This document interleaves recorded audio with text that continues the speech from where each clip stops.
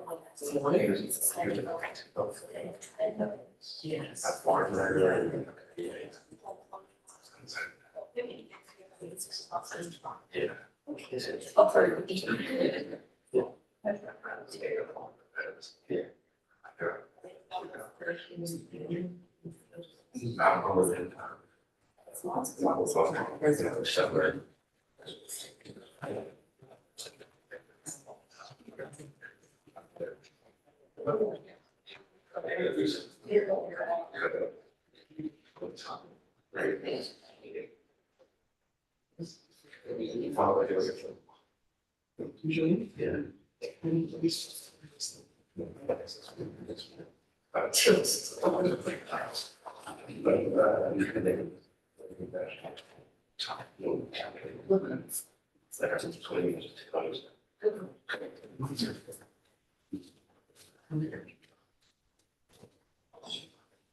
Josh, are we muted right now? Are we We're not. all the way live? Okay. Just next year. But now we are.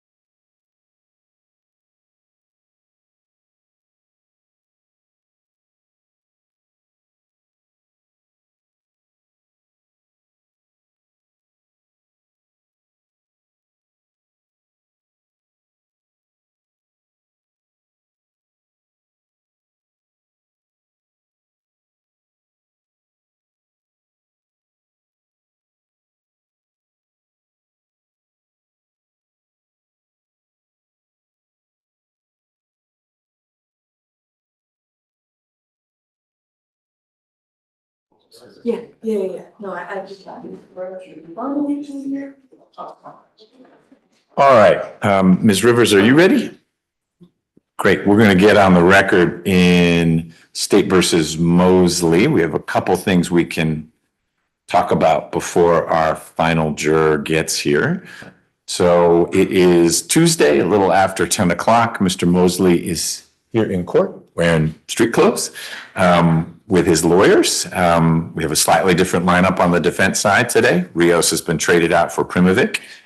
Mr. Abate just got here. We've got both our prosecutors here. Everything go all right at the MD? Good.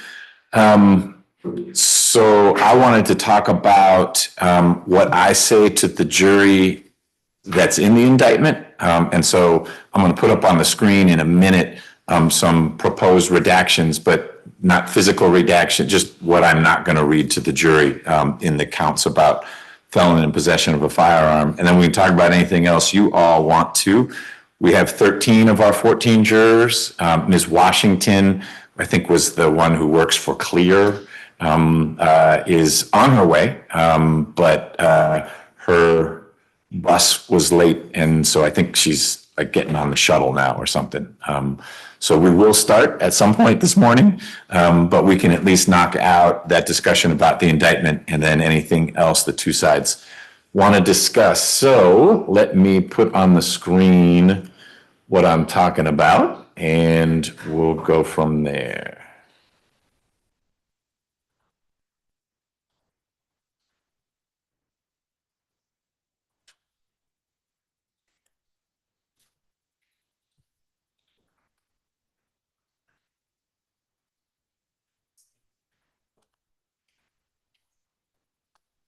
All right, so when I give the jury its preliminary instructions about burden of proof and what the trial is going to be like, et cetera, that's when I read the indictment.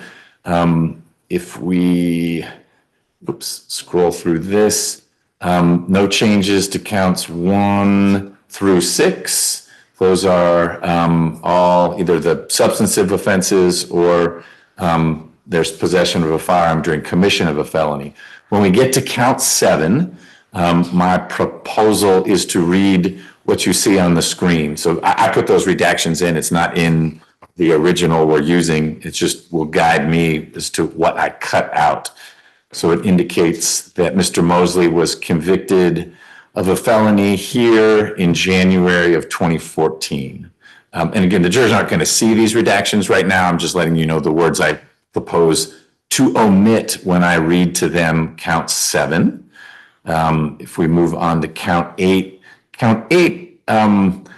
well, let me first ask, any objection, Ms. Wood, to the proposed verbal, if you will, redaction for the jury as to count 7? Sure. Mr. Abate, anything with that? All right. Count 8, I haven't had a lot of cases with that violation in it. All it says in the redacted part is convicted of armed robbery. It doesn't say that that's a felony even. It just says armed robbery. And that may be sufficient as pled. That's an issue for directed verdict time if it's not sufficient as pled. But the jury doesn't need to hear the armed robbery part. Just convicted in Superior Court of Fulton County, I believe. And we can sort out what goes back with the jury at deliberation time. But I think that reading count 8 as redacted suffices. Any issue with that, Ms. Wood? Sorry, Judge. That's okay. You were getting counsel from co-counsel. We're good, Judge. Okay. Mr. Abate, any issue with 8? Okay. 9 is the same as 7. It's effectively the same offense, but 3 days later. So I'm just letting the jury know that, again, there was a felony in Superior Court of Fulton in January of 2014. So presumably, if there were no objections to the way count 7 will be read, there are no objections to the way count 9 will be read. Ms. Wood, correct? Mr. Abate, correct. Okay, that's what I'll read to the jury. That's all I had. Anything from the state before the jurors come in? Just as we were just gonna put on the record, I was just talking with Ms. Wood. The defendant, it's referenced in the report and it's on one of the body cams, is interviewed by the detectives, Detective Steele, Sergeant Garman. And, he is read Miranda. And, after being read Miranda, he, agrees to speak with and listen to the detectives. Upon that, there's a short conversation where he's shown the photograph of himself on the day of the shooting and the alleged killing of Mr. Mathis, and he identifies himself in the photo. I just wanted to put that on the record that I spoke to counsel. We both agree that he was read Miranda correctly, and that the statements that he made were knowingly, intelligently made, and voluntarily made to the detectives on August 14th of 2024. Okay. Is that something that you plan to play in your opening? No, You may talk about it, but you don't plan to play it. Okay. Can you email me? I don't, if that body cam may be a gigantic file, but it may be just the part you're going to play. I appreciate, and I'll hear from Ms. Wood in just a second, you flagging that. I think just to err on the side of caution, I should look at it as well. And then if I agree, repeat much of what you said onto the record to make the court's Jackson v. Deno finding that that is something that can come in. Yes, Judge. Okay. How deep into the trial do you plan on seeking to tender that footage? Your Honor. Okay, that leaves plenty of time. So if you could get that to me, I'll review it. Ms. Wood, anything you want to add to that discussion? No, Your Honor. You've had a chance to review it and you don't disagree with Mr. Abadi's assessment of how that played out? Okay, great. Well, I will look at it and make sure to get something on the record once I have. Mr. Abadi, anything else from the state? No, Your Honor.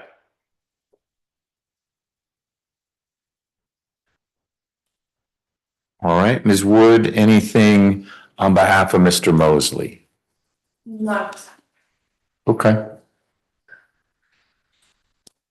Deputy Gordon, I noticed you went back there. Do we have all our jurors now? Just one. Okay, and you've taught them, is that, what color light goes on? Green. What happens if it's red? Oh, it's not a sign to you to run faster to get back there, but they'll turn some light on when we get our last juror. Okay. All right. Then I guess we will sit tight for a few minutes while we wait for our final juror. Maybe a more detailed description of crimes, but I don't. Okay. Really helpful. It's all right. It's a start. I appreciate it. Okay. Yeah. Wow.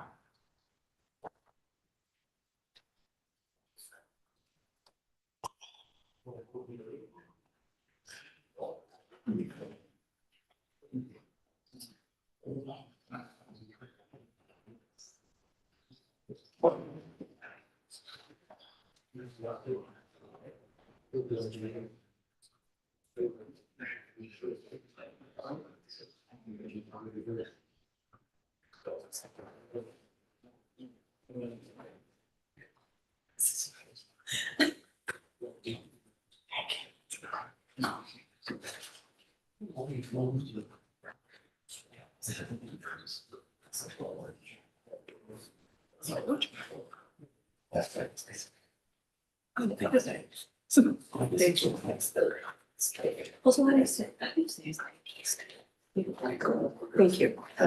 That's all I'm doing after getting credit.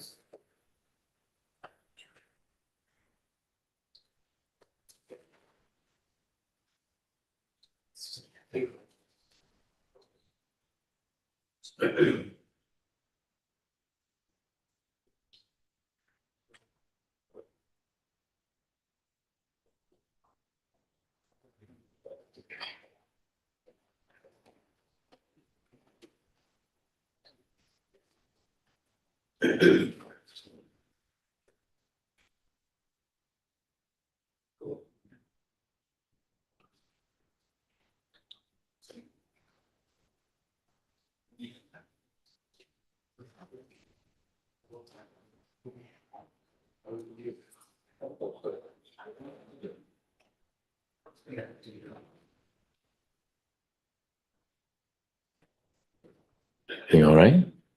Okay.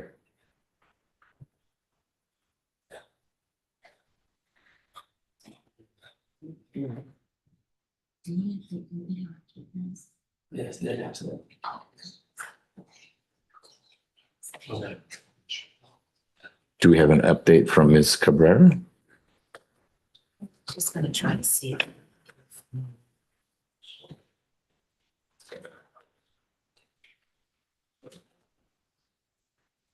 Oh my gosh. And I do believe the premium is also printed. And there's some things out, she's printed and she shaped up. Yeah, so, So she said that she thinks Max will be able to take the place. Okay. I was just making sure they didn't. great. If he can make it here, I guess he'll want to meet with those guys. Yeah, so it just let us know his schedule and then he can bring them up so that he can spend some time with them. That's so sad. Okay. No name, just No. friend. Okay.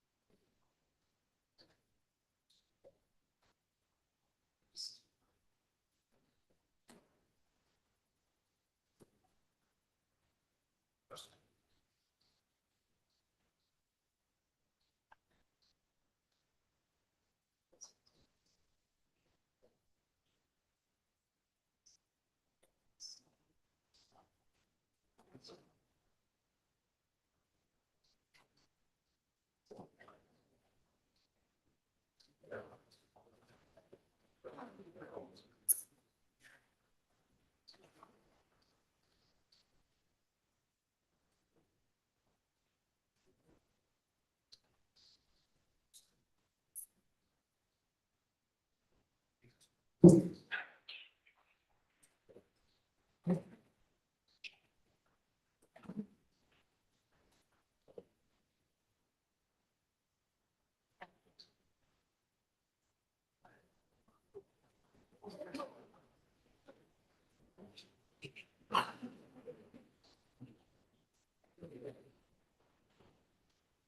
anyone in the gallery wants to be juror 14, let me know. We're missing one juror, so.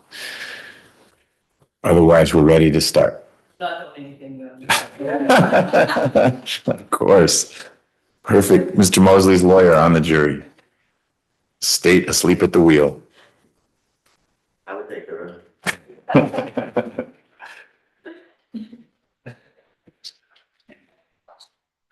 No haircut last night. Or yes. Mr. Mosley, they didn't get to it? No, okay. The order is there, so it probably got there too late. But I'll have he's not here right now. I'll have Deputy Gordon check to see if it's something that can happen this evening, so they can be ready for it.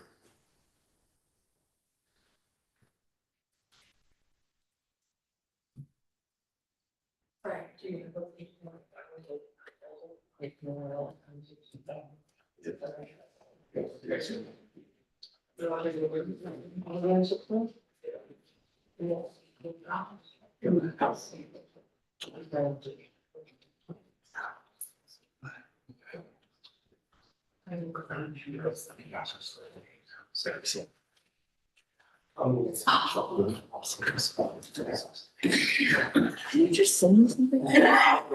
Is this the limiting instruction? Oh, did it go through? Yeah, I finally got it. I'm just kidding. Yeah, that's what I was saying. Yeah. What's his name? This guy? Okay, yeah. Hold on. Oh, now I see what you said, yeah. Well, I had to connect to, The code was. I'm on.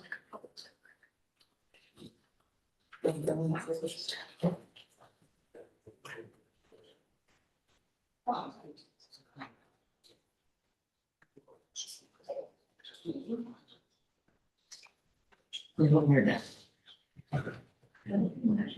Definitely, yes.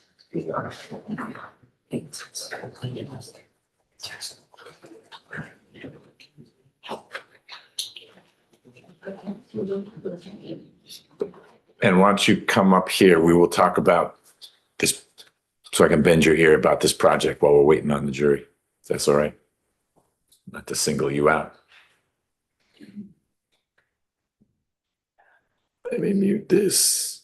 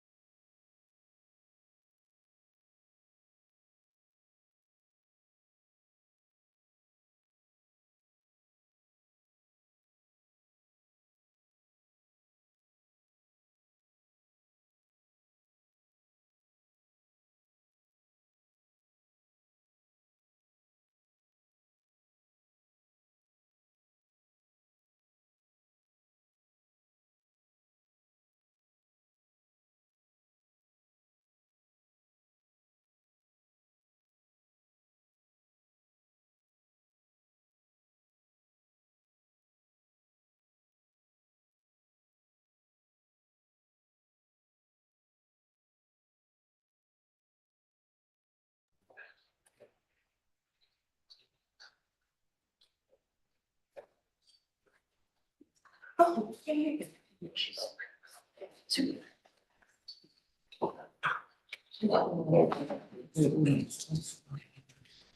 She kind of,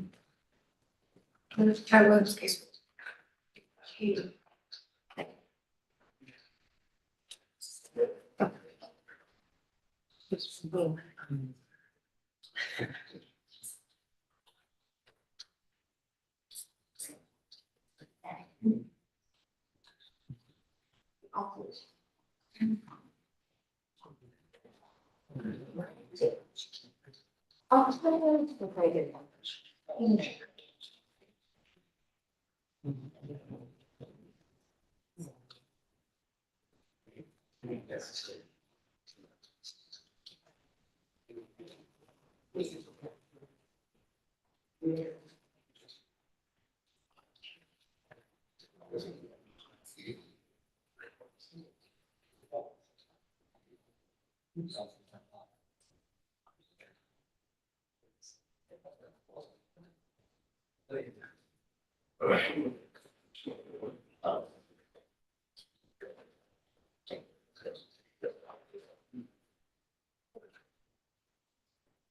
Judge McBurney, Yes, ma'am. give a minute.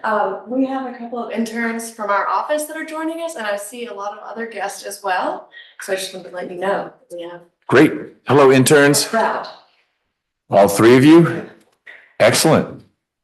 Oh, we're about to get an update. Yes. Is she, She's completely out of breath. She's in front of the building and she's worried about getting in trouble. she's not in trouble? That's all. Okay, all right.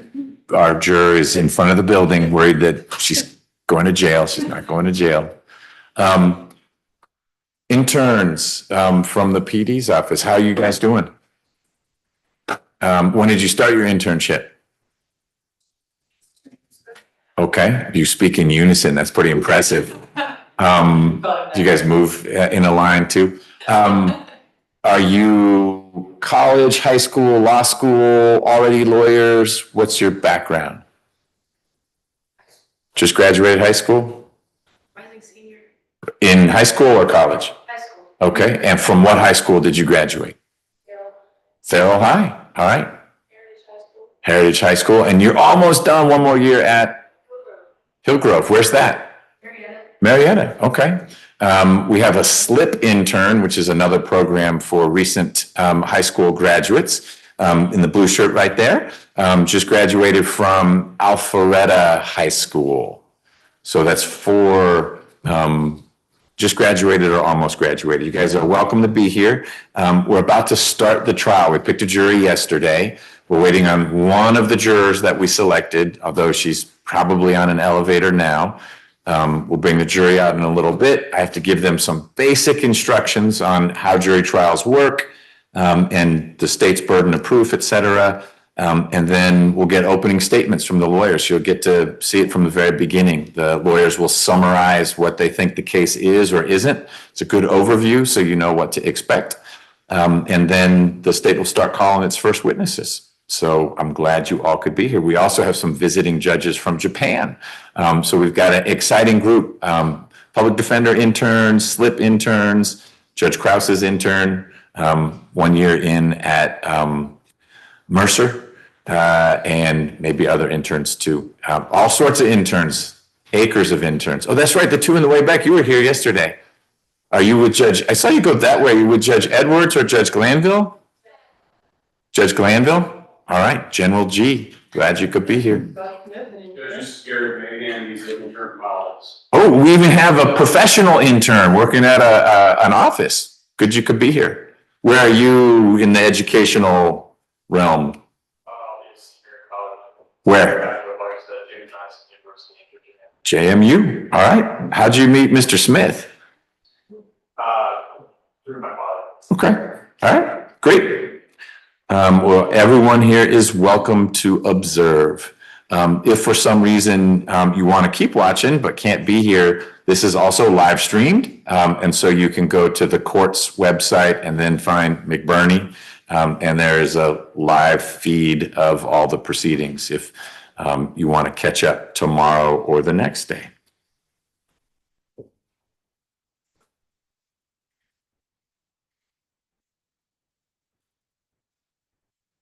Any moment now.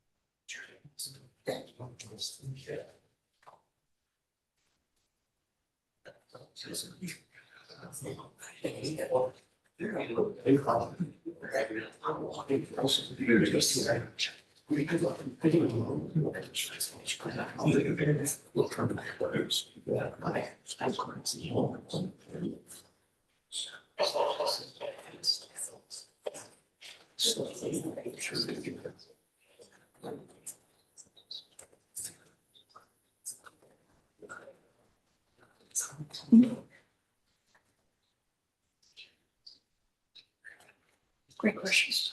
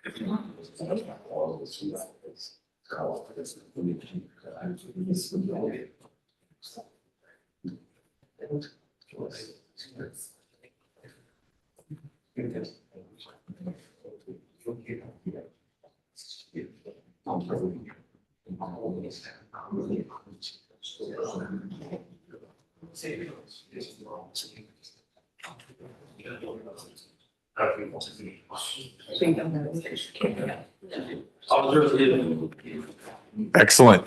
All right. Let me make sure. Good.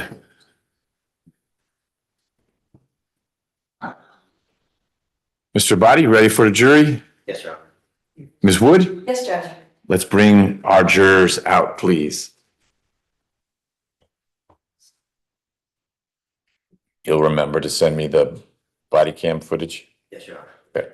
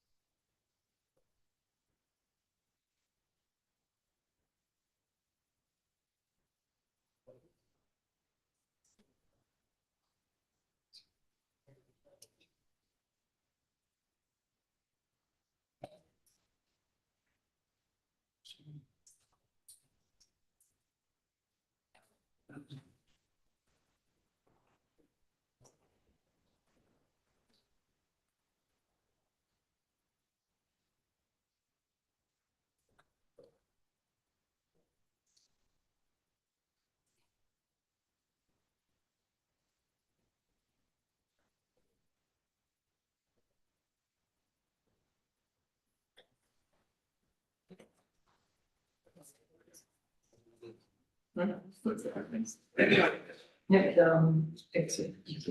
it's from the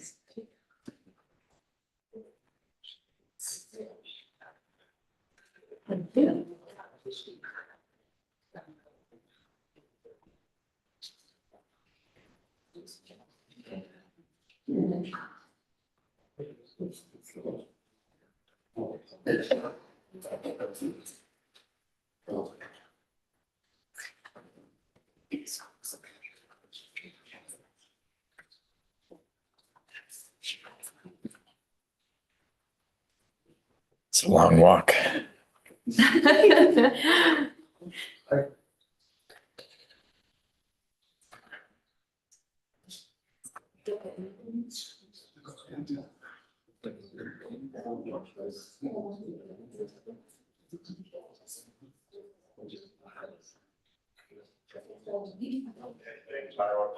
You know, I found one big place for the rest of them. That's what, how many have to use the restroom? Okay, how will we know? They're gonna turn the light on or you just go back? All right. Finish this trial till July. Don't put that into the universe, Judge.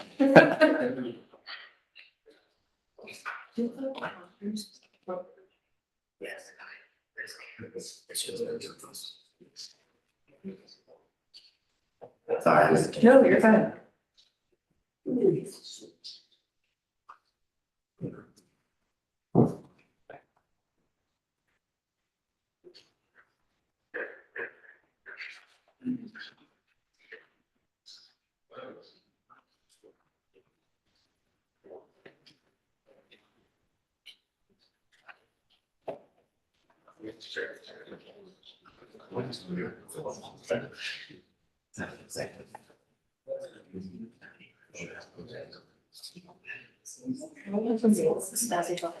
Yeah.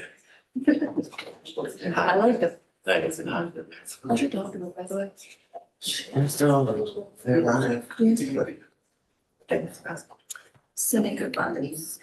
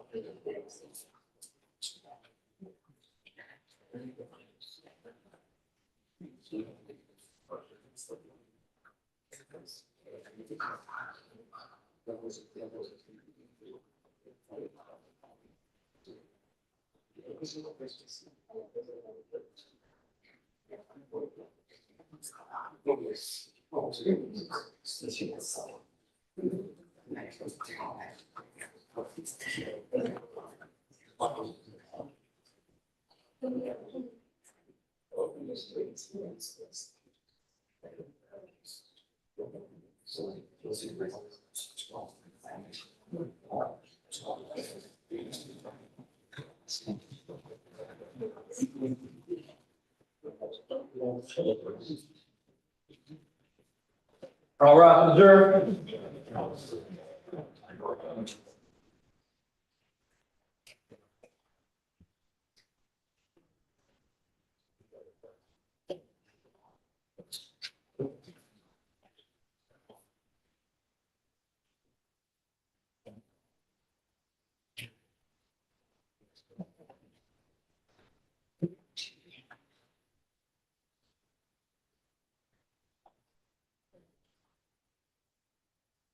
Judge, the president accounted for. Great, jurors, you can be seated, please. Everyone else as well. Good morning. Welcome back. I know we weren't apart all that long, but I appreciate most of you being here on time, and I'm confident whoever wasn't here on time will be here on time tomorrow. As you learned this morning, we cannot start until all 14 of you are here. Anything that happens in court needs to be seen and heard by all 14 of you. So tomorrow, and we'll talk about this at the end of the day today, we're going to start more like 12:30. I have something called drug court in the morning. Every other Wednesday, it's an immovable commitment. So we have a half day-ish tomorrow. Don't be late tomorrow. We'll start. Everyone will be here on time, and we'll talk about that. But I appreciate those of you who made it here on time. Our commitment to you, the lawyers, Mr. Mosley and myself, is to use your time as effectively as possible. There will be some unanticipated breaks when I have to send you back to the jury room because we'll need to talk about something outside your presence.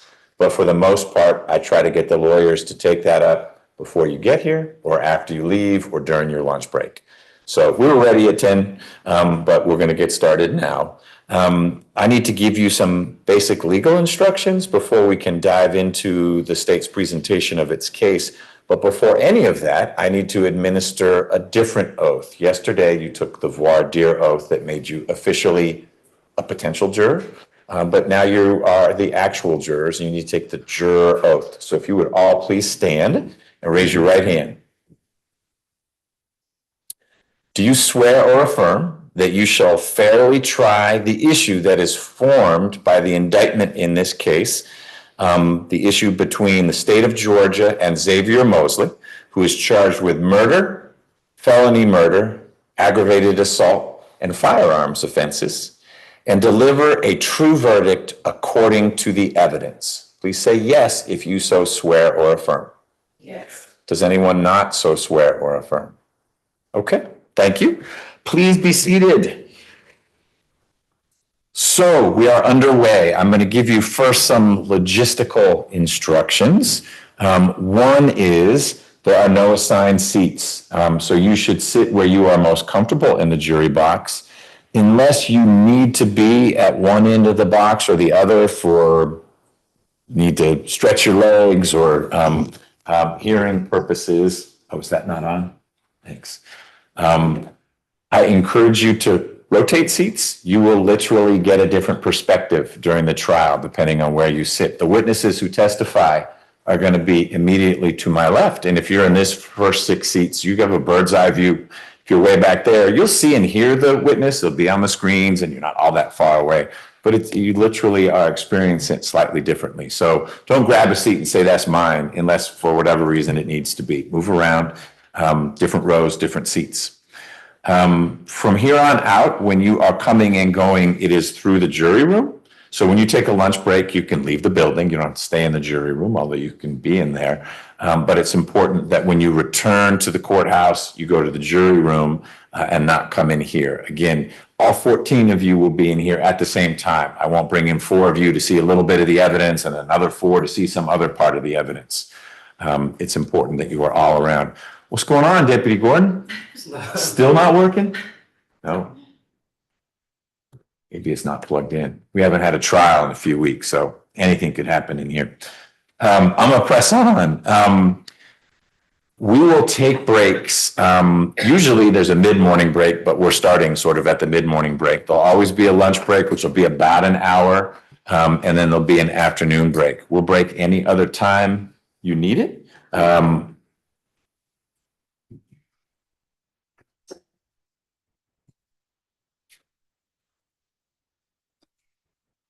Are you pressing the right button?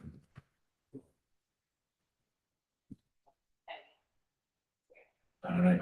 Should we call the IT people? Oh, it's on. It just says no signal.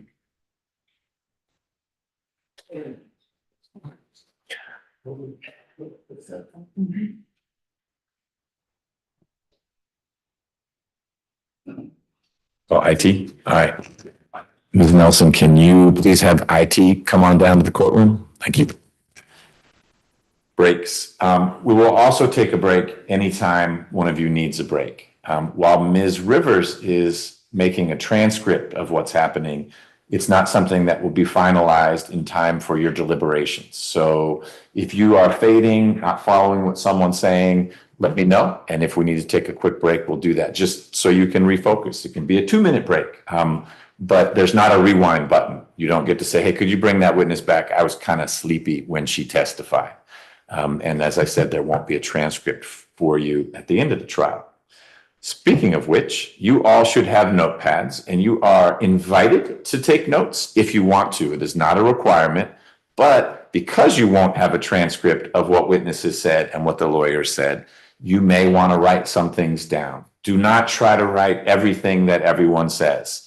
You don't have that skill set. You are not a stenographer. That's what Ms. Rivers is. And if you bury yourself in your notepad, you will miss important things. Sometimes a witness, when getting questions from one side, is very engaged in looking at each of you. And then the moment the questions get tricky from the other side, that witness shuts down or starts to sweat, and that may tell you something about the credibility of that witness.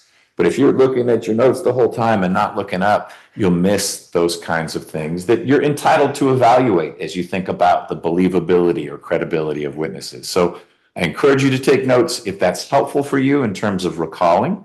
Your notes are private until you begin to deliberate.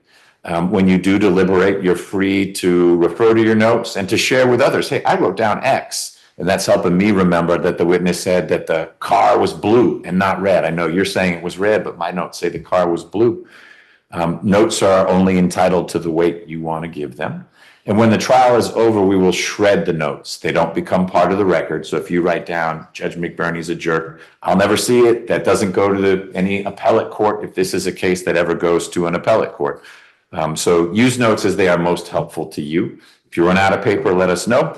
We can only afford to give you pencils. If you want to bring a pen, you're welcome to bring a pen, but our budget is pencils only. I'm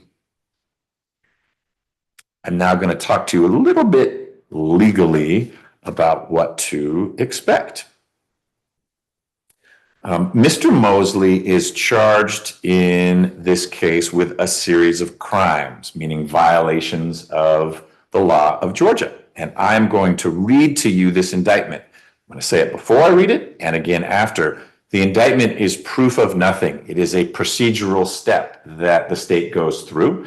obtains an indictment that brings charges formally against someone. Mr. Mosley has entered a plea of not guilty, and that means there is an issue for a jury to decide. There are accusations, a plea of not guilty. It's proof of nothing. It's just the procedural step that brings us to a trial.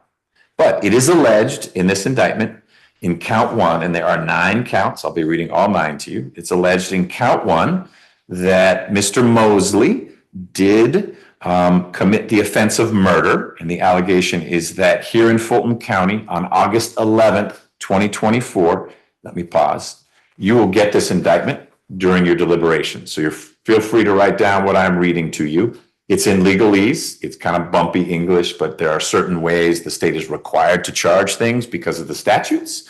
But the document from which I'm reading will be with you during your deliberations. But back to count 1.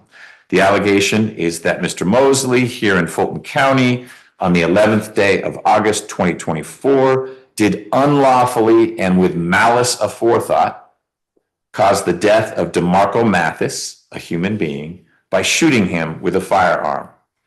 Counts 2, 3, and 4 are all what we call felony murder. They're going to sound similar, and you'll understand what they mean, partly as I read them and then when the lawyers explain to you more. But count 2 charges Mr. Mosley with felony murder. And the allegation is that here in Fulton on that same day, August 11, 2024, Mr. Mosley did unlawfully during the commission of another crime, aggravated assault with a deadly weapon, caused the death of DeMarco Mathis by shooting him with a firearm.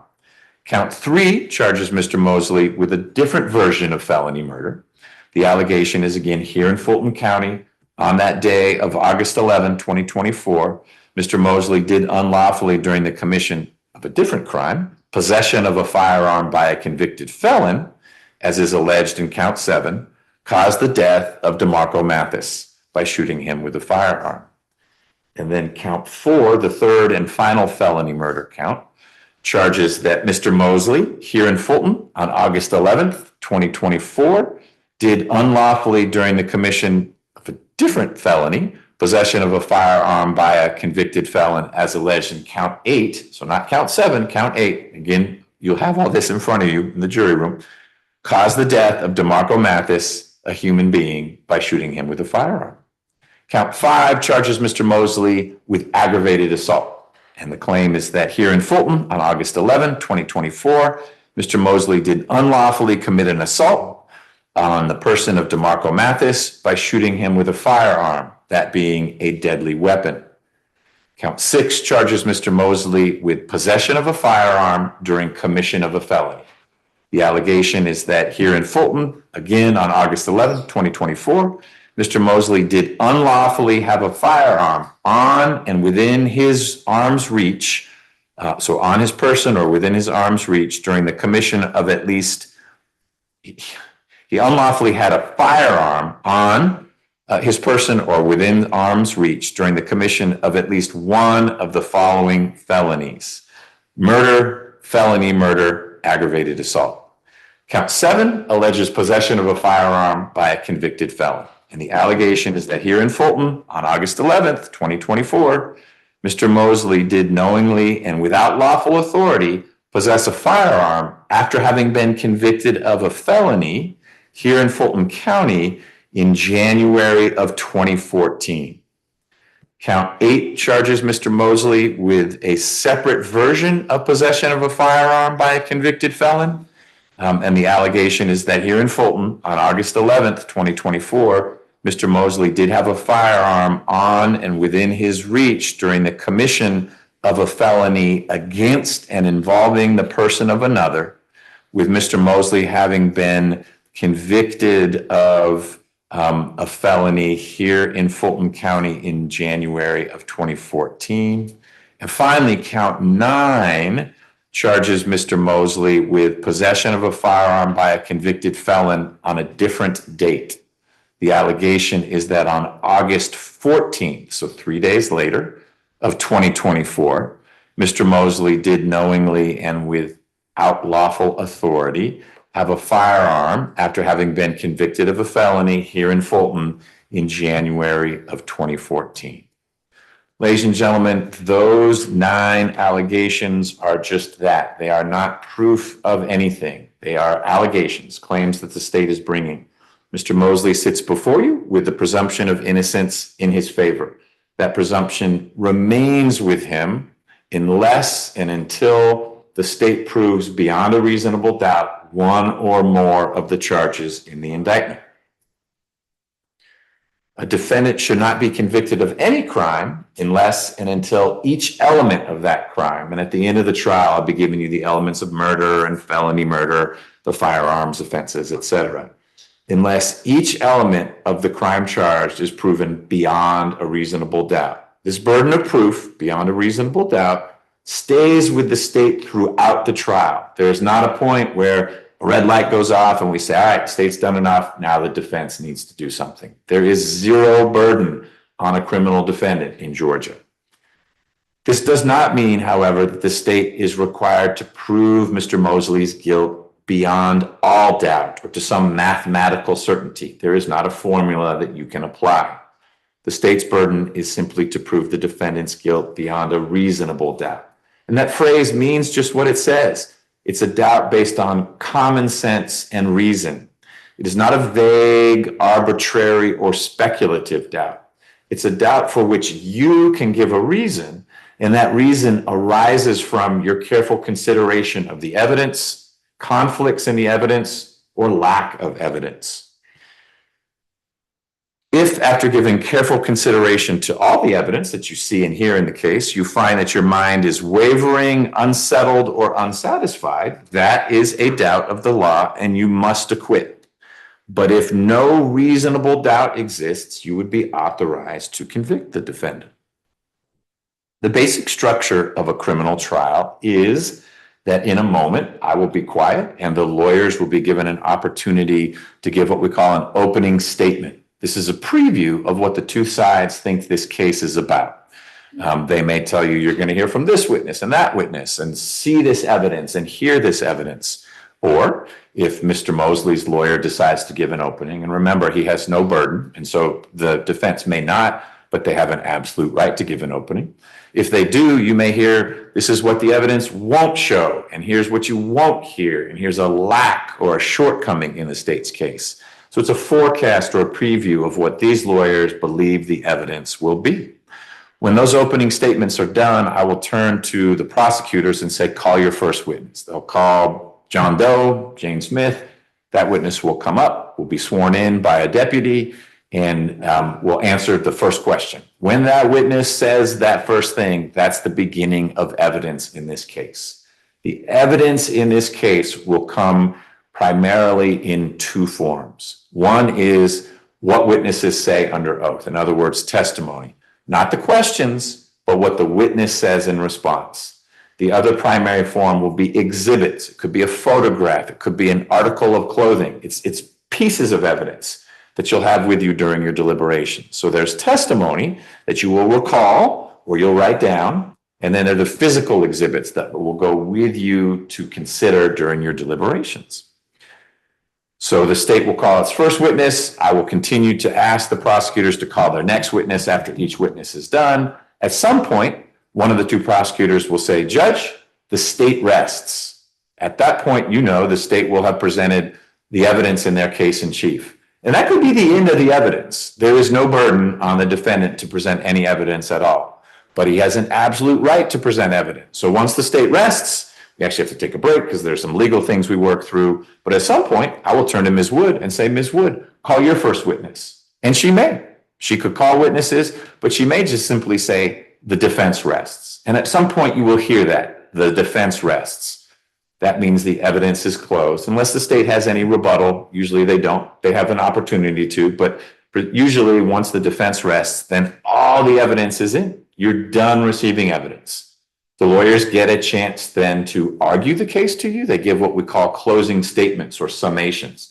They'll get back up in front of you and they're going to seek to persuade you to decide the case in their favor. So the prosecutor will say, here's why you should convict Mr. Mosley of each count. And they'll recap the evidence and they're going to try to persuade you to decide the case in that direction. And you should feel free to be persuaded, but remember this, and I'll repeat it before the closing arguments. What the lawyers say is not evidence. If the lawyer is telling you, by golly, the evidence showed that that car was blue, and you're remembering a photograph that the car was red, or that the witness said the car was red, then you're simply not persuaded by what the lawyer says. But the lawyer telling you the evidence was A, B, and C is not itself evidence. The evidence is whatever the witnesses said and whatever the documents show. When the lawyers are done with their closing arguments, I will give you the formal legal charge. It's a document from which I'll be reading, word for word, a document you'll have with you during your deliberations. It's fairly technical. As I mentioned, it lays out the elements of the offenses, repeats again what the state's burden is, what a reasonable doubt means, etc. Talks a little bit about your role. Then you begin your deliberations. After the evidence is closed, after you get my charge to you about the law.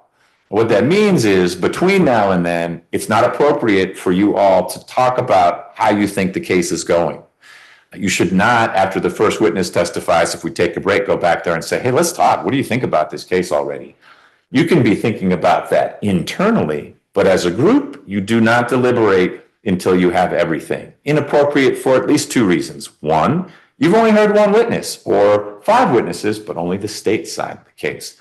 More importantly, number two, you don't even know what the law is. How can you know that the state proved aggravated assault if you don't know what the elements are? You may be convinced, my gosh, that witness was so persuasive. But if the state has to prove X and the witness never even talked about X, you'd say, well, gosh, there's no evidence of X. And so even though that witness was persuasive, I can't find Mr. Mosley guilty because the state gave us no evidence on element X of aggravated assault. So please refrain from deliberating prematurely. Throughout the trial, the attorneys have the right to object to things that are going on in court. You've seen this in TV. Some lawyer will stand up and say, objection, hearsay, or whatever the objection is. I need to rule on the objection. Sometimes I might want to hear from the other side before I rule. Usually with objections, we handle them right there and we keep rolling on. You don't have to get up and leave the courtroom. Every once in a while, a lawyer may stand up and say, Judge, I have a motion. And that is code for you for here's an extra break, because a motion is usually something where the lawyers need to talk about something outside your presence that they think I need to hear to make a fully informed ruling on whatever their concern is. And it could be, I'm worried this witness is about to say A, B, and C, and the jury shouldn't hear that. Well, if Ms. Wood stood up and said, I don't think the jury should hear A, B, and C, you've just heard it, just not from the witness's mouth. So you can understand why you need to be out of the courtroom so the lawyer with the concern can fully express it. Sometimes I've got a hunch what it is, and I can ask the lawyers, could we defer that until we're naturally taking a break? Because again, the goal is to use your time as efficiently as possible. Every once in a while, we'll have to take that motion up right then and there, and so you'll need to step outside. Nothing that I say in ruling on an objection or ruling on a motion in your presence should you construe as a comment from me on the strength of the evidence or the weakness of the evidence, the credibility of the witness, or in particular on the guilt or lack of guilt of the defendant. My focus is to ensure that this trial is fairly tried according with the laws of Georgia. And I don't ever intend to express an opinion on those other things. Now, you all have a role in this case as well. You are the fact finders. You decide who did what to whom in this case, if anything happened at all in the case. You base your fact finding on the evidence that you receive. In doing this, you will necessarily be determining the credibility or believability of the witnesses who appear before you. You are free to consider all of the evidence you've already heard when you're considering the credibility of a witness, as well as the manner in which the witness testifies, that's you watching the witness to see how she's reacting to different questions, making eye contact with you or not doing that, as well as a witness's interest or lack of interest in the outcome of the trial. Is this someone who just coming in to say, here's what I know, or someone who maybe has a connection or a stake in the case? Now, in fulfilling your role as a fact finder, you as a juror may sometimes have questions. And we have a way of incorporating those into the proceedings. It's not by you raising your hand or blurting the question out, but at the end of each witness's testimony, I will turn to you all to ask if you have any questions. If you do, you will be writing them down on those note cards. You'll see there are 3 stacks of note cards there on the little shelf in front of the jurors, and you should pass those around. You can write your question down mid-flow. If something comes up, I watch jurors cross things out all the time because then it gets answered before a witness is done. But if at the conclusion of a witness's testimony, you have a question about what was going on with that witness, you should write your question or questions down. There's no limit on the number of questions. Deputy Gordon will collect those written questions. You don't need to put your name on there. The questions are anonymous. I will review the questions with the lawyers. We'll actually step outside into the hallway because your questions, just like a lawyer's question, can be objectionable. You might inadvertently be asking for hearsay. You might not even know what hearsay is. And so you don't know not to ask a question that would require hearsay to answer it. I will screen those questions according to the law, not according to do I like your question, but simply is it a legal question? And if it is a legal question, then I will pose it to the witness. So you will get your question at least asked. I can't promise you'll get an answer that helps you, but you will get it asked and the witness will answer the question to the best of his or her ability. The lawyers get to follow up because inevitably jurors come up with very interesting questions that the lawyers didn't think about. And so they'll always, well, hey, can we follow up on that? The answer is yes. You should draw no conclusions from the fact that a question that you submitted was not asked. All that means was that it was not a legally appropriate question. And of course, it's a question. It's not evidence. And so, all right, that's just not a question that's going to be asked of that witness.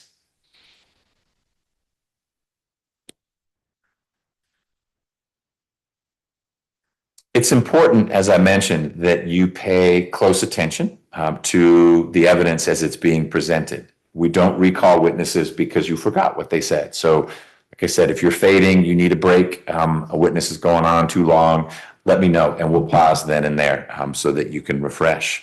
Please view the evidence with an open mind and resist the temptation to reach a conclusion early on. Again, you won't know what the law is till the end, but first witness tells you her version of events. I promise you there are more witnesses to come and the plot will thicken. And you ought to wait to begin to make up your mind. And certainly you don't deliberate with other jurors until we're done with all the evidence. You've heard closing arguments and I've given you the law in the case.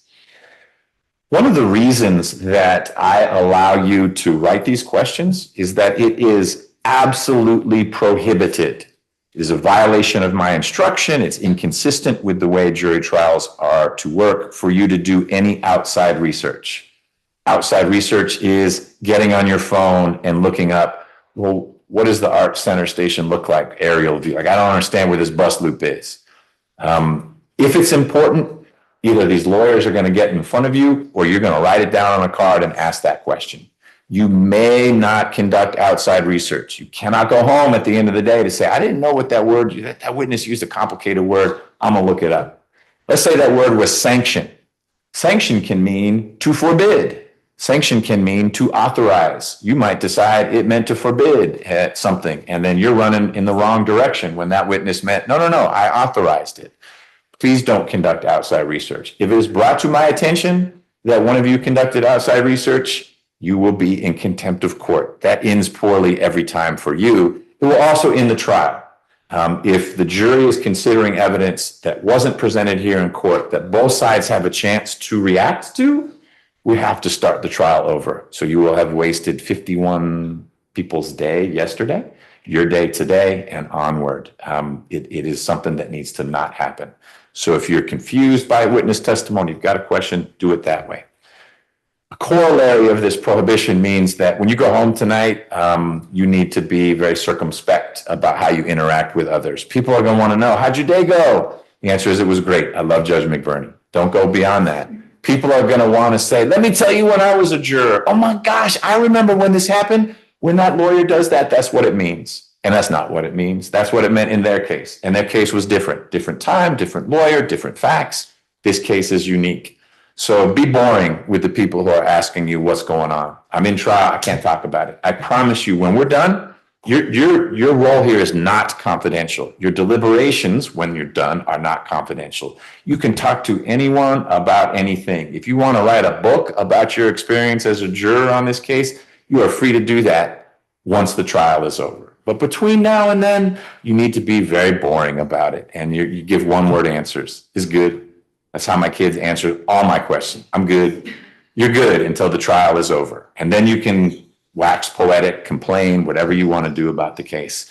But it's just to keep you from having outside influence where someone will say, let me tell you what's going to happen next. Or, oh, when a police officer does that, here's what she really means. Not in this case. It's what you decide that officer meant when she did whatever it is that you'd be talking to someone else about.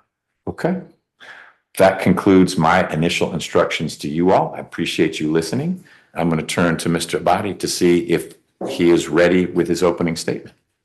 Yes, Your Honor. Okay. Is that monitor still not working? Yeah, I can't see it. You can't. It says no signal. It says nothing, even worse. Not even no signal. All right, let me see if I've got an update on IT. We're going to be able to keep going forward. It's going to show what's on that screen as well. It just helps jurors deeper in the box to see what's going on. We're going to get started. Mr. Abadi, when you're ready, please.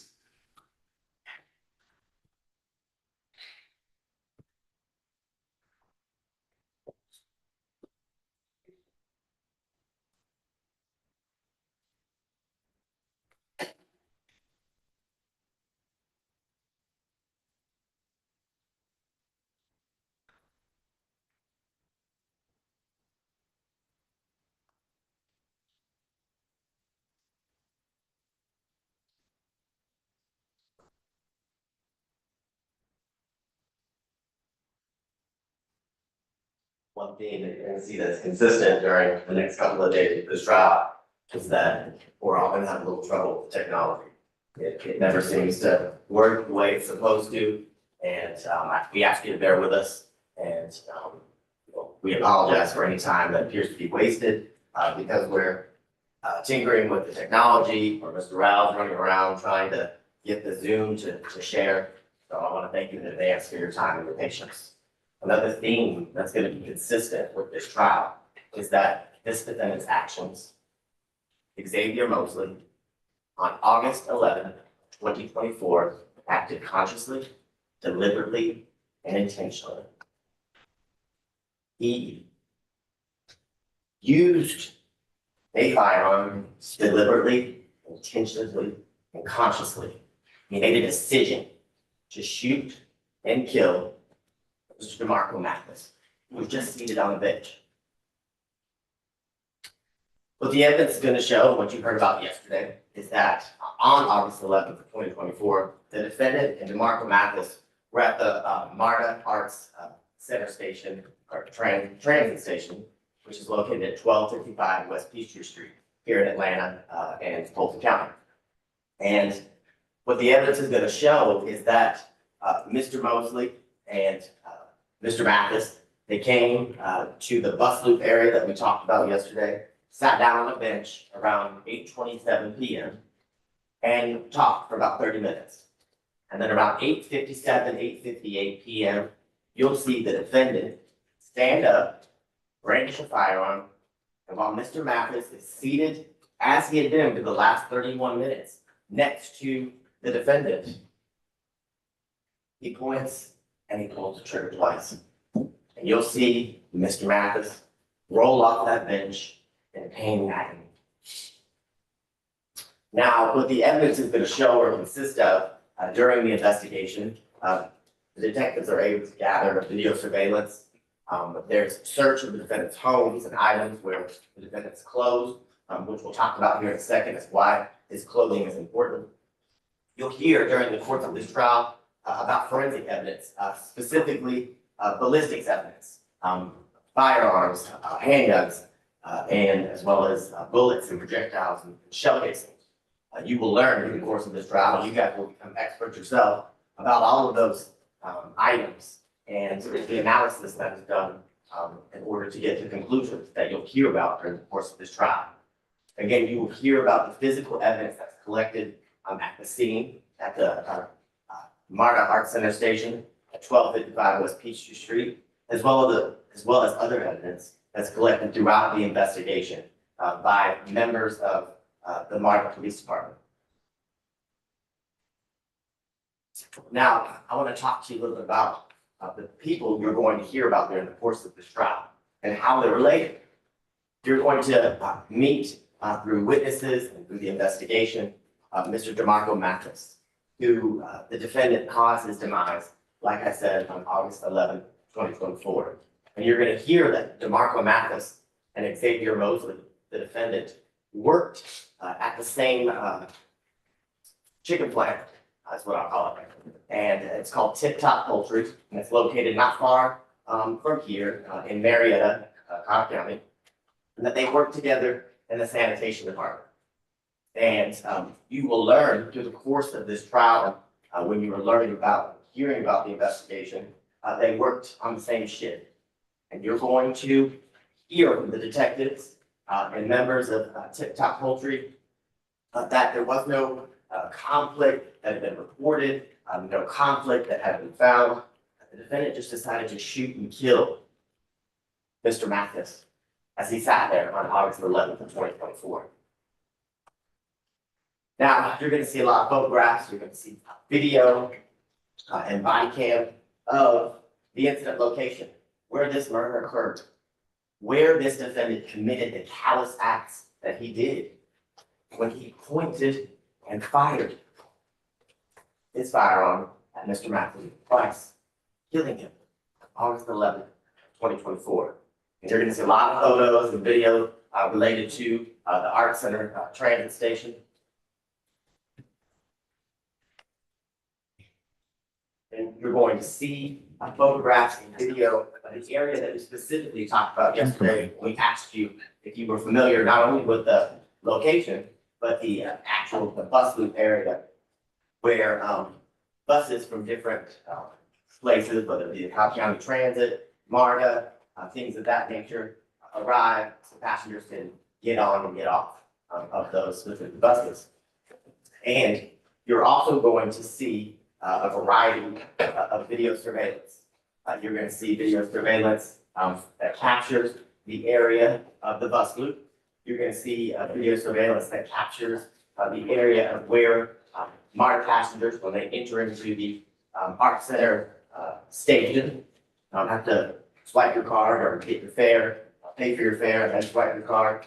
You're going to see video surveillance for other MARTA stations, like the East Point MARTA station, as well as you'll see actual video surveillance of inside a MARTA train, specifically train 223. You will also see video surveillance inside of different buses. Because what the evidence is going to show, and what you're going to learn over the course of this trial, that the detectives were able to pull different types of video surveillance tracking the defendant on the day of August 11th, 2024. And this video surveillance is going to form the timeline of the events that occurred on August 11th, 2024. What you're going to see and what's important is that at around 8:27, as I stated, Mr. Mathis and the defendant both arrived to the area of the bus loop at the Art Center station. They sit down on a bench, just like this one that you see in the photograph on the PowerPoint.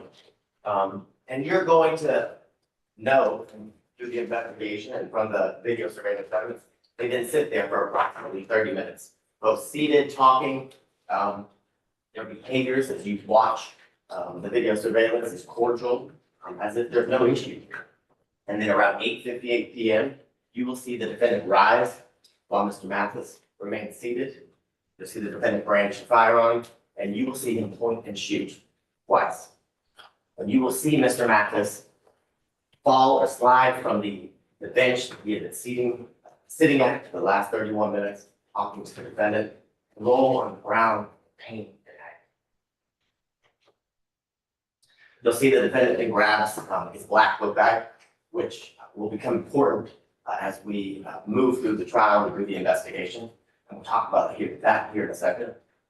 But he grabs his book bag and then leaves the scene of the shooting that he just did as it related to Mr. Mathis. And you'll see additional video surveillance of him then leaving the MARTA station. So at that point, you will hear from different members of the Martin Police Department. You'll hear about the response to the gunshots that were heard at the Martin station. And one of the first people that you'll hear from is a MARTA field protective specialist. And like the judge said yesterday, I didn't know what a field protective specialist was until I spoke to field protective specialist Littles. And what she will tell you is that she is a member of MARTA, or employed by MARTA, and she's not a police officer, but she's kind of in between. So she will tell you that she will be assigned at different times and different locations, different MARTA stations. She just kind of observe and make sure things are, nothing out of the ordinary is going on. She will tell you that she's kind of in between a customer service representative, that she will help any passengers who need help getting fares or finding trains. And she will tell you that on August 11th, 2024, she was at the Art Center station. And at approximately 8:58, she was in an area that was between where the bus loop that we talked about, that you've seen here today, was, and then where the trains come on the tracks on the other side. And she will tell you that she heard 2 gunshots, and that she heard them in the area of the bus, which immediately walked over to that area. And when she arrived, she didn't see the shooter, but she did see Mr. Mathis. She saw Mr. Mathis laying on the ground, bleeding. She immediately radioed for help, for assistance, through her MARTA communications. And shortly after she requests that assistance, what you will see and what you will learn and who you will hear from is Officer Tyshawn Martho. And he will tell you he was one of the first responding officers who arrived on scene.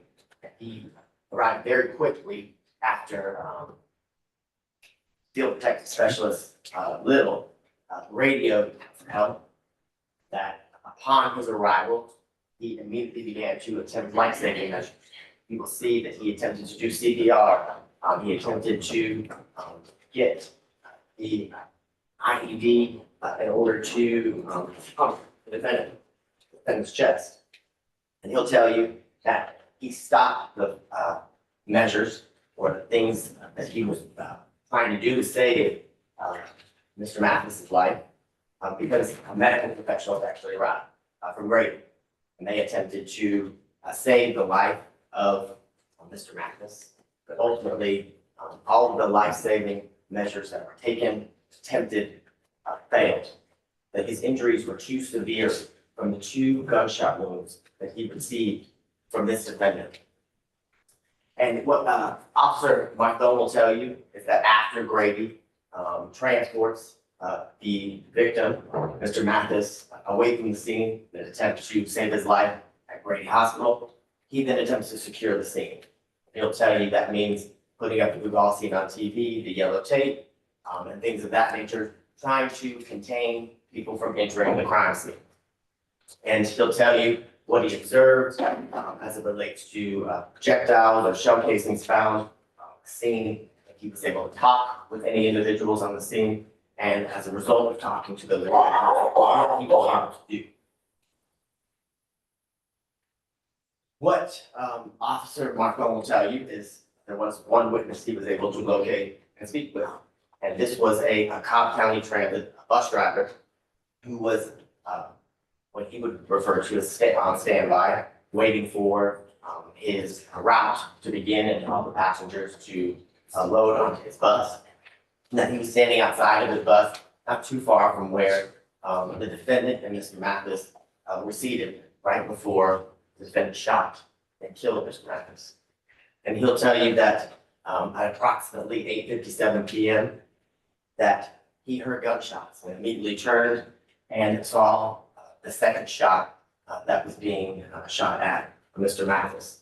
And he will tell you, as he told the officers on that night, that he gave a description. That person had a black shirt, that he had black pants on, person had a hat on, and what he called short dreads, and that the person who shot Mr. Mathis was seated next to him on the bench prior to standing, brandishing that firearm, and shooting Mr. Mathis as he still sat on the bench.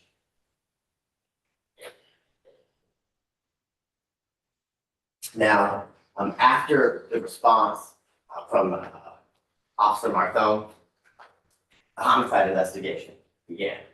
Different detectives from the Martin Police Department arrived to assist with the securing of the scene, the processing of the scene, with the collection of any evidence that they could find. What the detectives will tell you is that Detective Brett Steele was assigned as the lead investigator, but other detectives and members of the Martin Police Department assisted, as they typically do, Detective Steele with the investigation.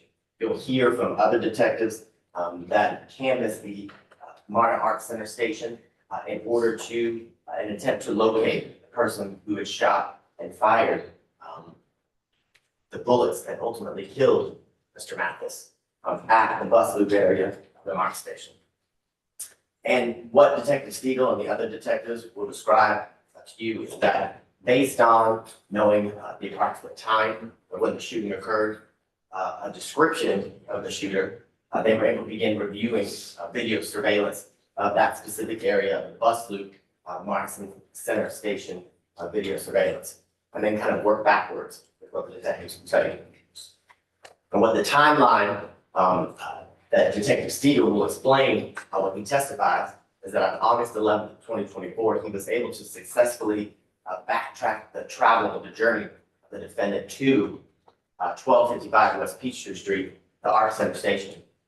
And what Detective Steele was able to find and able to determine was that at approximately 6:30 p.m., the defendant boards a MARTA bus near the area of his home, which you'll learn shortly and through the course of this trial was 2269 Jernigan Drive. He boards the MARTA bus. You'll see video surveillance of him boarding the bus. You'll be able to see the clothing that he had on. And then he was able to find surveillance where the defendant entered the East Point MARTA station at approximately 7:44 p.m. As he travels through the East Point MARTA station on a train 223, where he arrives at approximately 8:27 to the Art Center station like we talked about. And that's where the defendant, Mr. Mathis, meet or join and sit down on the bench at approximately 8:27 and thereafter. And as we talked about, there was some shooting at 8:58 p.m. And then the defendant leaves the scene and Field Detective Specialist Little responds and has other officers and detectives dispatched to the area. Now, I want to bring to your attention on the front end that each video surveillance is a little different. The clarity is not the same.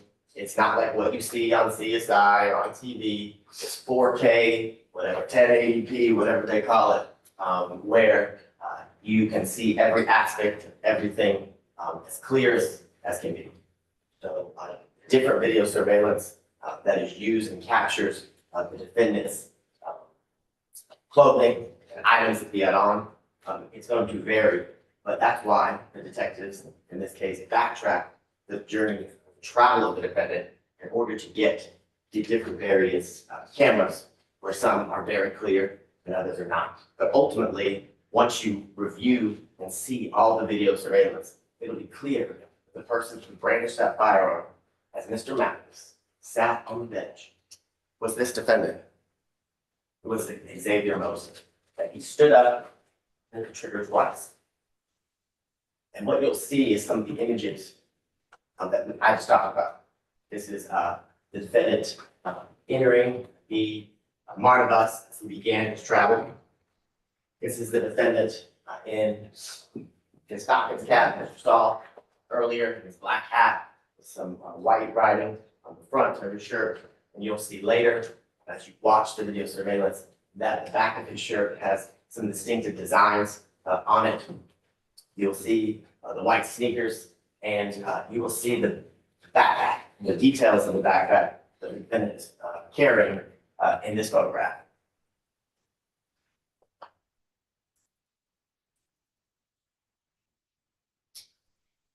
And then you will see video surveillance and further still shots and images from the video surveillance of, as described earlier, the travel of the defendant from the East Point Market Station on one of the trains to the Art Center station here in Midtown off of West Peachtree Street. The investigation continues after reviewing the video surveillance footage. And what Detective Steele will tell you is that he began to review additional footage of those same stations, East Point Market Station, the Art Center station, the bus routes that are close in proximity to where the defendant picked up the bus on August 11th, 2024. And what he'll tell you is that by doing that, he was trying to determine how often the patterns in which the defendant traveled to these locations to determine the identity at that point. And what he was able to determine through looking at that additional footage is the Breeze car that was registered to Mr. Mosley and that was ultimately found in his home to help identify him. What Detective Steele will tell you is that they enlisted the assistance of Miss Abby Bell, who is an analyst who works with the Chamblee Police Department. And what Detective Steele and Miss Bell will tell you is that they utilized facial recognition software from the stills or the bolo that ultimately Detective Steele created and sent out. And that Ms. Bell was able to run those photographs through the facial recognition software, which she will talk to each and every one of you about as she testifies through the course of this trial. And that she was able to determine the possible identity of people in the photographs as Mr. Xavier Mosley. And once Detective Steele is able to get the information from Ms. Bell, from the photographs that you see before you on the screen, and that were inputted into the facial recognition software, is that he then did his investigation into who Mr. Mosley was and how he could find him and information concerning where he lived, his phone number, people who knew him. And through his investigation, he was able to determine that he was being supervised by a member of the Department of Community Supervision, Officer Gregory Williams. And what you learn and what you hear from Officer Williams is that he had met with and supervising the defendant. He was shown the bolo you just saw, and he was able to confirm that the person in those photographs, that their identity was, as Ms. Bell had indicated, was Xavier Mosley. On learning and getting that information, Detective Steele then took arrest warrants out for murder and the additional charge of possession of a firearm, felony, and possession of a firearm by convicted felon, as he learned through his investigation. And what Detective Steele will tell you, and what members of the Atlanta Police Department will tell you, is upon the warrants being issued, Margaret enlisted the help of the Atlanta Police Department's Fugitive Task Force to assist in the apprehension of the arrest of the defendant. And you will hear from members of the Atlanta Police Department's Fugitive Task Force team, and they'll tell you that they did their investigation as it relates to the defendant, the fugitive that they were looking for at that time. Now, during that time, while the Atlanta Police Department was doing their investigation as it related to the location of where Mr. Mosley was, Detective Steele continued to work with the members of the Martin Police Department, other detectives, and they went to Tip Top Poultry plant, not far from here again, right down the road in Cobb County. And he was able to get information again as it related to the defendant's biographical information, updated address, phone numbers, shifts that he worked, shifts that Mr. Mathis worked, getting a background as it related to both Mr. Mosley and Mr. Mathis. Now, a few days later, on August 14th of 2024, the same address that Detective Steele was able to ascertain from Tip Top Poultry, 2269 Jurgen Drive, Southeast Atlanta, Georgia address. The defendant was ultimately located hiding in the attic. And you'll hear from members of the Fugitive Task Force that they were there for quite some time, realized the defendant was in the attic, attempted to get him to come down from the attic for quite some time. And what entailed and what they had to do in order to apprehend the defendant on August 14th of 2024 from his attic. Now, what you're also going to hear is that upon the defendant's arrest, the members of the Miranda Police Department did a search warrant or executed a search warrant of the defendant's residence. And I want you to pay careful attention on what was found inside of the defendant's residence, inside of his room, inside of the living room, and inside of the attic where he was hiding. And what you're ultimately going to hear that was found was a high-point handgun that was found hidden in a bin, a blue bin, in the attic where the defendant had been hiding before his arrest. Ammunition that was found in the defendant's room, that was the same ammunition to the shell casings that were located at 1255 West Peachtree Street after the shooting in close proximity of Mr. Mathis's body.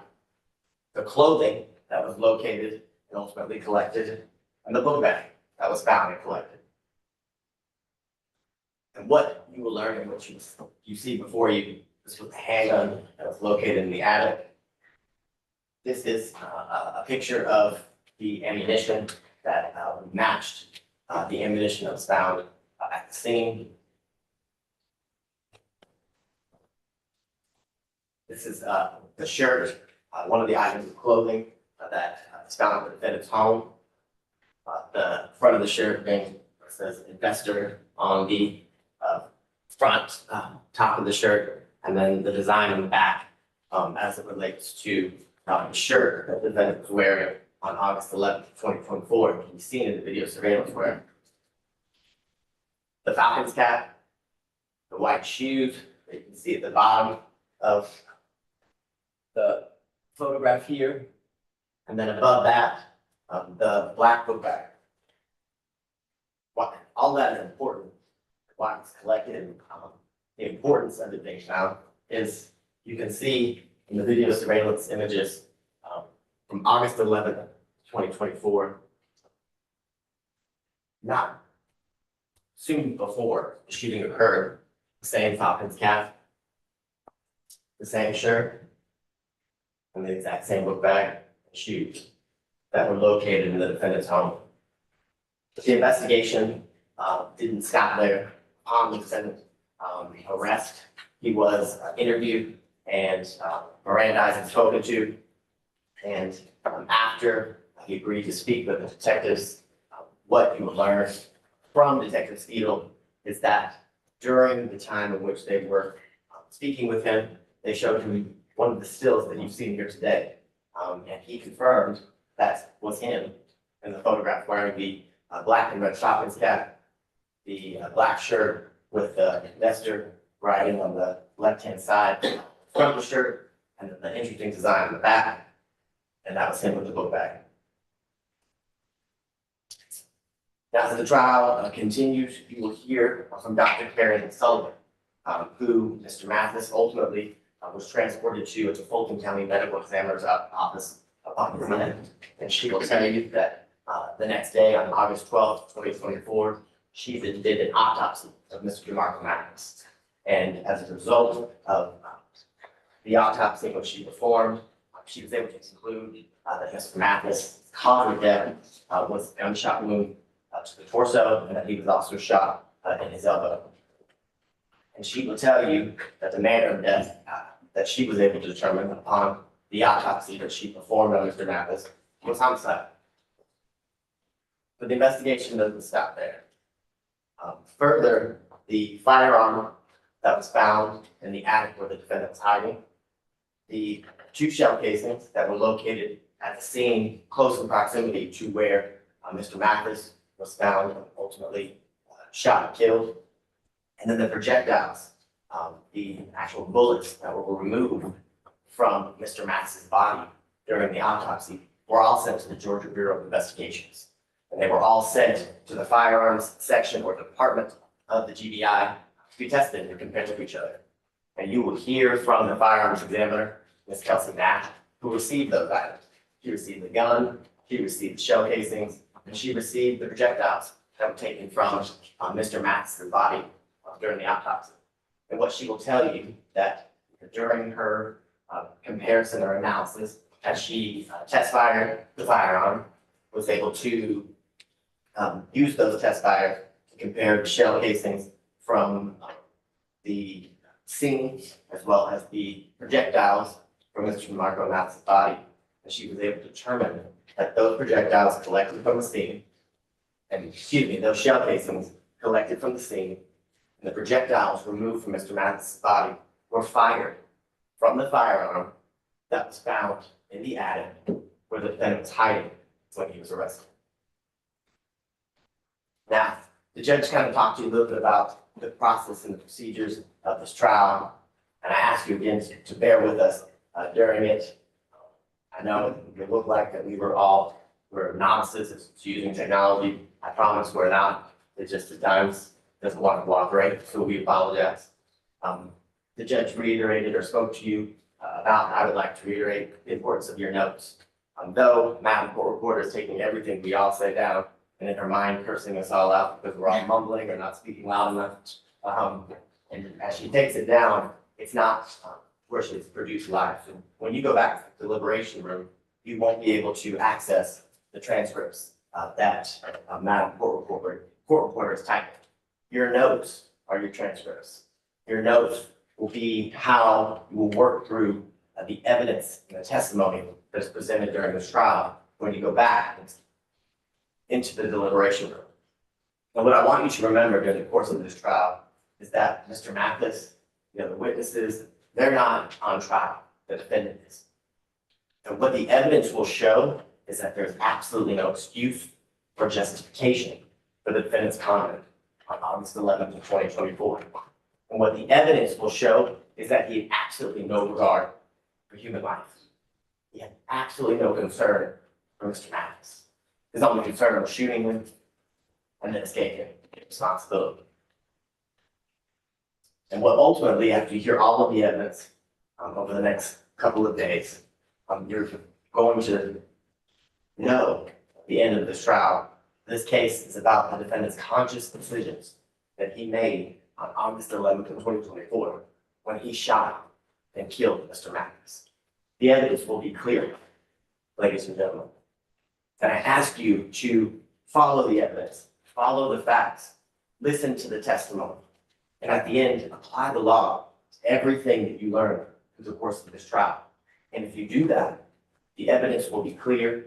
The state will have proven beyond a reasonable doubt that on August 11th, 2024, the defendant shot and killed DeMarco Mathis. We ask that as you go through the evidence, as you apply the law, that you ultimately hold the defendant accountable for the calculated acts that he committed on August 11th, 2024. And at the end, myself and Mr. Rao will have the privilege to stand before you again and ask that you return a verdict that speaks the truth. And that after all the facts, all the evidence, that only the verdict, the only truth will be that the state has proved beyond a reasonable doubt that the defendant is guilty of each and every count charged in this indictment. I thank you for your time. Thank you, Mr. Abadi. Ms. Wood, you're going to be given an opening at this time? Yes, We are ready for you, please. Mr. Body told you that Xavier Mosley made a decision that day, and he did make a decision to defend himself. Mr. Body had some photos and still images on his PowerPoint. I'm sure there's a video. I'm not gonna beat around the bush. I'm gonna tell you there's a video. You'll be able to see it. But I want to ask you throughout the course of this trial, please pay attention to what's not on the video, what was said leading up to that moment. What do you not see? All of that is reason to doubt. And when you pay attention, keep an open mind. Think about that as you go to the jury room to deliberate at the end of this trial. I also want to ask you, don't be distracted. Judge already told you Xavier has a past, who doesn't. He's a convicted felon. So is Donald Trump. Please do not be distracted by that fact. Now, we spent a long time yesterday asking you questions, you're probably wondering, there's gotta be a better way to pick a jury in 2025. But being efficient is not the same as getting it right. And the truth of the matter is we spent the whole day yesterday asking you all questions to make sure that you're the right people for this application. People who are intelligent, people who are open-minded, people who can sit here and listen to the witnesses that get on the witness stand, take notes, evaluate the evidence, and then at the end of the trial, when the judge gives you the law, you can take that law, apply it to the facts, see the truth. Ladies and gentlemen, I think those people are good. And so I'm just gonna humbly ask you to keep an open mind this week, take lots of notes, ask questions. And then at the end of the trial, when we go to the jury, you can not what's missing. What did the state not prove? The state of Georgia has burden of proof here. And it is the highest burden in all the land, beyond a reasonable doubt. And so when you go back there, I want you to think about what did they not do? Put into that burden. When you're back there, if you have questions that don't have answers, if your minds are unsettled or wavering, that is reasonable doubt. And you must acquit. So again, I ask that you pay attention, keep an open mind, and at the end of this trial, you'll see that the only verdict available by law is not guilty. Thank you. Thank you, Ms. Wood. Mr. Abadi, you ready with your first witness? Mr. Ryan, David Ball, Field Protective Specialist, Little. Okay.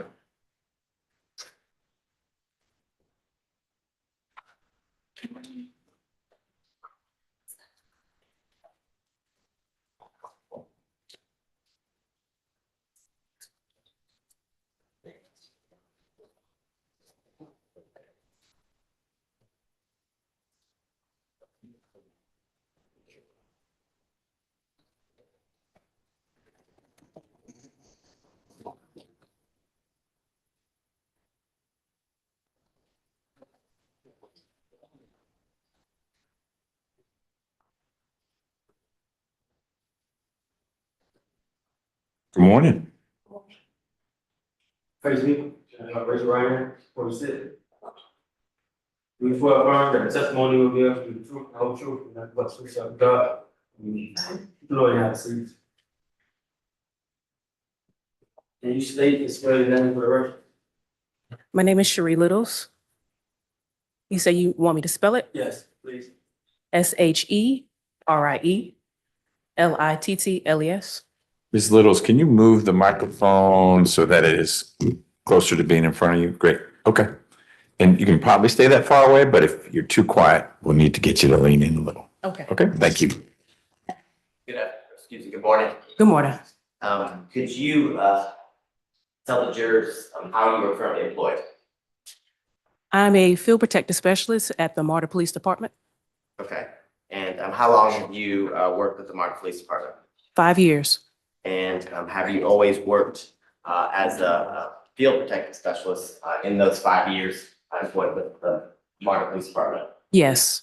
And can you tell the jurors, what is a field protective specialist? A field protective specialist is a person that observes and reports. I work with Marta Police Department. So I basically patrol stations. So whatever station I'm at or I'm assigned, I patrol the entire station and I patrol property. I actually observe and report if there's any type of issue that happens in the station, if there's a crime that's being committed against people or property, I report that to the proper authorities. Okay. And, can you tell the jurors, how, I guess, are you assigned, to different, MARTA stations, I guess, during your employment? Could you repeat? How are you assigned to a specific station, on any given day? Or the last 5 years have you, been at one station, the entire time as you've been employed? So we're assigned to different stations. I've worked multiple stations throughout my last 5 years at MARTA. Can you explain to the jurors, what hours, do you, work, while being a specialist at any given time, during your employment? Well, currently our hours are from 6 p.m. to 2 a.m. I do come in and do overtime, but most of the time the hours are 6 p.m. to 2 a.m. And, has your hours been 6 p.m., from 6 p.m. to 2 a.m., since, August 11th of 2024?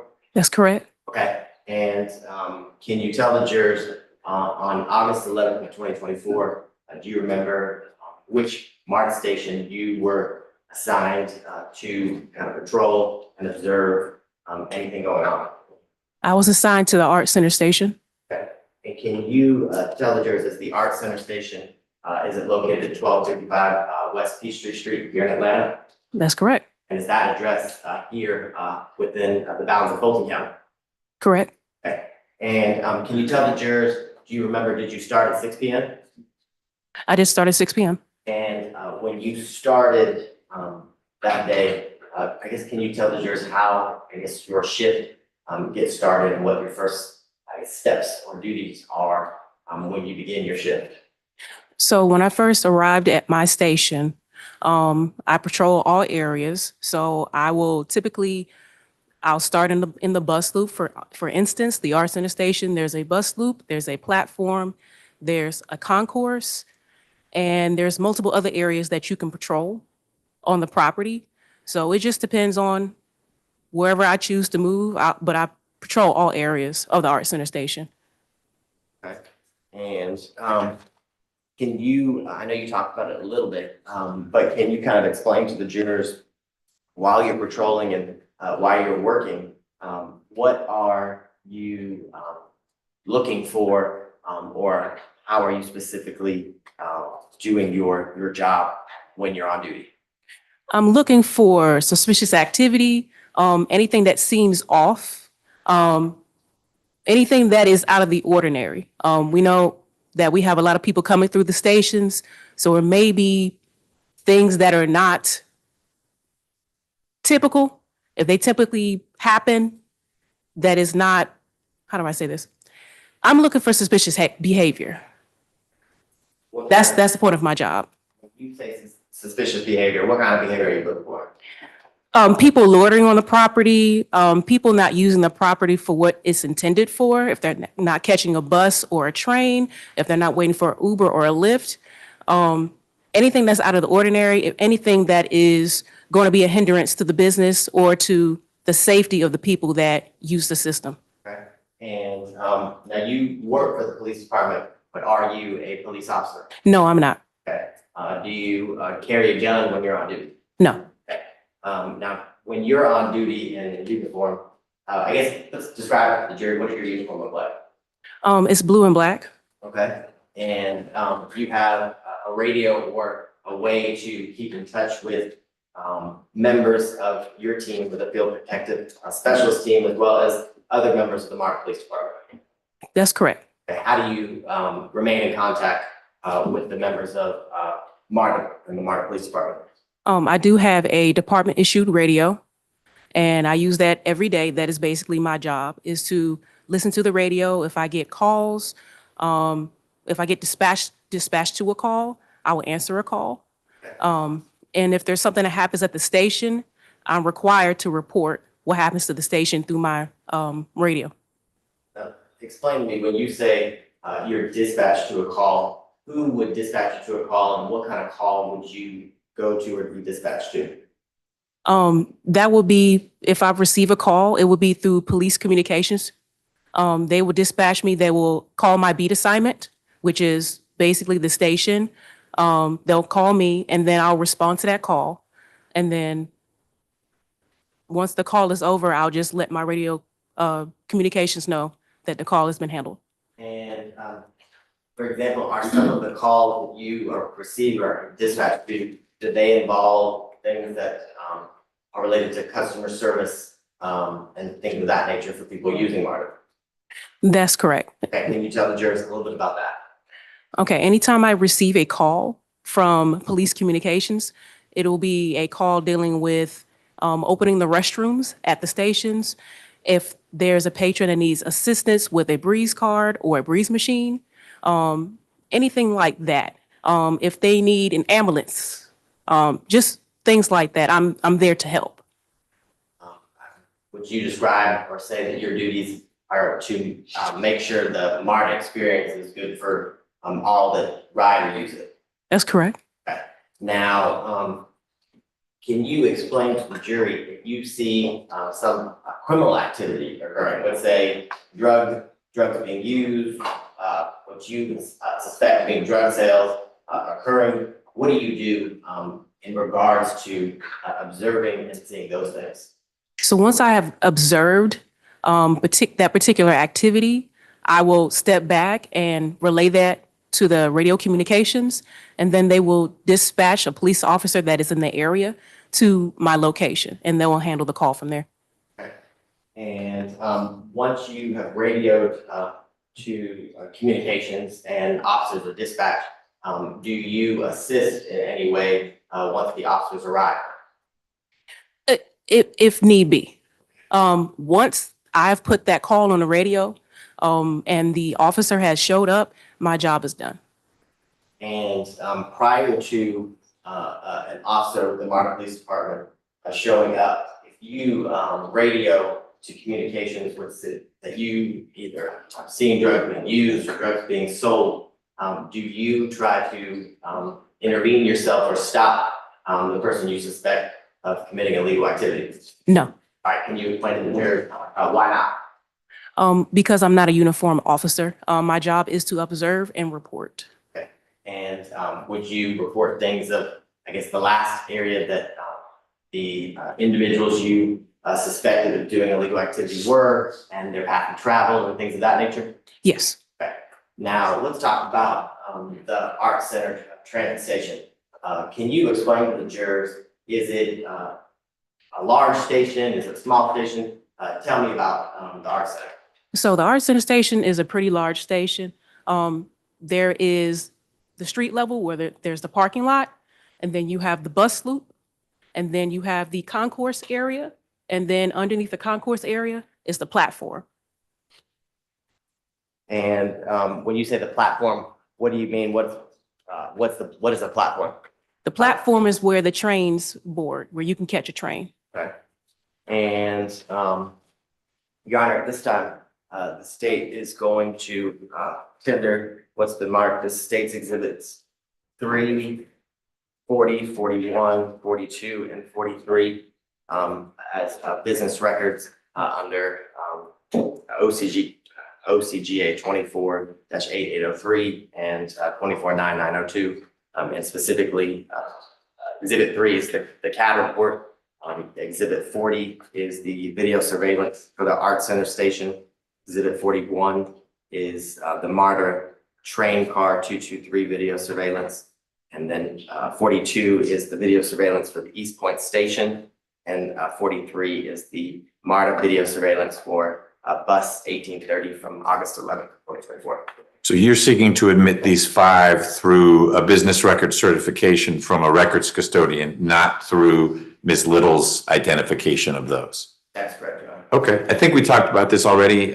Ms. Wood, any objection to the admission of those 5 MARTA business records? No objection. They are all admitted.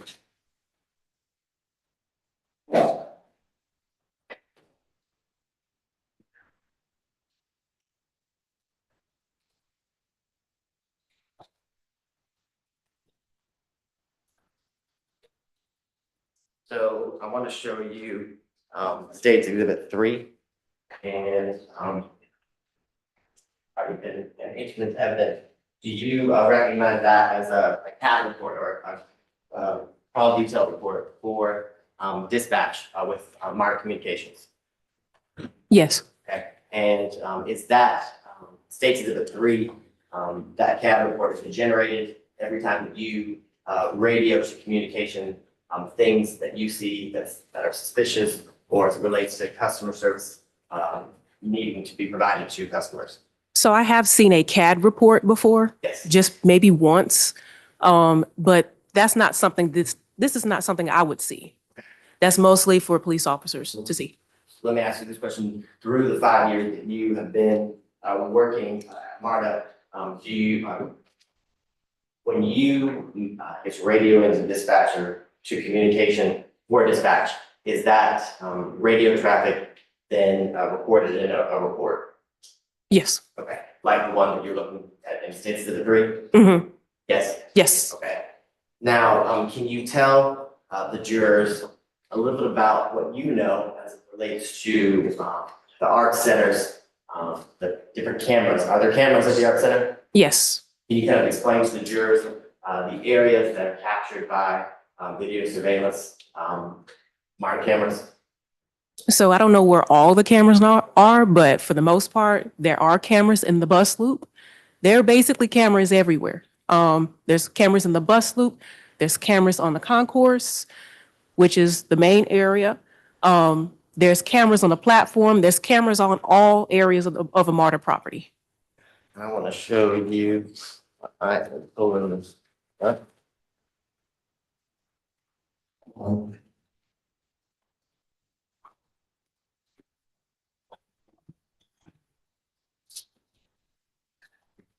So if you'll just take a minute and look at state exhibits 4 through 12, and I apologize, Judge, I should have asked. Now, approach the witness. Yeah, both sides have continuing authority to approach witnesses.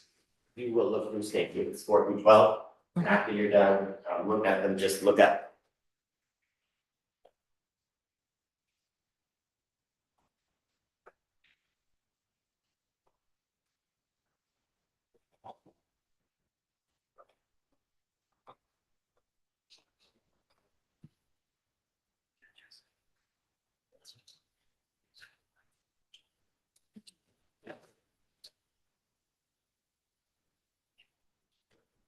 All right, get opportunity to look through state exhibits 4 through 12. Yes. And can you tell the jurors, do you recognize photographs in state exhibits 4 through 12?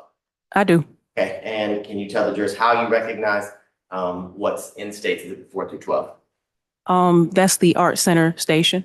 Okay, and is it the same art center station that we talked about today and that you were patrolling and observing at 1255 Peachtree Street on August 11th of 2024? That's correct. And do the photographs in state exhibits 4 through 12 fairly and accurately depict how the art center station looked when you were on duty on August 11th of 2024? Yes. At this time around, the state would tender what's been marked as states exhibits 4 through 12 in evidence. Ms. Wood, any objection? No objection, Judge. 4 through 12 are admitted.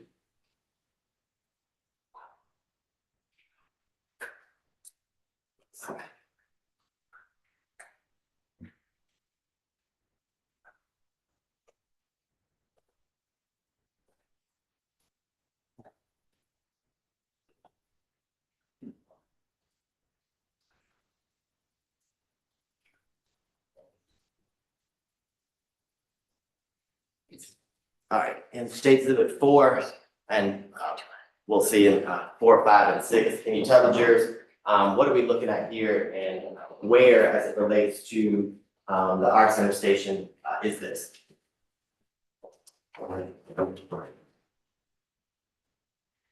So It should also be on. On You here. can look at either place. You're welcome to look at the original or the one on the screen. okay.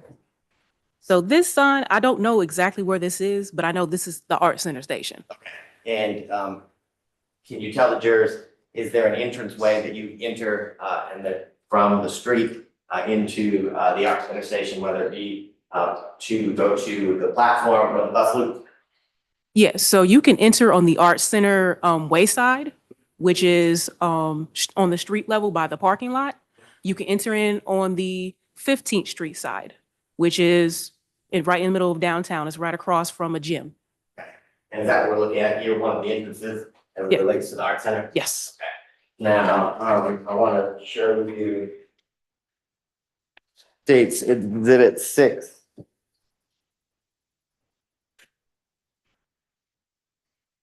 And in state exhibit 6, can you tell the jurors, you've described the art center and the different platforms and the bus loop Mhm. area. What area are we looking at here in state exhibit 6? That's the bus loop. Okay, And it states Exhibit 7, another photograph from a different angle of the bus loop.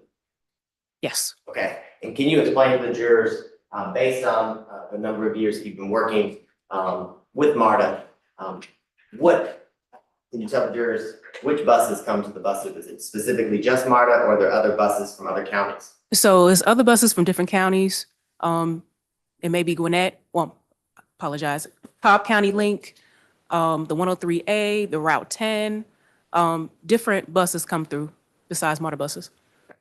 And is the bus loop, I guess, the largest kind of area for transit at the Art Center station? Yes. Okay. Now, can you tell the jurors, if we go back to State's Exhibit 6, if we're looking at the bus loop, do you see the, in the top right-hand corner of State's Exhibit 6, it looks kind of like a bridge type Yes. situation? Yes. Where did that bridge lead to or take you? That bridge actually can take you to inside the station. Okay. If you're at the very far right corner, either you can come into the station or you can leave. Once you leave, you're going to be leaving out of that area to go right across the street to the Art Museum. Okay, and in relation to what we're looking at in State Exhibit 6, and I'm sorry, I don't have the photograph of it. Can you kind of describe to the jurors, you talked about that there's also an area, platform for trains to go. Mhm. Where is that in relation to the bus loop and the bridge that we're looking at in State Exhibit 6? So the bus loop will be under the concourse. So you would have to go deep into the station to go to the platform. Okay, and when you say it's under the concourse, would you travel upwards You to would- get to the concourse? You would go down. Down. Okay. So the last picture you showed with the MARTA police vehicles, State Exhibit 7? yeah. So if you would turn around towards the beginning of that tape, but by that pole, once you go backwards, there's an area we can go downstairs where you can take the escalator down into the concourse. We should be able to. Will you draw a circle, just in the general area where you're talking about, now you could get to, the area of the platform? Well, I made an arrow. Oh, arrow works too, so the red arrow that you drew kind of on the bottom middle area of the left-hand side of State's Exhibit, that's the direction that you would go to get to the platforms? Correct. Now, can you explain to the jurors on the evening of August 11th of 2024, did you hear anything unusual that caused you to dispatch to communications? I did. Tell me a little bit about first where you were in the station and what you heard. So I was on the concourse, which is between the West Peachtree and the bus loop fare gate. And I heard 2 possible gunshots. And once I heard that, I walked toward the bus loop fare gate and I went upstairs and then, which that led to the bus loop. And I was told by a patron that someone was laying down in the bus loop. Okay. And did you, as you approached the area of the patron, did you see an individual laying down in the bus loop? I did. And in State Exhibit 7, do you see the area that the person was laying down when you encountered him or her? Correct. Okay. Was it a female or a male? It was a male. And if you could, on the screen in front of you, draw a circle or an arrow in State Exhibit 7 where you encountered someone laying on the bus loop floor.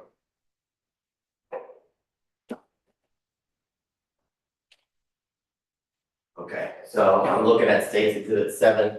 There's it looks like circles, kind of like a shell looking thing. Yeah, Right. sorry about that. To the middle of the exhibit to, I guess, the far end, right side of the bench. Was it past those pillars? There are a bunch No. of pillars, or was it? It's not past the pillars. It's before the pillars. So I'm sorry, my drawing is a little bad, but No, it's fine.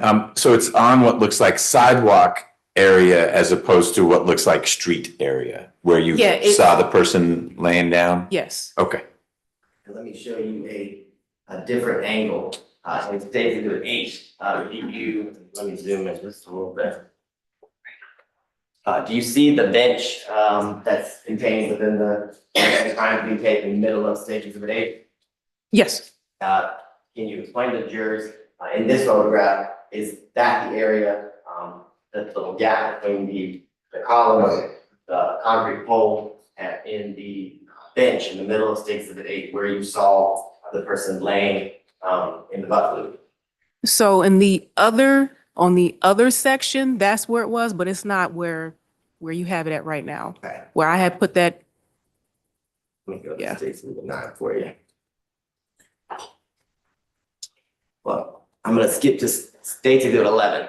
Yeah. Is this a better photograph for you to identify exactly where you located Yes. the male that was laying in the bus loop? correct. Okay, and if you'll draw either an arrow or draw a big circle where he was. Okay. And can you tell the jurors, once you approached the male laying in the bus loop, kind of the first things that you observed, heard, things of that nature related to the person laying there? So once I was told the person was laying there, I used my radio and let police communications know that I heard 2 possible gunshots. And as I was approaching the person in the bus loop, I put on the radio that the person was laying down, and I told them to start an ambulance for the person. Okay, and can you tell the jurors while you were waiting for the ambulance to arrive, kind of what you're doing as it relates to the person who's laying there? So first of all, I had to make sure my scene was clear. I had to make sure there was no shooter in the area because there was a lot of things that were not known. So all I could do was just wait until a uniformed police officer arrived. And I just basically just tried to make sure if the person was responsive or not. And once I seen he wasn't responsive, I got on my radio and let radio know to step up the ambulance, to make sure that they come a little bit quicker because I seen he wasn't really responding. And can you tell the jurors after making that communication of dispatch to or through dispatch, did other officers from the MARTA Police Department arrive? That's correct. Can you tell the jurors, once you made that radio communication, was it something that was rather quick? Yes. Okay.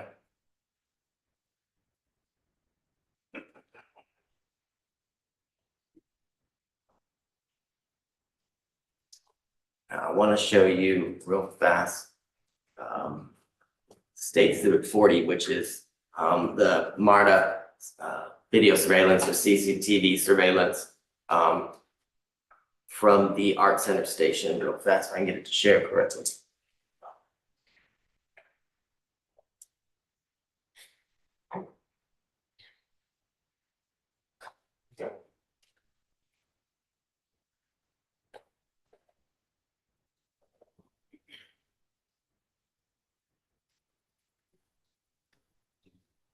Okay, and this State Exhibit 40 at 8:58 in 17 seconds, I'm gonna hit play real fast. And when you arrived to this area, or is this the area that you have described and arrived where you found the male laying on the ground in the bus loop area? Yes. And when you arrived, you said you heard gunshots. Did you see anybody with a gun? No. And can you tell the jurors how quickly from when you heard the 2 gunshots or what you suspected to be gunshots, did you get to from where you were on the concourse to the bus loop that we're looking at here in State Exhibit 40? Immediately. Okay. And if you had to guess, did it take you 5 seconds, 10 seconds? Probably less than 20 seconds. Okay. And when you arrived to that area, did you see any individuals with a gun? No. And did you see anyone holding a gun over the male that you saw laying on the ground? No. And can you tell the jurors, you said when you arrived, the male was, was he alert? No. Okay. And when you arrived, was anybody else in the area of the male who was laying on the ground? There was nobody in the area, but it was somebody standing across from him. It was just a bus operator.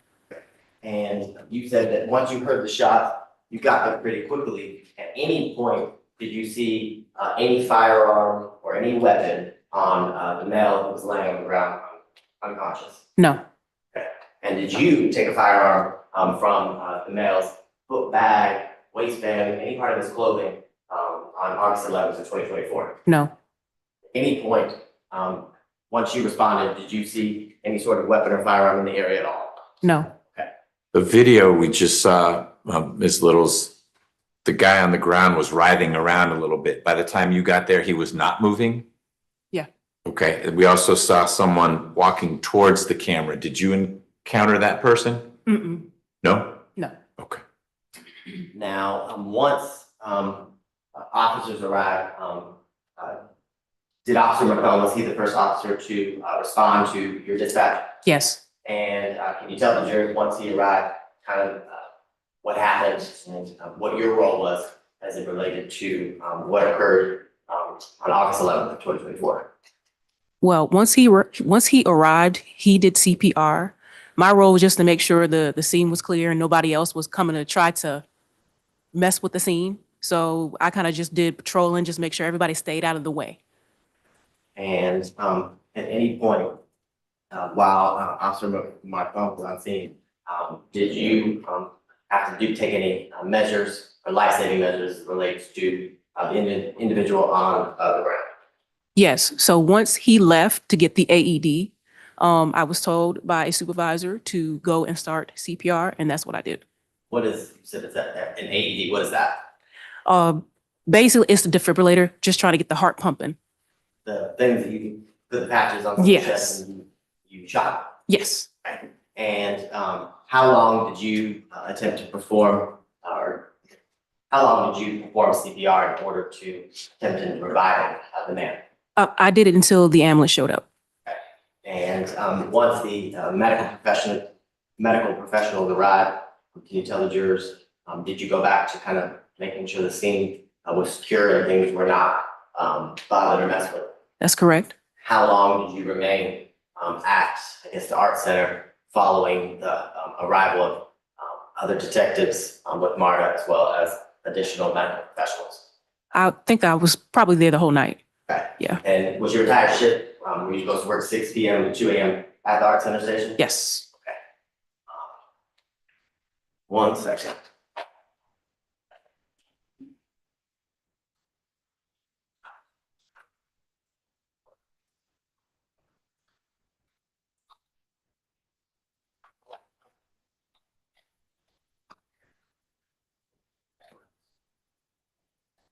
Thank you very much for your time. And council may have some questions for you. Ms. Wood, Ms. Primovic, any questions for Ms. Littles? No questions. Thank you for being here. Thank you. Jurors, any questions for Ms. Littles? No, seeing none? All right, ma'am, thank you for your time. I appreciate it. You are free to Thank you. go. Thank you.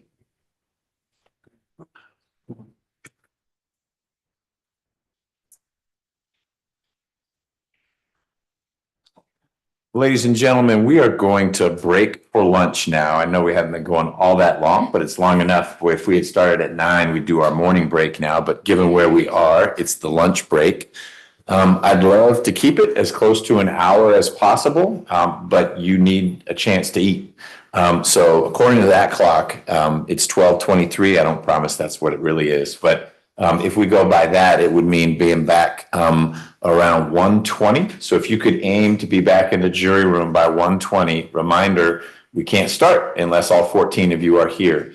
It is fine to eat as a group or subgroups, and it's fine to talk about anything other than the trial, which gives you a pretty broad agenda if you do want to chat with each other and talk and get to know each other. Just don't talk about your impressions of what happened so far. One witness, that's all you've heard.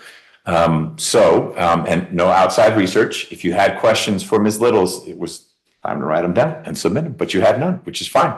So during the lunch break, it's fine to leave the building. As I said, large group, small group, however you want to do it. There are some food options in the building. I can't remember if we left on the table a list of the food options. Did we? Maybe not. Ms. Hansberry's got that. So Deputy Gordon can grab that. Just be sure you don't walk more than 30 minutes in one direction because it'll take you 30 minutes to walk back, and that'll be an hour. Any logistical questions? I forgot to add this when we started. There's a fridge in there, that's your fridge. The water in there is your water. That little Goldilocks basket full of stuff, that's your stuff. If you run low on a particular thing, let Ms. Hansberry or Deputy Gordon know. We'll try to restock it.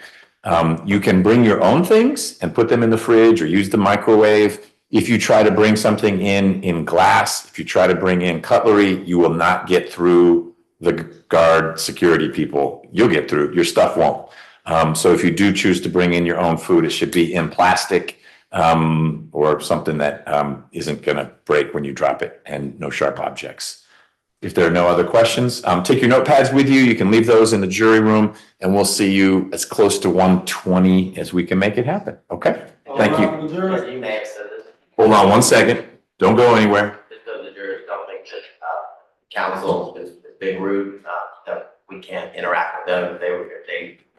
Good point. So, in the same way that outside research is not appropriate because you could learn something that only one of you learns and you relay it to others, the lawyers you may bump into in the hallways and say, hey, which way is the restroom? They're going to treat you like you've got COVID-20 or something real serious, because you could understand if one lawyer sees all the jurors or 3 jurors talking with another lawyer, what are they talking about? You shouldn't be talking about the case. And you weren't. You were simply saying, which way is the elevator? The lawyers will turn away. If you get on an elevator, they may get off the elevator. That's only because if they say something to you, the other side should hear what it is you say. It's this much. One of the potential jurors yesterday grabbed Mr. Rao and wanted to ask him a question. I don't even know what it was about. Mr. Rao had to say, I can't talk to you. And he came back here and reported that. I just want everyone to know, potential juror number X tried to ask me a question. I told him I couldn't talk to you. And that's just to preserve the what we talk about the case happens in the 4 walls of this courtroom. Thank you, Mr. Bate. Now you guys can go.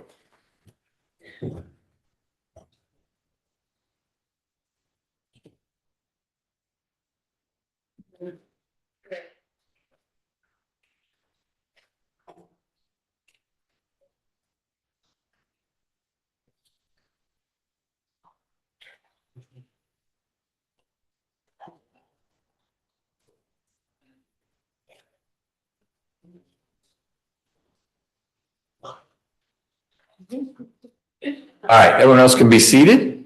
Anything from the state before we break?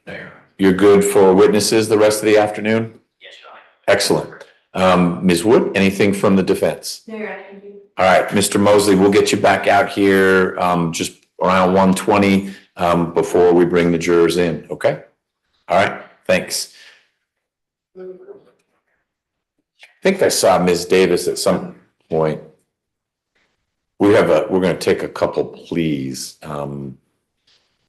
but we need all the lawyers for that, so.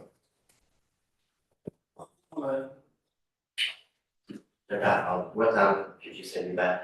If you guys could be back at 1:20, that would be great. And if you see Ms. Davis, we need her because she's the one taking the pleas. Although we also need Mr. Sharp. Is Mr. Sharp back there? Okay, so we're sort of on hold for now. So be at ease. Judge Sejo? Do you all want to talk for a little bit? It is possible. We'll do it here. I'll come out in just a second. Stay right there.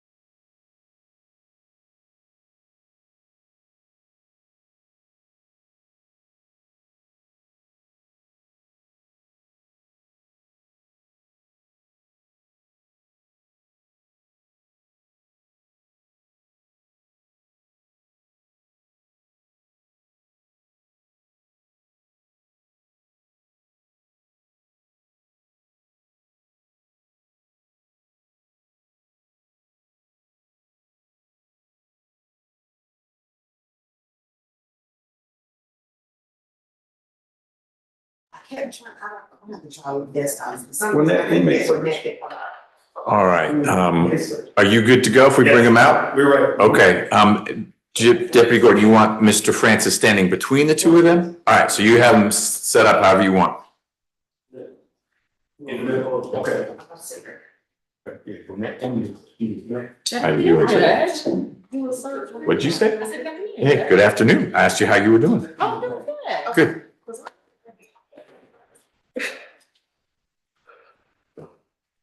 Yeah. You right here.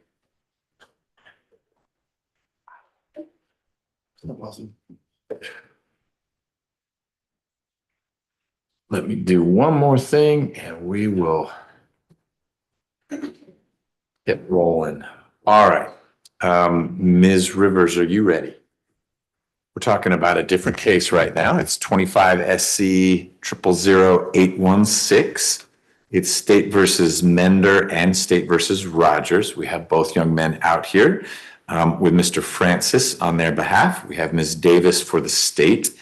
And before we dive into this any further, I'm gonna let you start, Mr. Francis, but I'll supplement as needed. What do you want to get on the record in terms of you representing both? You are Mr. Rogers's attorney of record. That I know.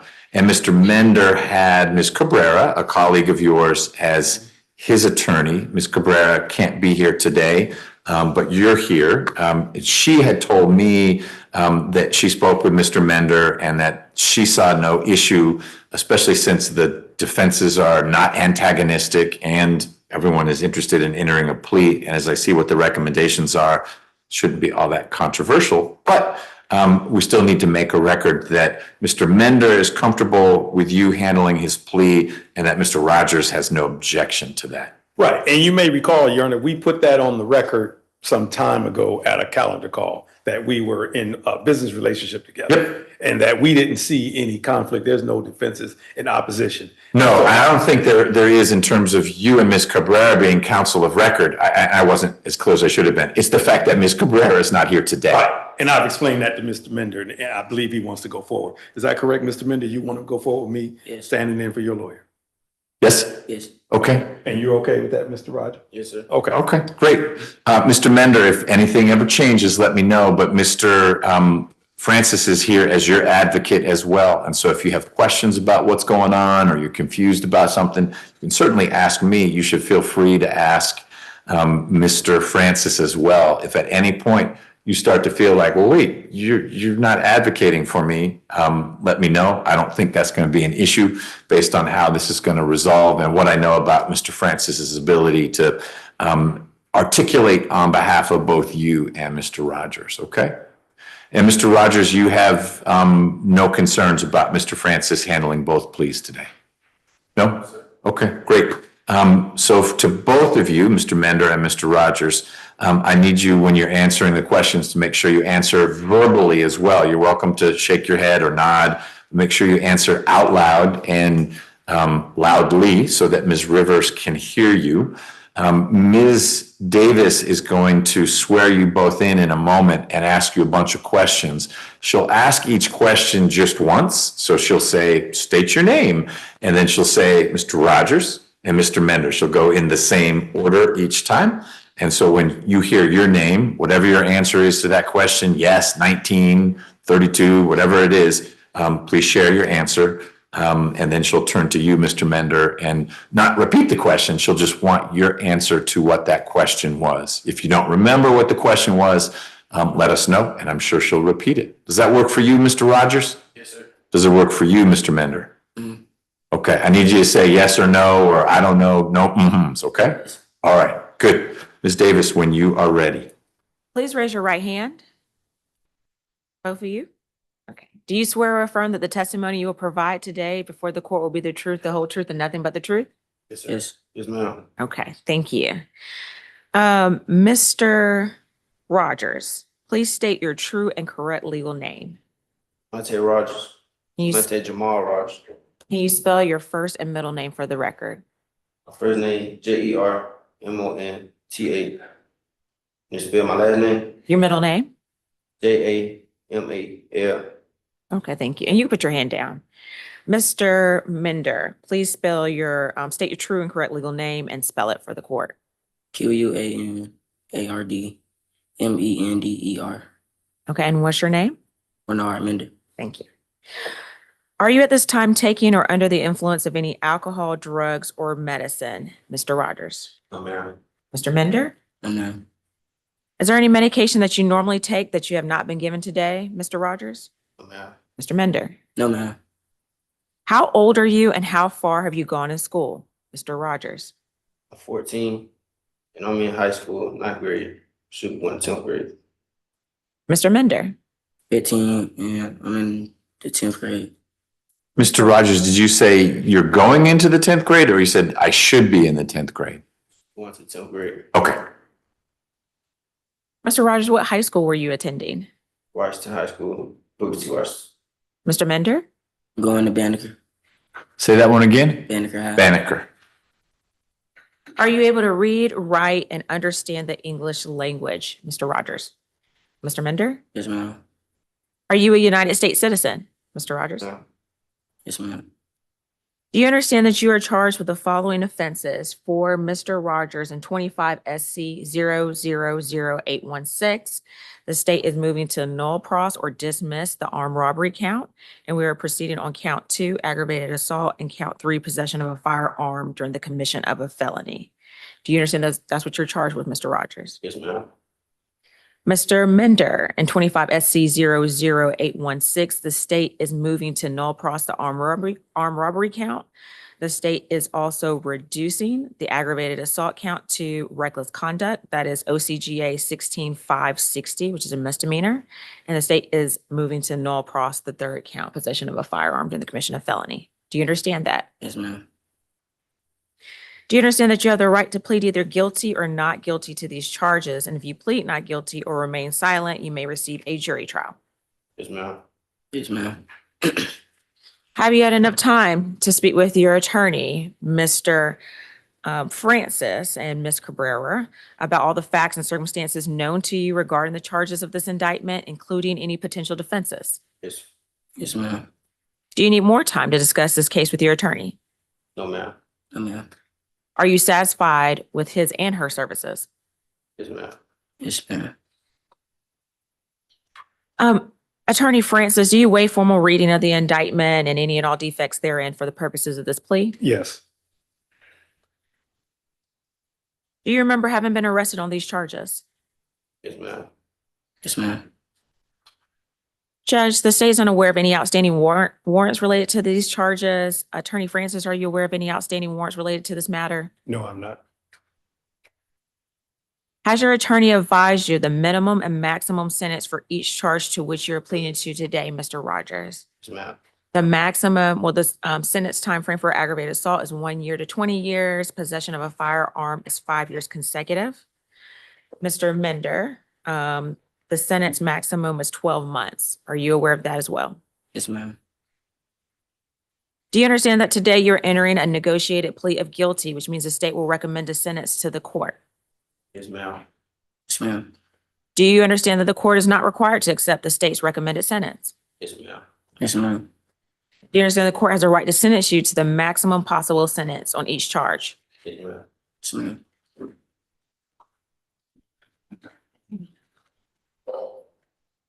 Do you understand that this plea may be used to enhance sentencing on other convictions in this jurisdiction as well as other jurisdictions in federal courts? Yes, ma'am. Yes, ma'am. Do you understand that if you're not a United States citizen, a guilty plea conviction will affect your immigration status and will result in deportation, just like a conviction at a trial would? And that this is true regardless of any advice by your attorney or anyone else? Yes, ma'am. Yes, ma'am. Do you understand that by pleading guilty to a felony, if you use, receive, possess, or transport a firearm or use a firearm in a crime, you will be guilty of a felony which may carry a sentence from 1 to 15 years in prison? Ma'am. Yes, ma'am. Do you understand there may be other adverse or unfavorable consequences as a result of this guilty plea conviction, just as there would be from a conviction following a trial? Yes, ma'am. Yes, ma'am. For example, your guilty plea may affect the right to vote, to hold public office, to serve on a jury, to obtain a passport, to receive, possess, or transport a firearm, or the ability to obtain employment. Yes, ma'am. Yes, ma'am. Do you understand that you waive any and all defenses, including any mental health defenses, by entering a plea of guilty? Yes, ma'am. Yes, ma'am. Do you understand that by pleading guilty, you're giving up the following rights: the right to a trial by jury, Ma'am. Yes, ma'am. the right to remain silent and not incriminate yourself, Yes, ma'am. Yes, ma'am. the right to confront witnesses against you, Yes, ma'am. Yes. the right to the assistance of counsel hired by you or to court-appointed counsel if you cannot afford an attorney at a trial of your case, Yes, ma'am. Yes, ma'am. the right to the presumption of innocence, Yes. the right to testify on your own behalf and to present other evidence, Yes. the right to subpoena witnesses and compel the production of evidence, Yes, ma'am. Yes. the right to have the charges against you proved beyond a reasonable doubt, Yes, ma'am. Yes. the right to appeal if convicted of these charges after a trial. Yes, ma'am. Yes. Do you understand that you may have only a limited right to appeal this guilty plea conviction? Yes, ma'am. Yes. Do you understand that you have only 4 years from today for a felony charge and 12 months from today for a misdemeanor charge to file a habeas corpus petition challenging the voluntariness of this guilty plea? Yes, ma'am. Yes. Okay. Mr. Rogers, how do you plead to indictment 25 SC 0000816 to an aggravated assault and possession of a firearm during the commission of a felony? Mr. Rogers, how do you plead? Guilty. Mr. Mender, how do you plead in indictment 25 SC 0000816 to the count of reckless conduct? Guilty. Has anyone forced you, threatened you, or promised you anything to get you to enter this guilty plea? Ma'am. No. Is it your decision to waive these rights and enter a guilty plea because you're in fact guilty? Yes, ma'am. Yes. Is this guilty plea freely and voluntarily given with the full knowledge of the charges against you? Yes, ma'am. Yes. Judge, I believe the facts would bear out at trial that on November 26, 2024 at 41 10th Street in Atlanta, Georgia in Fulton County, that officers responded from the MARTA Police Department to a shots fired called at the MARTA Midtown Station. Upon arrival, officers observed the victim, Mr. Udon Holly, who was bleeding profusely from gunshot wounds to his right and left thigh. MARTA police officers reviewed CCTV video surveillance footage, which captured the events leading to the shooting. It appears that the victim grabbed a cell phone and a charger that belonged to one of the defendants. They attempted to retrieve that cell phone and charger. And one of the defendants, and not the defendants before the court today, Mr. Horn, who's entered a plea, did shoot, in fact, Mr. Holly, the victim. Officers shortly were able to apprehend the juvenile defendants outside of the MARTA station. And so we are recommending for Mr. Rogers to the aggravated assault, 5 years to serve 1 year, for the possession of firearm, 5 years consecutive probation, so for a total of 10 years with 1 year to serve, that Mr. Rogers obtain his GED or enroll in school, that he completes 40 hours community service, and that he participate with At Promise Center or Next Level Boys. We are recommending for Mr. Mender that his case be transferred back to juvenile court. We are reducing the aggravated assault charge to reckless conduct. Mr. Mender did not touch the gun, provide the gun, or shoot the victim in this case. And tell me, Mr. Rogers, your theory of the case is that the evidence would show that Mr. Rogers was the one who brought the gun to the situation, gave it to Mr. Horn. I mean, the video shows Mr. Horn was the shooter. That I remember very clearly, but it was Mr. Rogers who brought the gun to the situation. Thank you, Judge. Yes, Mr. Rogers did provide the gun that Mr. Horn used. Okay. All right. Thank you for that. Ms. Singleton, I appreciate you being here on short notice. What can you tell me about Mr. Rogers' juvenile history?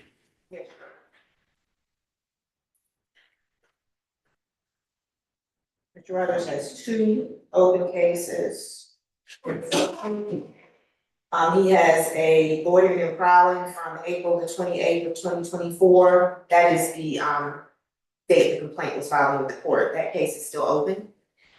And he has a September the 14th, 2024 theft by receiving 2 counts, possession of a handgun by a person under 18, obstruction, possession of a weapon during a crime, and stop sign and yield sign. Both of those cases are scheduled for juvenile court on July the 2nd of this year.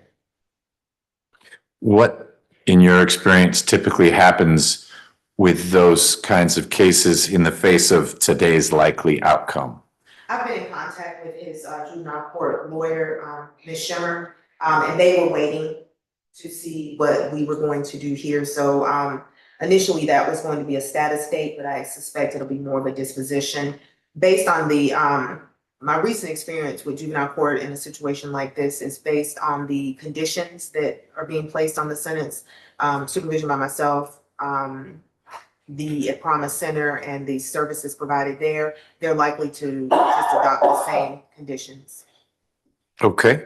And Mr. Rogers has been in custody for roughly how long?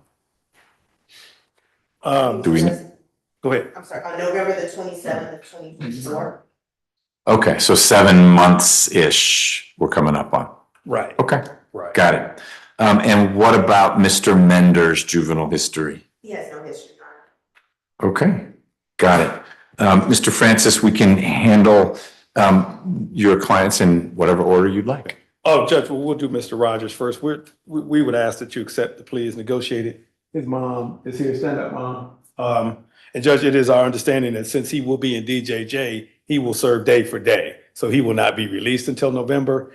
My understanding is that he has acclimated well over there as far as school. So that way he will be able to stay in school there. And then we can have a plan for him as he transitions out in November, because that's going to be sort of interesting how that's going to work. And I'll talk to Ms. Hudson about that because that's almost the end of the semester. So, Right. But if he could, I guess, finish the semester, maybe take his finals outside, Right. then he could transition in January back into a high school. Sure. I don't think he'll be able to go back to Washington High. He'll have to go to an alternative high school. Is that correct? He possibly will have to go to alternative Right. school, but because of the deduction, he has a better chance of getting allowed to go back to traditional. Right. The reduction, you said? Yes. Yes, okay. The armed robbery would have put him into the alternative school. By that being removed, he has a better chance of going back to traditional. Okay, one more question for you about both defendants, Ms. Singleton. I forgot to ask, do you have information on how, we'll start with Mr. Rogers, did in DJJ custody?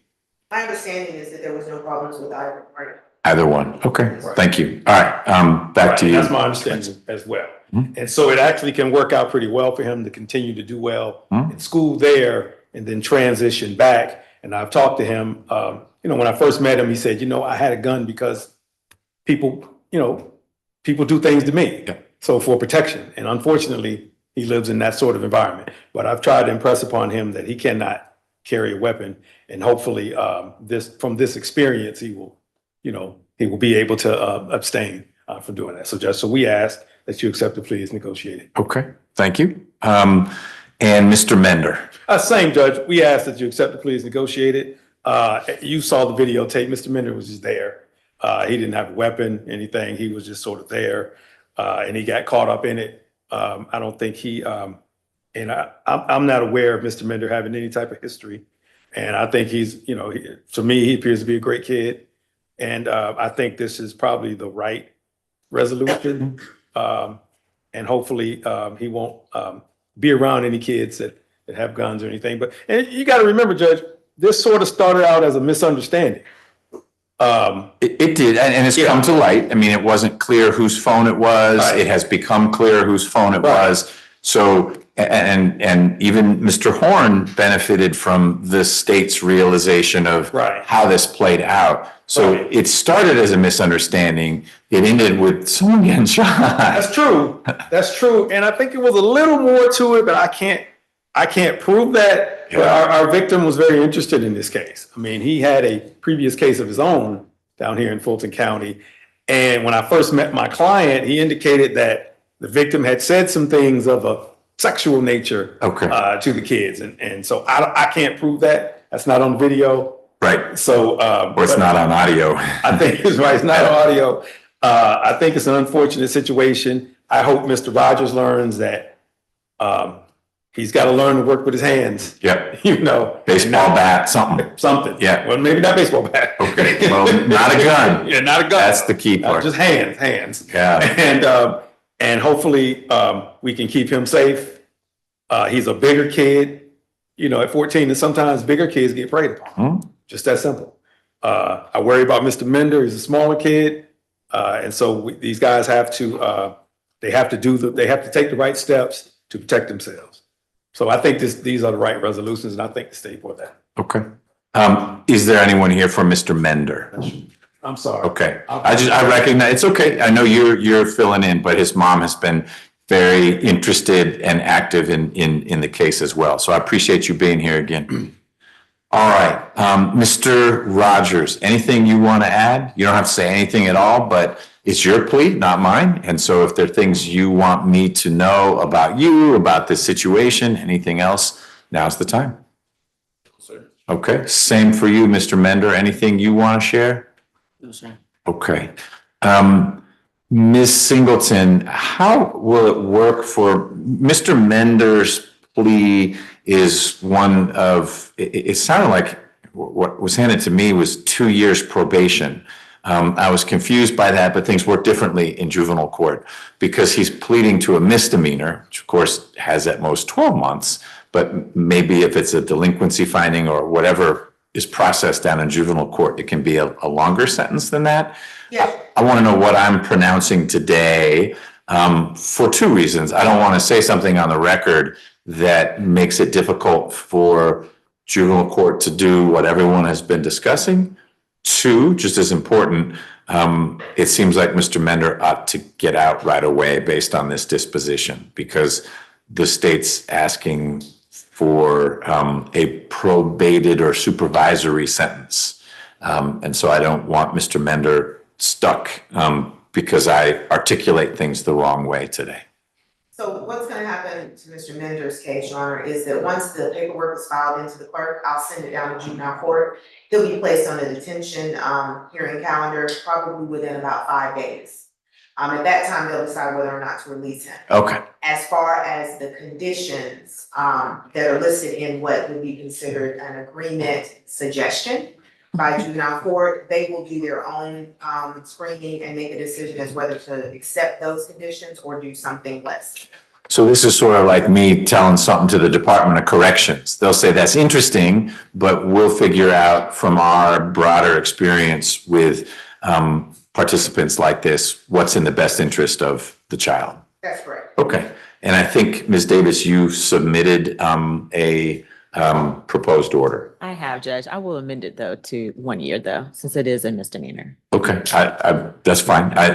Could someone who is found delinquent in connection with a misdemeanor in juvenile court be given supervision that exceeds 1 year?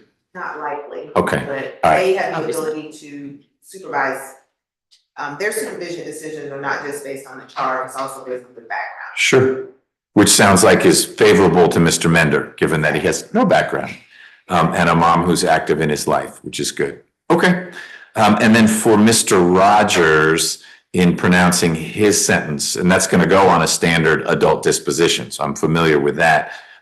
He ought to get credit for time served from that date you mentioned, which was November 27th of 2024. That's correct, Your Honor. And so for his sentence, the sentence will need to state that the defendant is to receive credit from that exact date. Yep. In order for them to make the calculations. It will be day for day, as the court is aware. It will also need to state that upon completion of the sentence that he be released to myself, because he will then be on probation with me.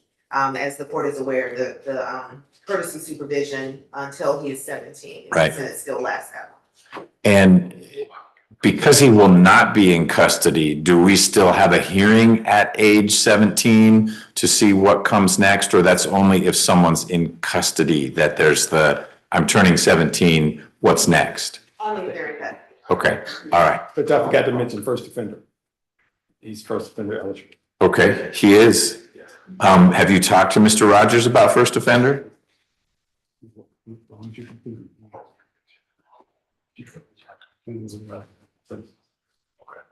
Yes. We That had a was the discussion- conversation? Right, we had a discussion earlier. Okay. Mr. Rogers, I'm going to talk with you real briefly about first offender as well. You qualify for it. It's mostly an opportunity. It means if you get through this sentence with no big hiccups, then you're not a convicted felon, which is a good thing not to be at age 14. It carries a risk, though. You are young. You are still figuring out how to navigate this complicated world. And if you mess up while you are under sentence, and by mess up, I should be clear, you get arrested for something that is a felony, it's kind of serious. You're around guns again, you take something that doesn't belong to you, you've got illegal drugs. I'm not saying you do any of this, but if you do and you get arrested for it, not only will you have a new case, but you'll come back here and we'll talk about whether your first offender status should be revoked, which would mean we turn this into a conviction. And I can resentence you up to the maximum here, which would be 25 years to serve. Now, I'm not saying that's what would happen, but I am saying that if we're together again in a couple years and you got caught with a gun, I'm just using the simplest one that will get you into the most amount of trouble. You get caught with a gun, I will very likely take away first offender status, resentence you, and part of that sentence will be several years in custody. That's how toxic you and guns are going to be. But it's hard to know for sure how you're going to handle things as you grow up. Do you feel like first offender is a good idea for you, or is it a risk that you're not sure you want to take? It's good for me. It's good for you. Okay. Well, you are in the best position to make that choice because you see further down the road than Mr. Francis or I do right now. Okay. Well, I'm going to start with you, Mr. Rogers. I find there's a factual basis for your plea. You did have a gun on you. Someone who's 14 can't. Got to be 18 in Georgia to have a gun. You saw what happened. You didn't shoot anyone, but things got sideways between Mr. Horn and Mr. Holly. And regardless of what Mr. Holly said, getting shot's not justified. And Mr. Horn's dealing with that. He's going to be in custody for a long time. But it was your gun he was using. And you are going forward, like Mr. Francis said, need to learn how to use your mouth or your hands in terms of dealing with conflict. I do find there's a factual basis and that your plea is knowing and voluntary. Knowing means you've understood what we talked about. Is that a fair statement? Yes, sir. And voluntary means no one's forced you to enter the plea. You agree with that? Okay, I'll accept your plea. I'm sentencing you pursuant to the Probation Options Management Act. All that means is that while you're on probation, which you will be for a while, if you have a small issue on probation, like you miss a meeting, you don't have to come see me for that. You and probation will figure out how to handle that. But if it's more serious, arrest for anything, that comes back to me, and remember your first offender situation. Mr. Francis, do you authorize someone on my staff to sign the indictment in Mr. Rogers' case indicating his guilty plea? Yes. Ms. Davis? Yes, Judge. And Mr. Rogers, is it okay if we electronically sign for you indicating your guilty plea? Yes, sir. Okay, we'll do that. I'm going to follow the recommendation. On count one, there is no sentence. That's been dismissed. Count two, the sentence is 5 years to serve 1 year with the balance probated. You will get credit from November 27th of last year through today. So you have a few more months you'll need to serve. You will serve in DJJ custody. When you are released, you will be released to the supervision of Ms. Singleton from our court's pretrial services. You'll need to complete 40 hours of community service, and I'm actually going to pick for you. You'll also need to participate in the At Promise Center programming. You will need to either be enrolled in high school, or if for whatever reason, logistically, that doesn't work out, you will need to, within 3 weeks of being released, enroll in a GED program. All right? And it will be a condition of your probation that you either get that GED certification or you graduate from high school. You'll also need to have no contact with Mr. Holly, that's the guy who got shot, and no contact with either of your co-defendants, Mr. Horn or Mr. Mender. Are they related to you in any way? No, sir. Okay, then no contact with either of them. Any other conditions you had in mind, Ms. Davis? No, just there were a couple of other co-defendants, which I included in the order for Mender. Okay. Did not include in the terms here. Let me see what we had in Mr. Horn's plea.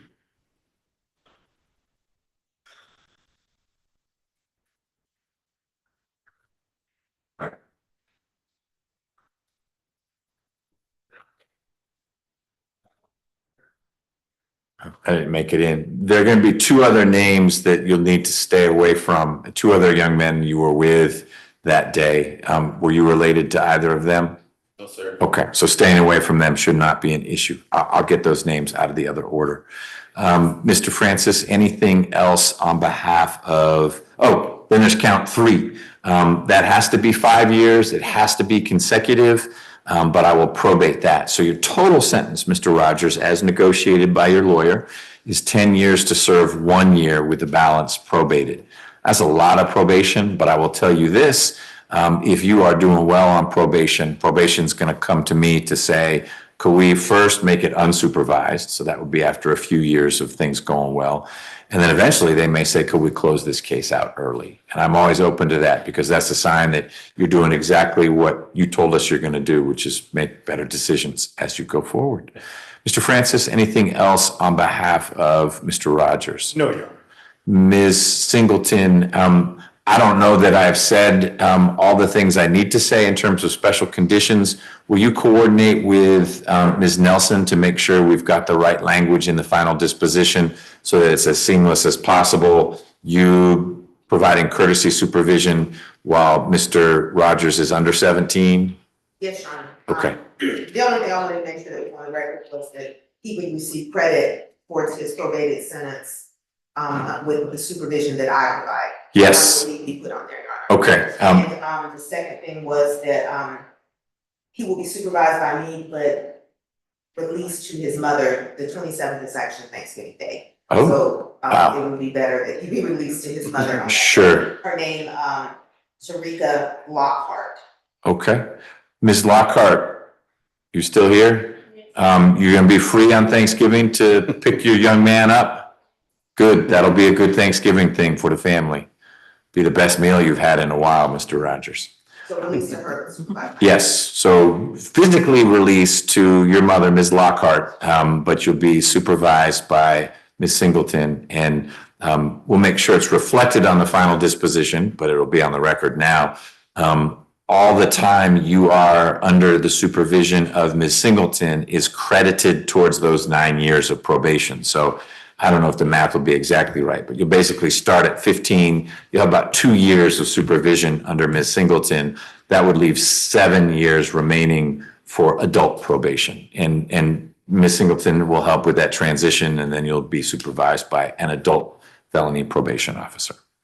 All right, turning to you, Mr. Mender. I find there's a factual basis for your plea as well. You were there. That's about as bad as it got. But you were part of the group that surrounded this guy and didn't leave him alone, and ultimately he got shot. And so I think reckless conduct is a fair way to describe what happened. It's nothing more serious than that, but it's also something. And I hope you take away from being out of commission in this way that you need to be careful with whom you spend time. And if things start heading in a direction that looks dangerous or violent, you head in a different direction so that you get out of that scenario. But I think there's a factual basis for a reckless conduct plea. I also find that your plea is knowing and voluntary, meaning you've understood what we talked about and no one forced you to enter this plea. Do you agree with that? Yes. All right, then we'll go forward. Count 1's been dismissed. Count 3's been dismissed. Count 2 has been reduced to misdemeanor reckless conduct. And I will accept your plea and refer your case back to Fulton County Juvenile Court. I'll sign paperwork to that effect as soon as I can, today or early tomorrow. You heard what Ms. Singleton said, hopefully. You will be calendared there in juvenile court in just a few days for what they call a detention calendar, and a juvenile court judge will figure out the next steps in your case. I hope going on the record with it, that one of the first steps would be to release you, because I don't intend that your sentence involve any more custody, meaning time in the DJJ facility, than you've already served, which is just as long as Mr. Rogers had. It's half a year at least now. So you ought to get out real soon, and then your sentence will be what the juvenile court judge determines is appropriate, and then supervision will flow out of juvenile court. It will not be through Ms. Singleton. It won't be through adult felony probation. Okay? Any questions about any of that? No. Ms. Singleton, anything more I need to put on the record in connection with Mr. Mender, since you told me I have no sway whatsoever as to what's going to happen in juvenile court? No, you're. Okay. Ms. Davis, anything else in connection with Mr. Mender? No, Your Honor. Mr. Francis? No, Your. All right. I appreciate you parachuting in here. This is a week when you're doing other things. Gentlemen, good luck going forward. This was a rough way to start 14 and 15. I hope 16, 17, 18 are much more boring. Okay? I hope I don't bump into you guys anytime soon other than at school. Okay? Oh, Mr. Mender, right, because we did two of these. Mr. Mender, you also need to sign your indictment indicating your guilty plea to a misdemeanor, but we do that electronically now. Is it okay if someone signs your name to that indictment? Okay, pardon me? Yes. Right, and Mr. Francis, we can sign for you? Yes, Your. And Ms. Davis? Yes, Judge. Excellent. Now I think we're done.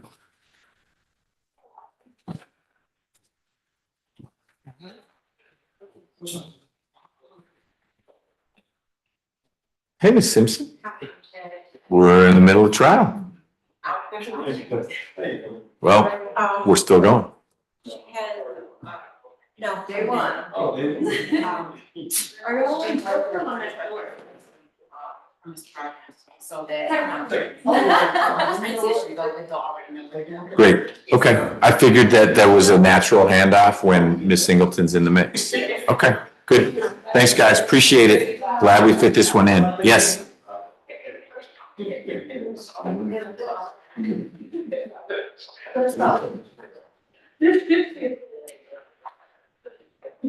When Deputy Gordon comes out, will you have him bring your client out? I just got to grab one thing, but as long as you guys are ready to go, I'm sure the jury's ready. Yes, sir. You good? Okay. Mr. Abadi, you good if we bring Mr. Mosley out now? Okay. I will point out, that's just one station apart. Midtown Arts Center. Yeah. Small world.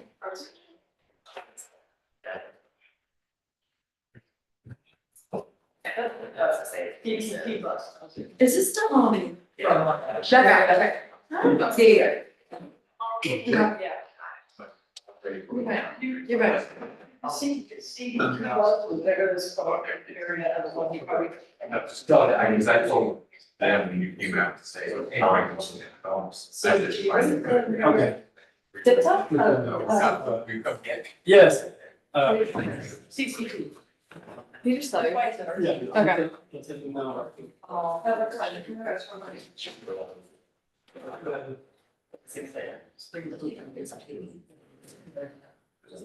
the only thing. Wow. Yeah. I wonder that.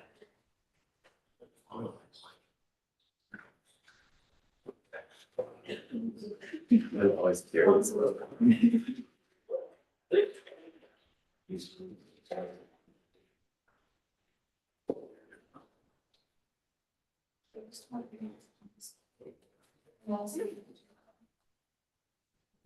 Marilyn, how'd you get roped into this? You know, we keep one of my photos, pretend like. That's all. Okay. You're like, if you guys are in the courtroom, then Exactly. answer any questions. I was hoping to be on my own trial, but Which one? down in Emerson. Oh, Anderson. Like Anderson did. Christopher. Yeah, I like that one. I mean, he's always number 3 Yeah. and he gets home. I never understand how that took a burn. So I thought, the first time it happened, I thought he would do it. And then it was like. Yeah. It doesn't make any sense. Yeah. Can't figure out how to. We're trying. But That's what that is. not my big. Okay. Yeah, two of my favorite. Yeah. I do know that they need, they. Variety of different judges, so how their cases go, so I do understand. Right. Maybe.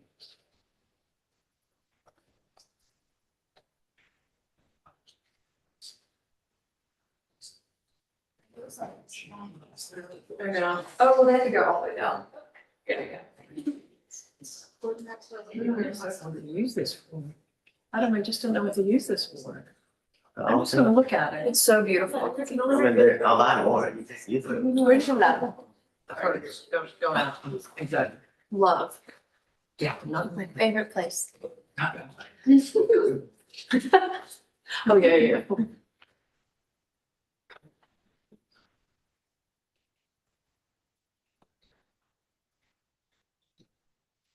See, the problem is, well, all of these are, I write so big. I would take, Oh, you know, I got a real problem writing.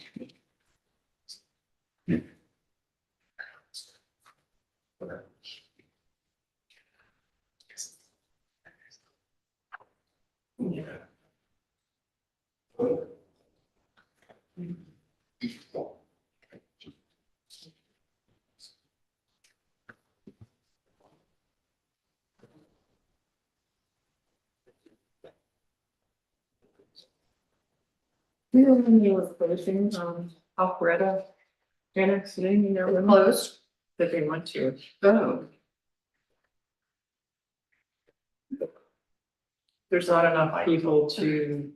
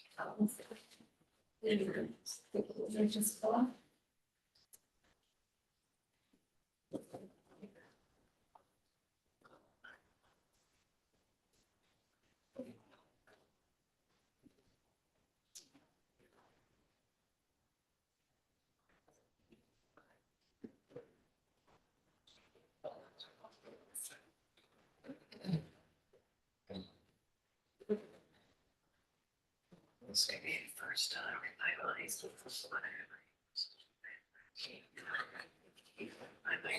Mark it down.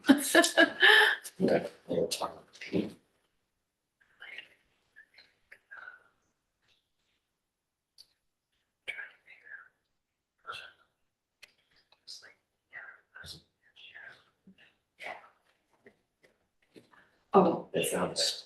I heard. So street and we were like, yeah.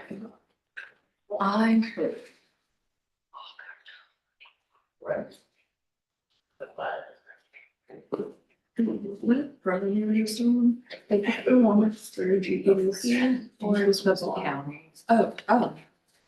The one that was like 6 free. Yeah.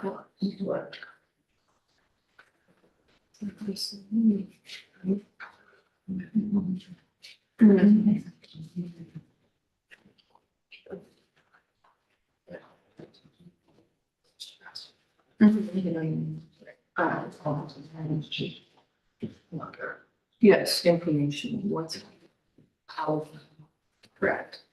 It's kind of cool.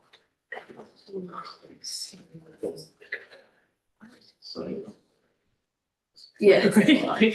To me, it's the A little bit same, different. but you know. Yeah.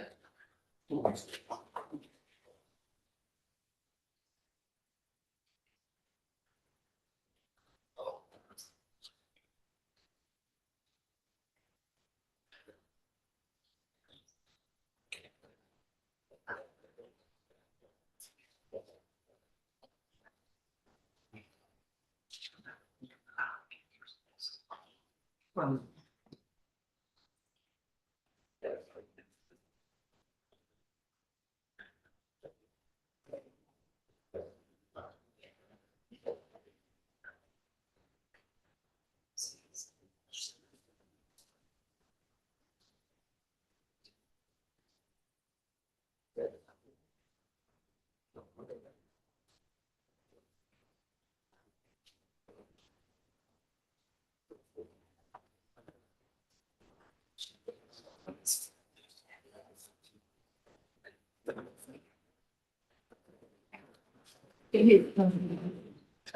you get that alibi for me?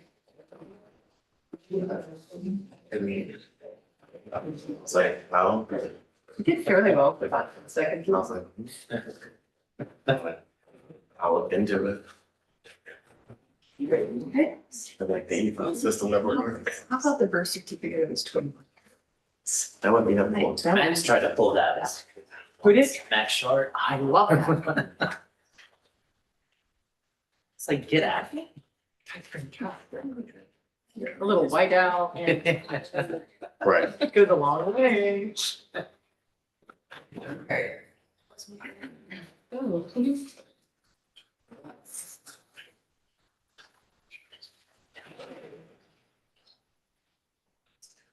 yeah.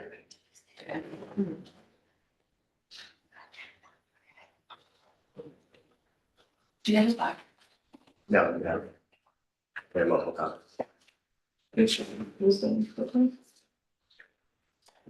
Oh, we can do it now, because I haven't done it yet. What are ones? We will, this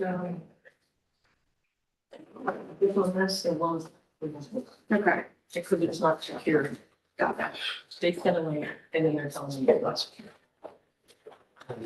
I love it. I don't really know. And that's. If you not want to, I can really get it. Oh, you know, I am. I am.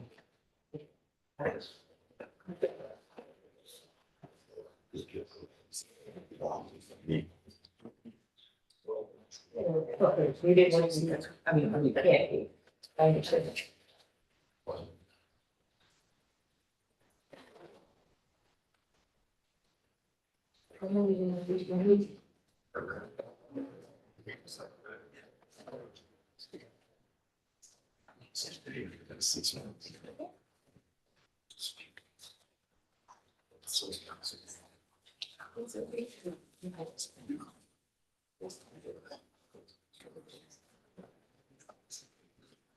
Court of order, remain seated.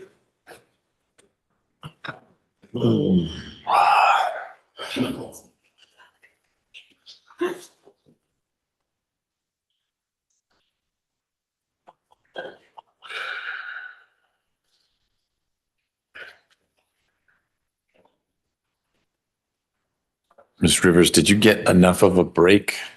You did? Okay, great. All right, so you ready? All right, let's go back on the record in State versus Mosley. Mr. Mosley is here with his lawyers. Our prosecutors are here. Mr. Abadi, ready for the jury? Yes, Your Honor. Is your next witness near the door? Yes, Your Honor. Great. Ms. Wood, are we ready for the jury? Ready, Judge. All right, let's bring them out, please.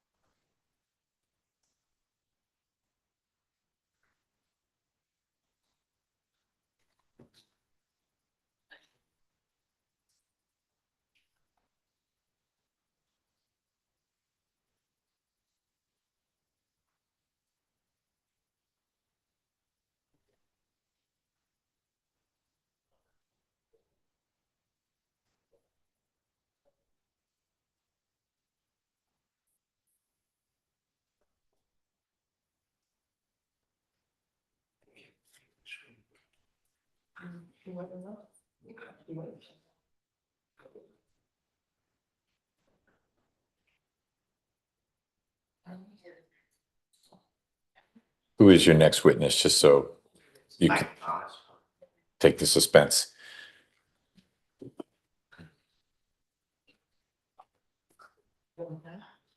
That the bus driver?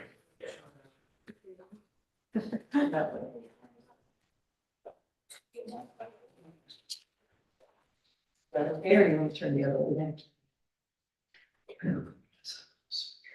Is that good or you want me to turn zero? There you go. Okay, we can have Deputy Gordon take it off the table if that's the preference. You just won't be able to see exhibits as closely when exhibits are up. Well, you have 3 lawyers as well. They may want to see the exhibits. It's a team decision.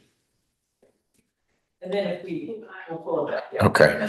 If you see something, let me know. See something, say something.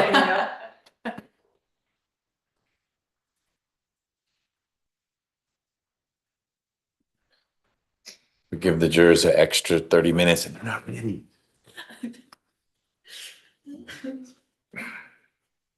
You'd have a yellow light go off in there when it's like a 2-minute warning. What they need to do. Adjourn.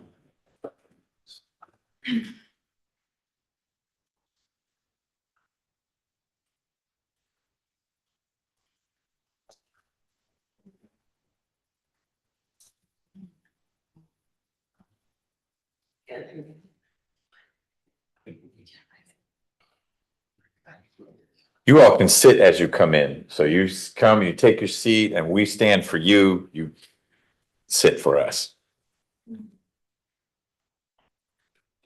The President of the County Court. Thank you, Deputy Gordon. Everyone else can be seated. 2 things. One, I give you kind of a B for rotating seats here. There's some rotation, that's good, not some rotation. But 2, more importantly, I'm sorry we're getting a late start. I had a hearing in another case that I thought I could fit in a lunch break, and it took a little longer.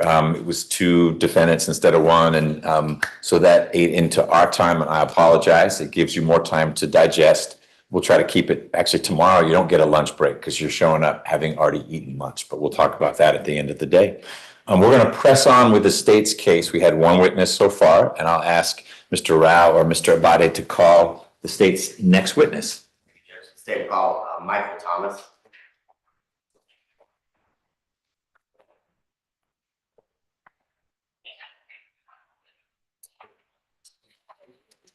Hey, can you raise your right hand? You swear affirm that testimony you will give to be the truth, the whole truth, and nothing but the truth, nothing but God. I do. Put your hand, seat. Can you state and spell your name for the record? My name is Michael Thompson. MICHAELTHOMPSON.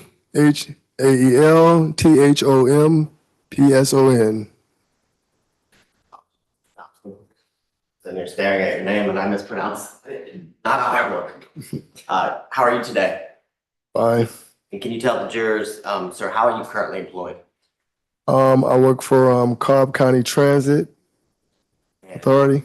How long have you been with Cobb County Transit? 18 months. And can you tell the jurors, what do you do for Cobb County Transit? I'm a transit bus driver. Okay. And how long have you been driving buses in general? About the last 4 years. Okay. And has it always been with Cobb County Transit? No, before that I was with Cobb County School District. And can you tell the jurors, were you employed with the Cobb County Transit on August 11th of 2024? Yes. Okay. And can you describe for the jurors how big or how large is the bus that you drive for the Cobb County Transit system? I drive basically a general transit bus that you see on the road in the downtown area here. I can pretty much give you like how many feet or whatnot, but it's just a general transit bus. To ask a better question, what's the capacity for the buses that you drive? The capacity is what, 60? 60. 50 people? Yeah. And can you tell the jurors when you are working, what are your normal hours of work? Evenings, 4 to 12. 4 PM to 12 AM? Correct. Okay. And have you always driven that shift in the 18 months that you have been driving for the Cobb County transit system? Yes. Now, can you tell the jurors what is, I guess, the typical route that you take? So where do you start and then where do you go when you start at 4 PM? Basically, my route, I start in Marietta, at the Marietta transit station, and I make my way through Cumberland to 75 South to the Art Center, downtown Atlanta. And I don't need a specific address, but you said you start in Marietta, and what general, I guess, can you describe where in Marietta you start, where the Marietta, I guess? Basically, the Marietta Transit Authority, that is my starting point. That is where I load up. Is that the big lot by the baseball fields? It's like Aviation or Airport Road or whatever it's called? Basically, it's South Marietta Drive. I start there, and I work my way past the airport, the Aviation Airport, all of that. And I make my way down Cobb Parkway, south. And you said you work your way to Cumberland, and I think you said to the Art Center here. Yeah, Cumberland, and I get on 75 South to downtown to the Art Center. And the Art Center is my end destination. And after you get to the Art Center, do you go from the Art Center back to the Marietta transit station that you talked about? Correct. That the route you do from 4 to midnight? Correct. Okay. And was that the route that you were driving back on August 11th, 2024? Yes. Okay. And can you tell the jurors about what time, if you can recall, did you get to the MARTA Art Center Station on August 11th, 2024? That would have been in the evening, approximately, if I recall, like 8:50, 8:45, somewhere in that range. Yeah. And when you get there, can you tell the jurors, what do you do once you arrive at the Art Center? I allow the passengers to disembark. I check the bus, and I lay over for a little while, and then I allow passengers to embark on the bus to get comfortable before we depart. How long would you say your layover, your standby period is from the time you arrive at the Art Center and then you resume the route that you take? That depends, but in general, maybe 15, 20 minutes. And during that 15 or 20 minutes on August 11th, can you tell the jurors, do you get off the bus? Yes. Okay, and do you recall the general area that you were once you got off the bus during the layover at the standby period? The general area is the station. In that area, you have seating for for passengers that are waiting, and people in general that are waiting for different buses. So that is the general area that we're allowed to move in freely. Okay. And I want to show you what's already been entered into evidence, State's Exhibit 10.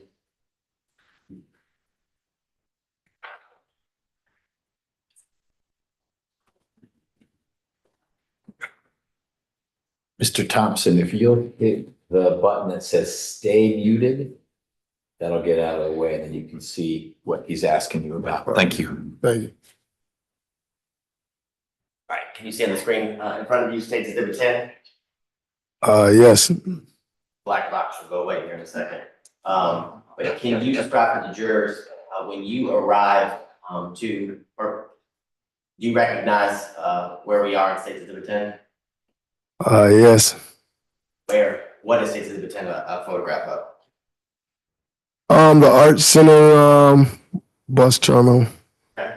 And, can you, in State Exhibit 10, are you able to see, the general area that, your bus would have been parked on? It may not be on the screen, but can you, you can touch the screen and circle for the jurors kind of general area where you could have been parked.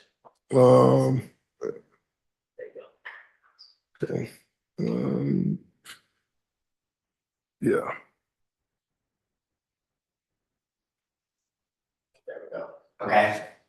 And when you got off the bus, do you know where, I guess, are you kind of standing or hanging out in that general area where you drew the circle kind of at the top, middle part of State Exhibit 10? Yes. Okay. Now describe for the jurors, if you can recall, while you're kind of waiting there for your break period or the layover to end, do you notice anything? Yeah. I'm standing behind the column that pretty much I circled, and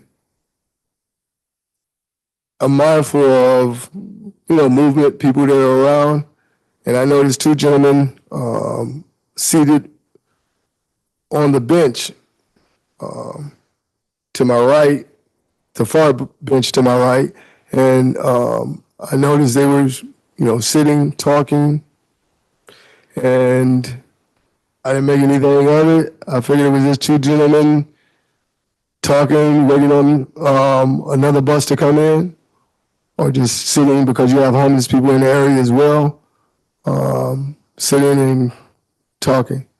So I didn't make anything of it. I'm someone's behind the column. I'm mindful of, I see them, they're there. In the general area. Okay. So. And you said they were just talking.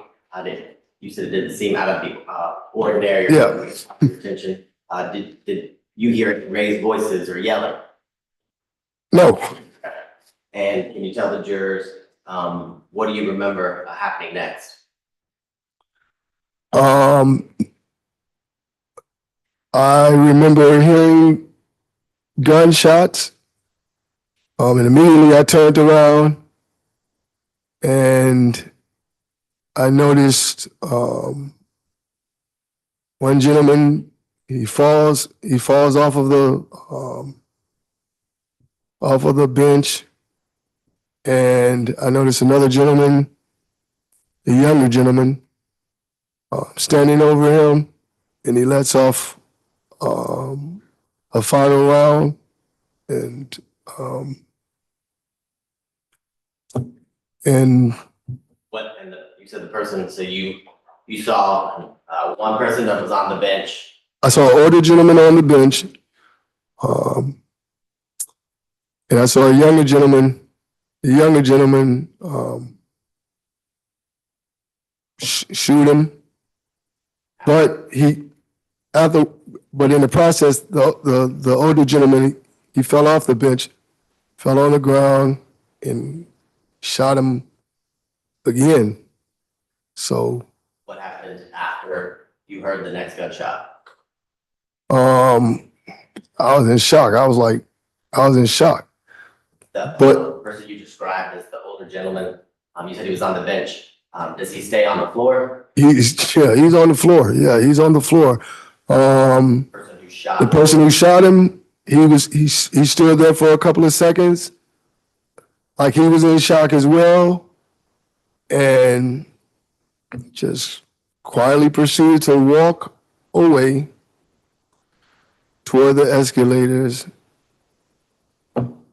And Remember, after that happened, did you call or radio to anyone for help?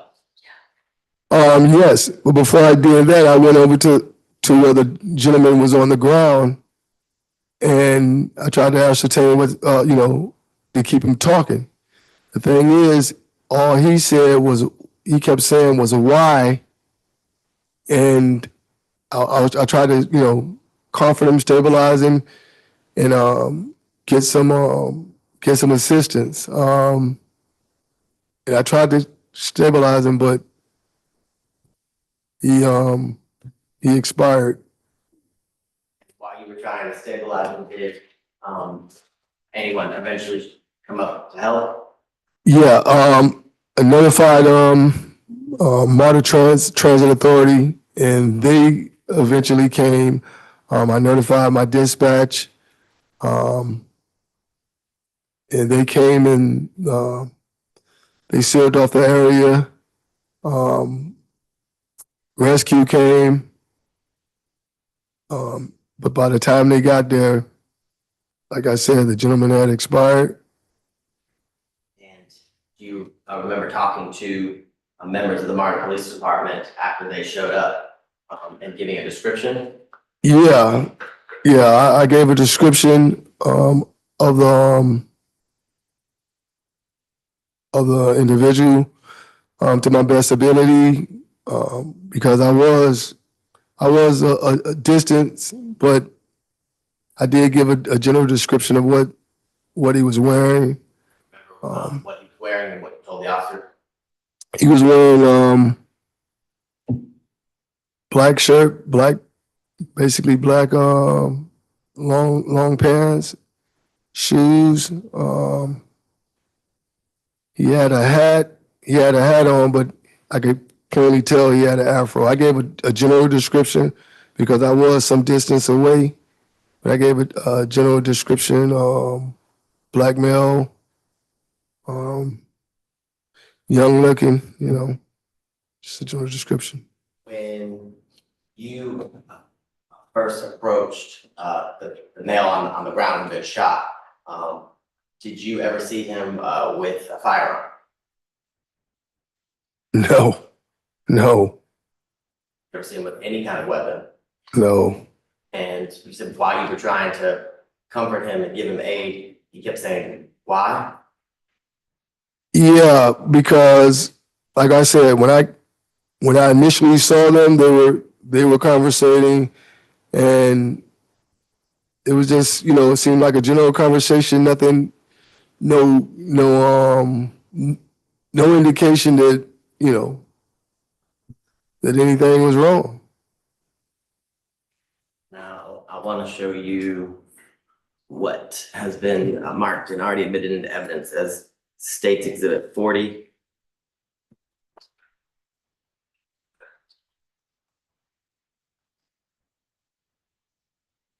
While I'm pulling it up, can you tell the jurors, once you approached the male who was on the ground and you It called. looks like you haven't set up Oh. iMessage yet.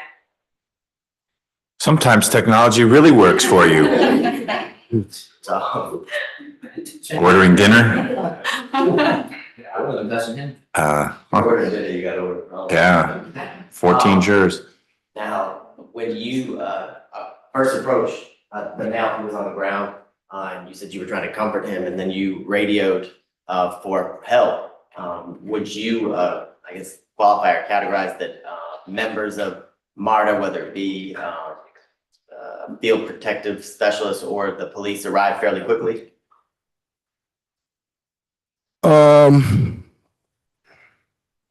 They arrived fairly quickly, but by the time they got there, like I said, by the time they got there, he had expired. So. And then do you see the screen? Oh, let's see.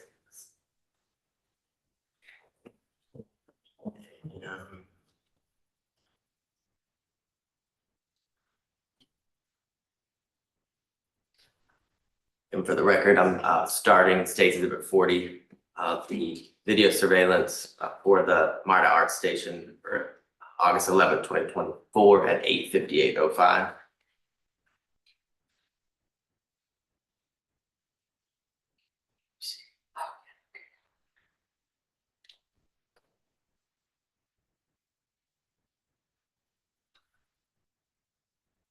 stopping at 8:58:18. Do you see the person who's in a black shirt, black pants, a hat, you said with an afro and white shoes? Is the person you see on the screen the same person you were describing to the jury a few seconds ago? Yeah, yes. And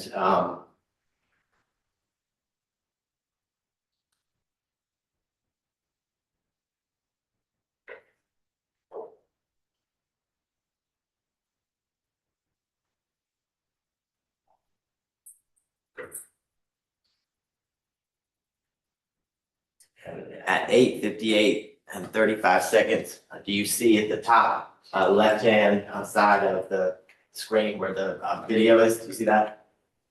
Yes, You see the second, is that you? yes. And can you generally, how far do you think you were? So you're coming from the left-hand side, what's over there? That's the other side of the bus port. Literally, I was coming from behind the pillar. After the assailant moved away from the victim.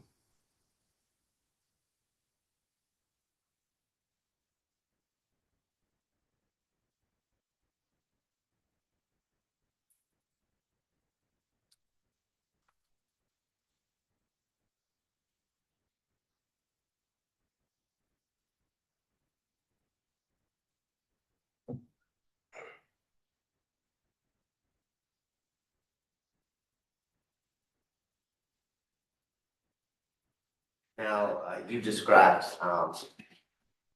before hearing the shots, that everything was kind of normal, nothing was out of the ordinary, right?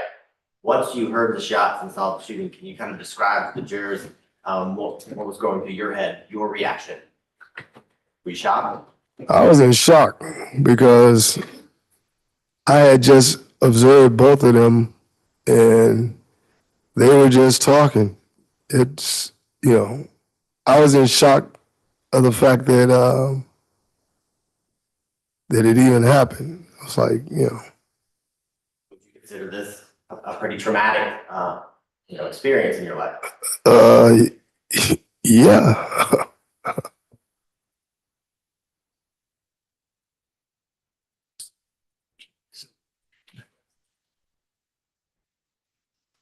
And then we talked about the description you gave to officers. Did you stay on scene until you were told by the officers that you could leave?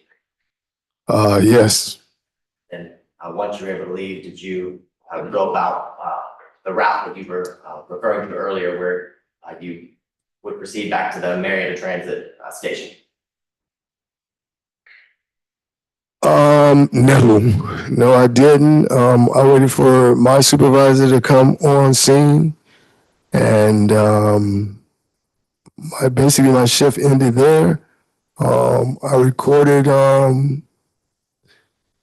as much as I could in an incident report for my supervisor and for Marta when they got on the scene. Yeah, that was it for the evening. I want to show you what's the mark.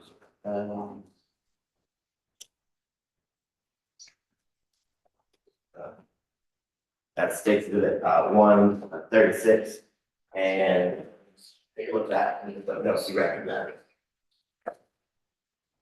Yes, that's a report that I put in for the evening. Yeah. And how do you recognize that that's the written statement or the report that you did on August 11th, 2024?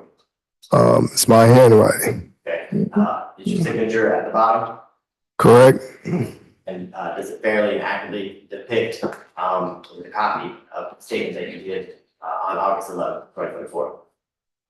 Yes. Okay. Send around this statement tenure with mark 6 of 136 of evidence. Mr. Thompson, this is a statement you gave to MARTA police or that you gave to your supervisor? That's the statement that I gave to my supervisor. So this was internal Cobb County reporting? Yes. Okay. Ms. Wood, any objection to at least making part of the record states 136? No objection, Judge. Okay, it's admitted. Thank you, Judge. Thank you, Mr. Thompson. I don't have any further questions. Ms. Wood, have you? Ms. Wood, any questions for Mr. Thompson? No questions. Thank you for being here. All right, jurors, any questions for Mr. Thompson? Deputy Gordon will collect those. If you'll pass them forward, please.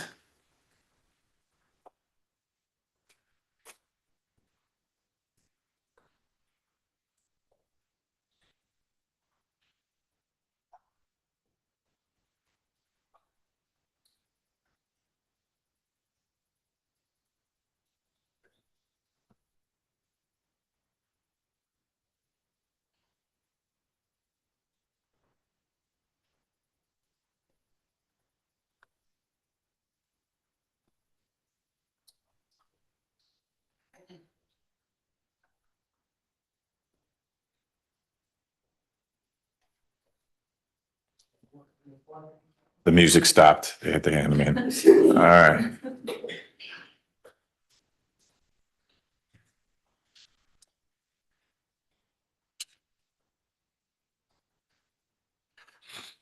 All right, counsel, I'll see you outside. We'll be right back.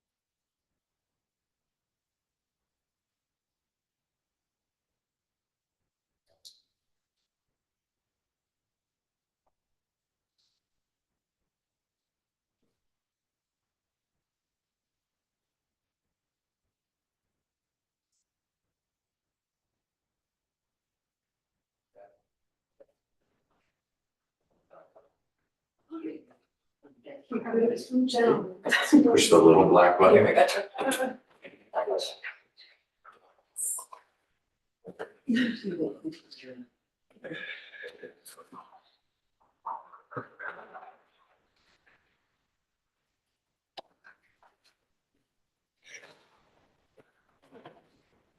Mr. Thompson, when you were out in the area that we see on the screen in front of you, did you ever interact with any MARTA personnel, either police or just station agents? After the incident, yeah, they came on the scene. Okay. Meaning police, MARTA police came on, or a station agent, or? MARTA police came on the scene after the incident because I waited there until they came on the scene so that they could assist, I could give account of what the situation was. Got it. So you interacted with at least one officer, if not more, there at the scene after they got there? Correct. Okay. Was there anyone on your bus while you were waiting? I had passengers on my bus. They were safe, secure. Nobody was injured or anything. That's the reason why I waited until the suspect left the platform, because I had to make sure that my passengers were safe. Okay. Were there any belongings with the gentleman who we see on the ground there? Did he have a bag or you remember anything he had? Yeah, correct. He had items that were on the bench, and I don't know if you can still see them, but he had some items with him, with him. Okay. You mentioned to the jury during your testimony about how the gentleman who's on the ground in that picture, I think you used the term expired, that he died. How did you make that determination? Unfortunately,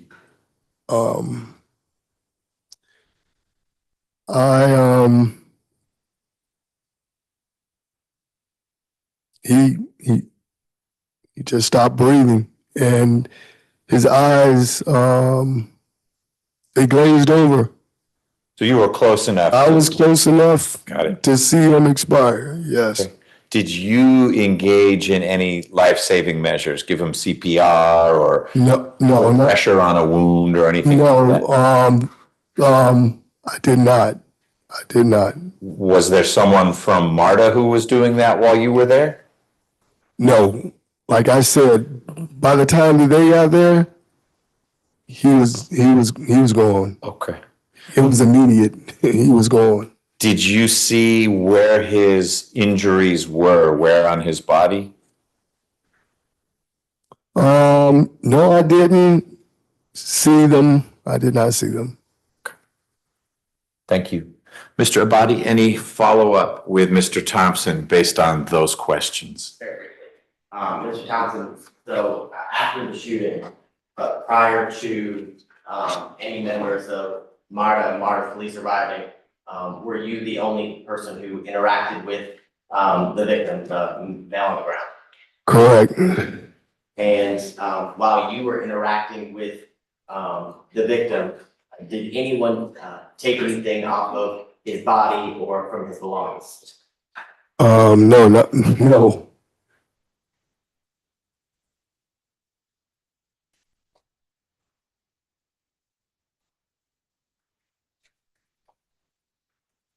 Nothing further to say. Ms. Wood, anything else for Mr. Thompson? No, Your Honor, thank you. All right, Mr. Thompson, thank you for your time. I appreciate you being here. You are free to go. Next witness? State calls Officer Mark Bowman.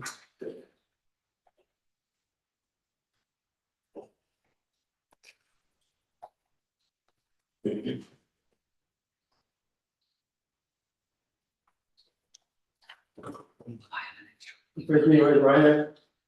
You swear affirm that testimony will be able to the truth, the whole truth, and nothing but the truth, so help you God. I do. Glory to God. State and spell your name for the record. Before you do that, can you all take the image down that's on the screen? That's okay. All right, you're good. Sir. If you'd state and spell your last name for the record. First name Tyshon, Tyshon. Last name Marthone, Marthone.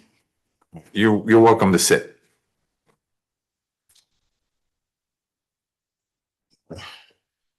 Yeah. Afternoon. You tell the jurors where you're currently employed and what you do for a living? Yes, I'm a corporal at the Miranda Police Department, located in North Precinct.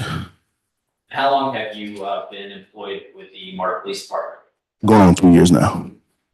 And in the 3 years that you've been with MARTA Police Department, what has been your job duties with that specific department?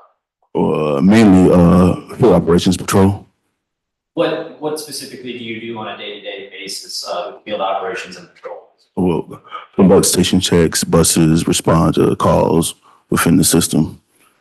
And what sort of calls do you respond to while on patrol with the MARTA Police Department?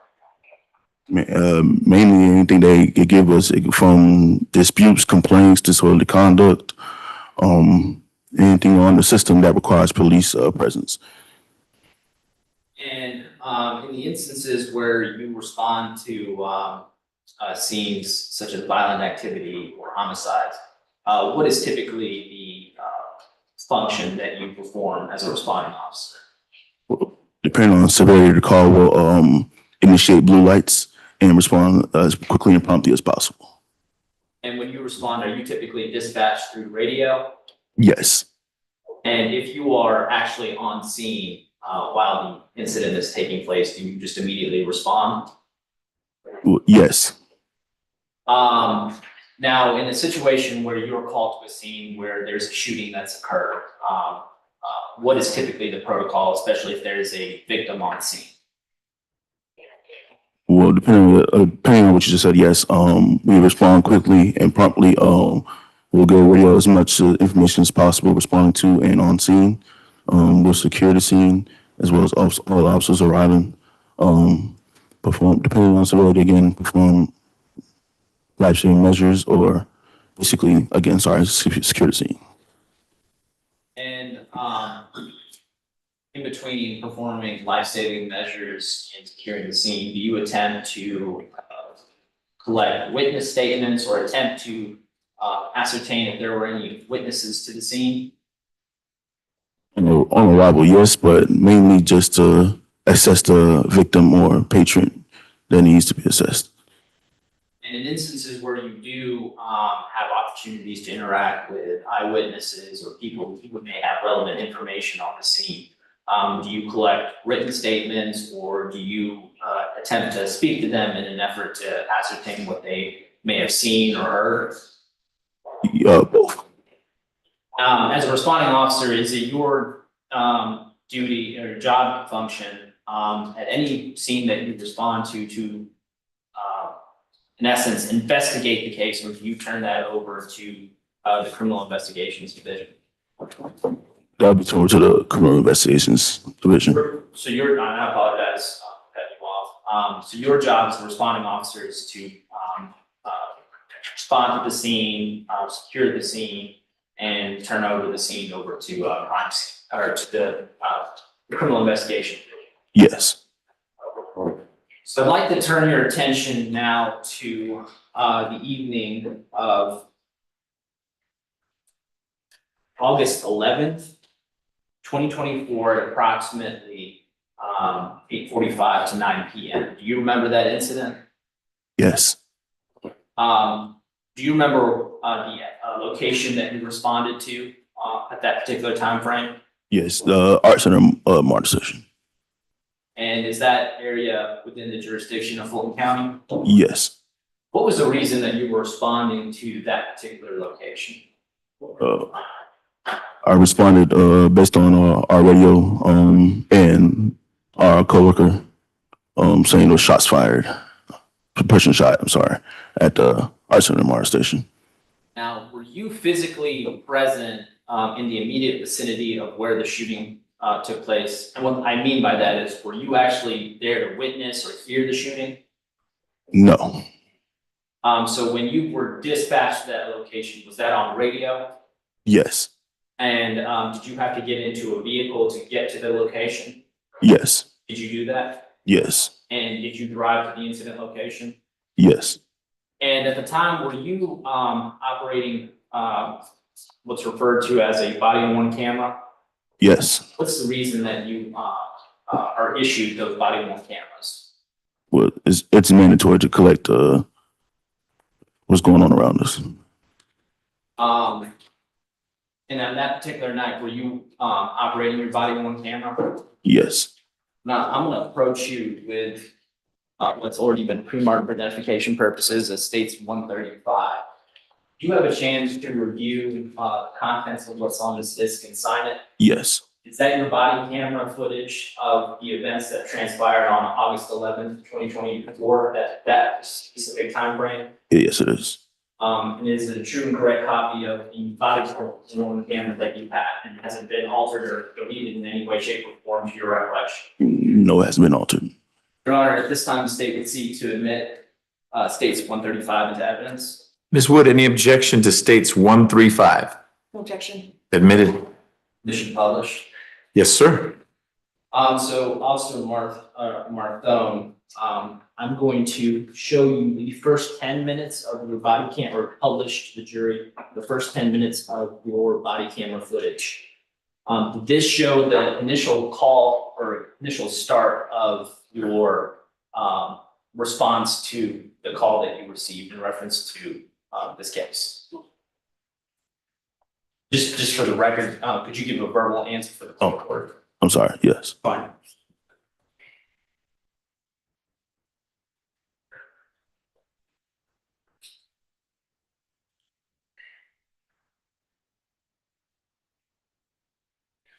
Just got kicked out.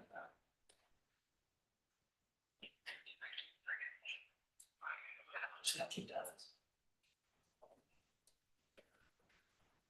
Oh, my apologies. I don't know. But we both got kicked out. Looks like we lost our Wi-Fi connection. Oh, yeah.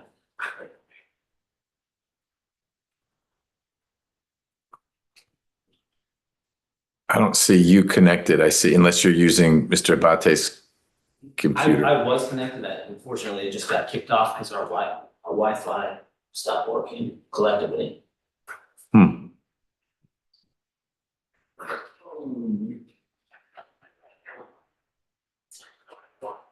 So while I'm attempting to get connection to this, can you tell me from your own account of what you remember doing in reference to the response to that scene? Prior to that incident, I was actually riding a MARTA suspension at the located at the Midtown MARTA Center station. I'm sorry. When that call came out, so I quickly finished and got in my vehicle and went to that location.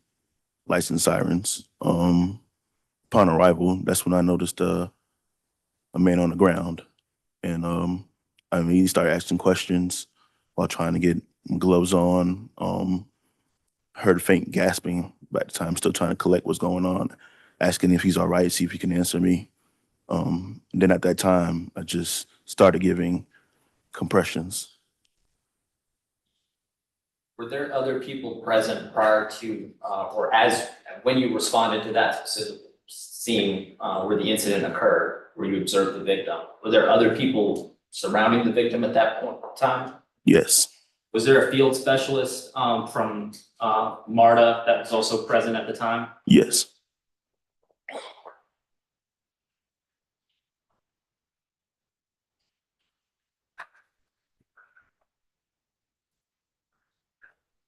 And so what did you do in reference to performing life-saving measures or an attempt to perform life-saving measures on the victim?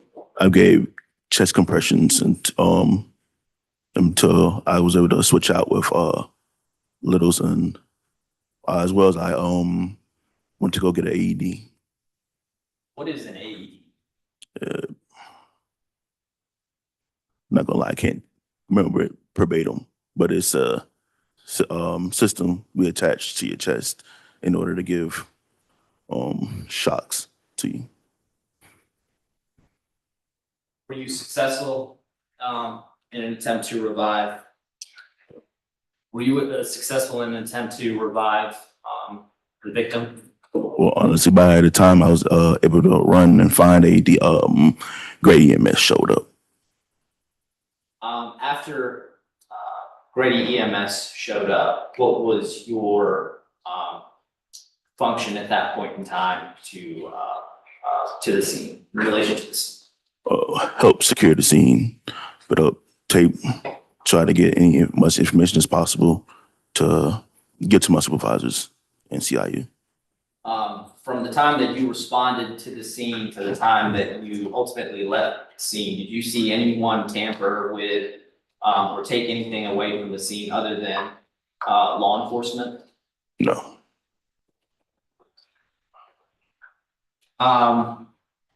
And during the time that you were on scene, did you speak with witnesses that observed or may have had information that was relevant to you or ultimately to the Criminal Investigations Division? Yes, I believe a Cobb Link bus driver. And did you collect that information and subsequently turn it over to the Criminal Investigations Division? Yes. Now, while you were on scene prior to Grady arriving on scene, did you observe the extent of the wounds that the victim had? Upon arrival, I seen two small red dots on the victim's stomach. Prior to you giving life-saving, or performing life-saving measures on him, or after or during? This prior. And after observing those wounds, you attempted to perform life-saving procedures? Yes. At any point in time, from your observations, do you observe the victim with a firearm either on his presence or in the immediate vicinity of his presence? No.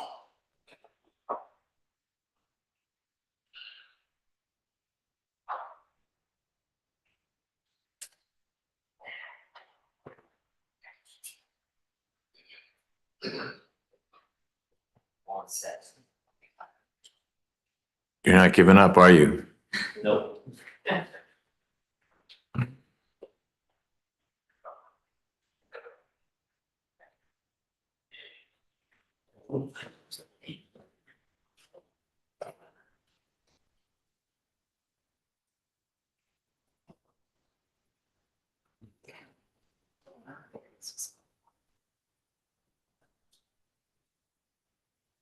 So I'm going to share what's been admitted. State's 105.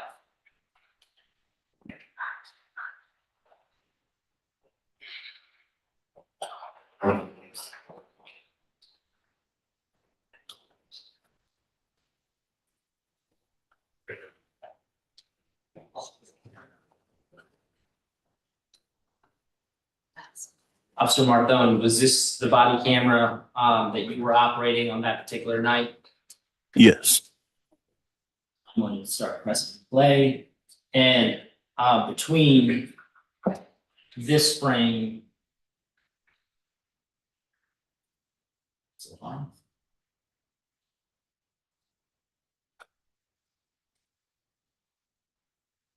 Fortunately, just a little bit of a lag. But between this moment and ultimately when you respond to the scene, there doesn't appear to be any audio. Is there a particular reason why, to your knowledge? Well, my body cam wasn't activated yet. Does it require you to press a button, or is there just a time lag between when you do activate your body camera to when sound actually appears? What is a 2-minute recording prior to you activating it? Once activated, you tap 2 times. Once you turn your body camera on, it takes approximately 2 minutes before sound actually can be heard through any device that plays body camera. Is that correct? Yes. So you're driving from Midtown Station to Art Center right now? That's what this is? Yes, sir.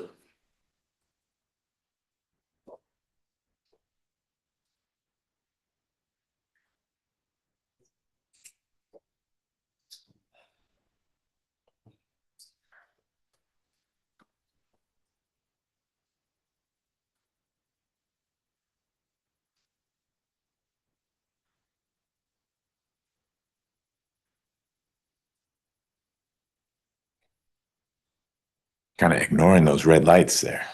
You get to do that? I guess in reference to what the judge said, at this point in time, are you having your blue lights on? Yes.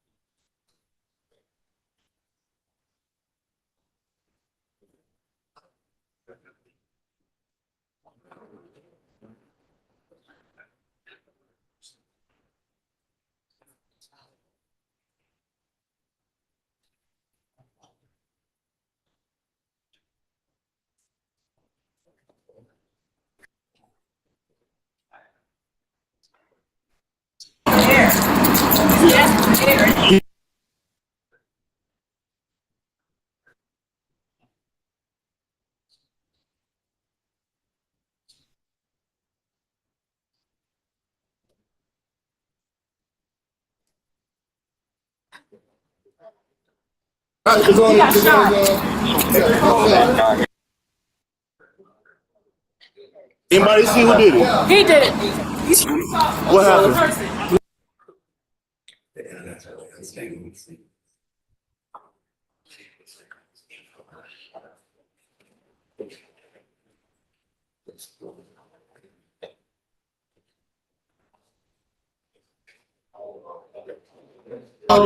Black shirt, black pants, black hat, fro, about 5'8".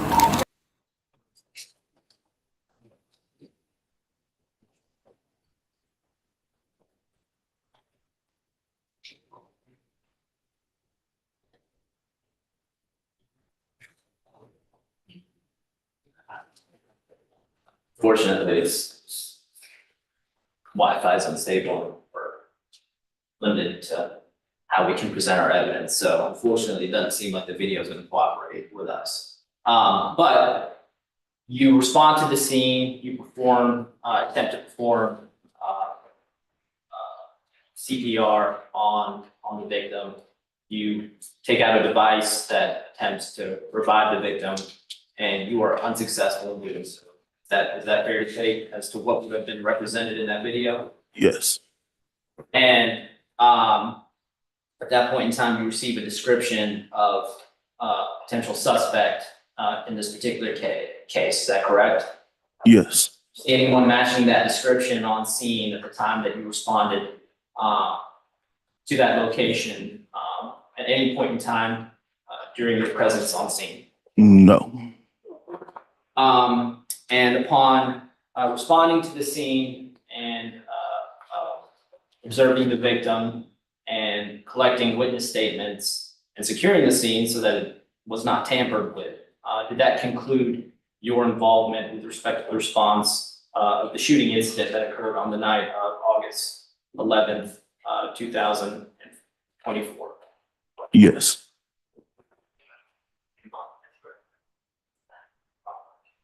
You want to try it one more time?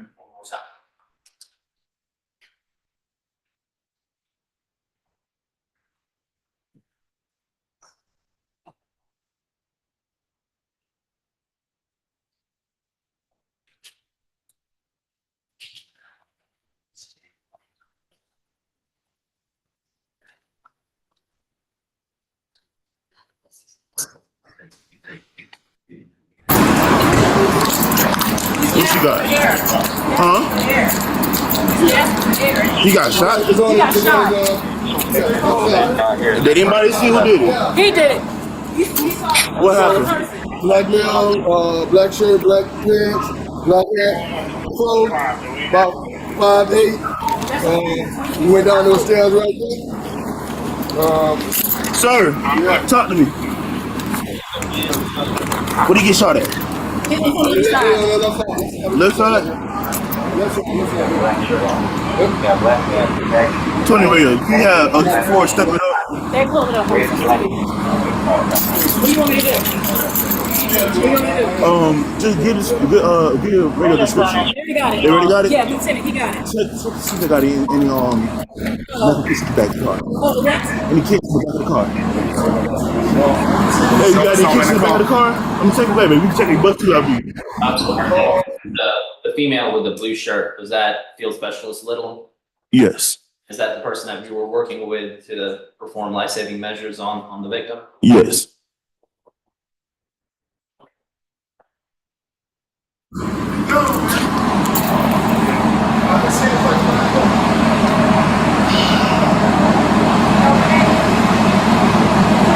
Tony Radio, be advised. Subjects unresponsive, not breathing.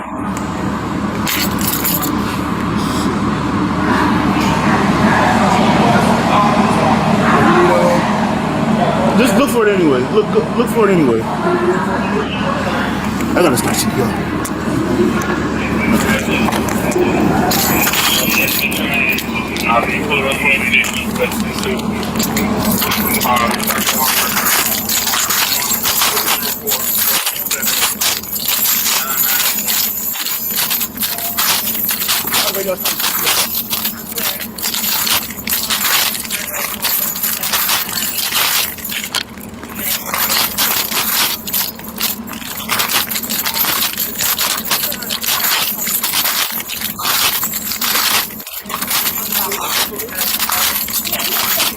Stand by.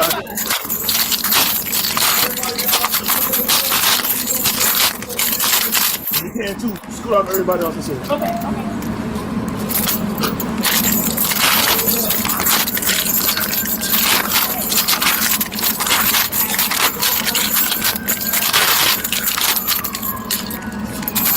Come on, man. Come on.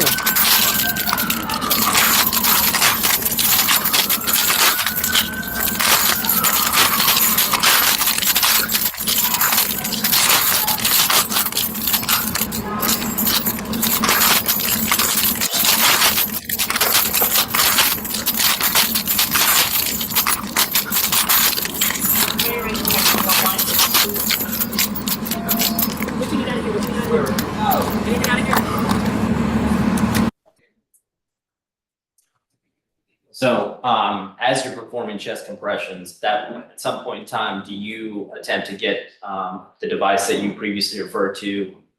What was it called again? Start with an A. AED. AED. Do you attempt to go get that device? Yes. Once I switch out and others arrive, then I attempt to go get the AED out of the station. You say others arrived. You mean other MARTA police officers? Yes. So you felt confident that the scene would at least be secured by them in order to leave that particular that location to attempt to locate the that device. Yes. Once my other officers showed up, I ran to go get the AED. And where was the AED in reference to where you were specifically? It will be located next to the fare gates towards the bus loop. As we fast forward from minute marker 5 minutes and 8 seconds to 7 minutes and 30 seconds. At this point in time, have you retrieved the device, the AED? Yes.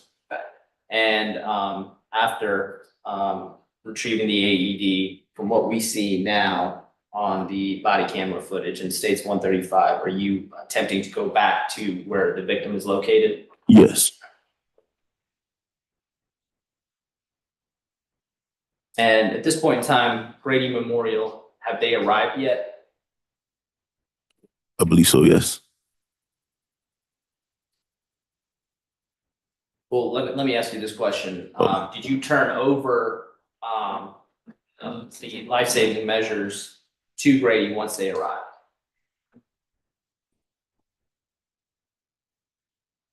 I'm sorry, I'm just trying to recollect everything I did. If I recall back, other MARTA officers came on scene as I'm retrieving the AED. By then, they're still performing chest compressions, and that's when Grady EMS arrived. But whenever they arrived, you would get out of the way and say, you're the paramedics, we're gonna let you take over. Yes, sir. And ultimately, did the paramedics take the victim's body from the scene? Yes. Do you know where it is they transported them? I did not collect that information. I was busy securing the scene at that point. So once they arrived, you ceased to work on the victim. Is that accurate? Yes. And at that point in time, was your what was your role in reference to the response to the scene? Securing the scene and collecting as much information as possible. And ultimately, did you leave the scene? Not until it was turned over to CIU. And at that point in time, what did you do? I then went to go make a report, initial report. What was your shift that particular night? What time did you start working? What time did you end up stopping? At that point, my shift was 6 p to 6 a. 6 p.m. Sorry, 6 p.m. to 6 a.m. PM to 6 a.m. So after your response to the scene, you were still on shift. Is that correct? Yes. And did you return to service after writing this report? Yes. I have no further questions. Thank you. Ms. Wood, any questions for Officer Marthone? No questions. Thanks for being here. Jurors, any questions for Officer Marthone? Oh, yes, okay. Here comes Deputy Gordon.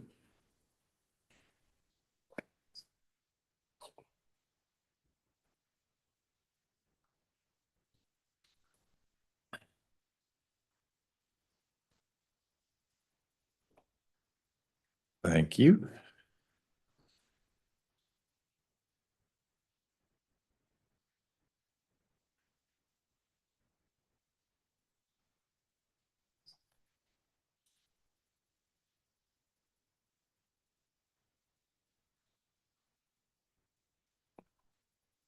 Officer Marthone, were you able to tell from your interaction with the gentleman who was lying on the ground where he had been injured? Well, once I seen blood stains on the floor. Once I was able to turn him over, I was able to see where he was injured. Which was where? On his stomach. Okay. And did you search him, the gentleman who was on the ground? I did not search him. There was a backpack on the bench near where he was found. Did you search that backpack? I did not. Do you know if that backpack was collected as evidence in the case?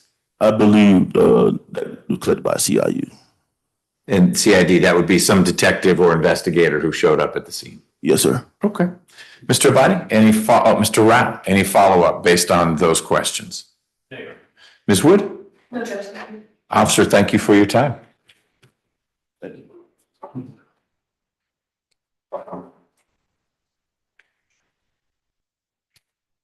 Next witness? They would call Sergeant David Pullen.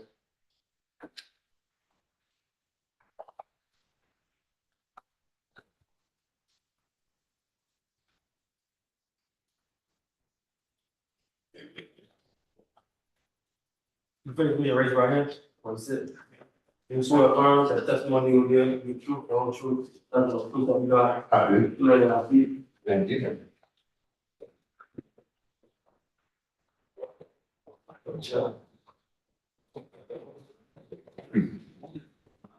Can you state or spell your name correctly?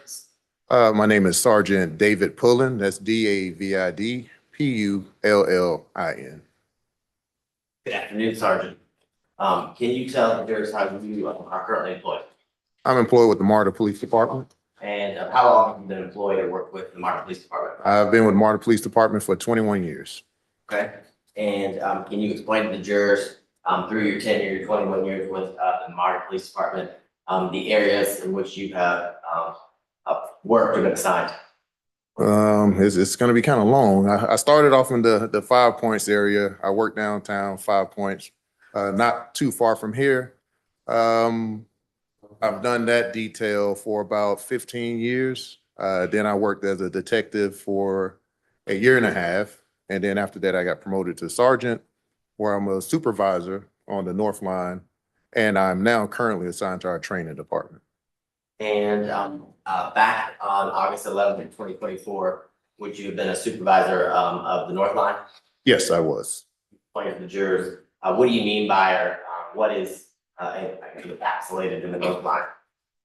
So North Line, for anyone who's familiar with MARTA, that's going to be from the Civic Center train station north all the way up to the Doraville train station. And then on the other side, it's going to be all the way up to the North Spring station. Pretty large area. Yes.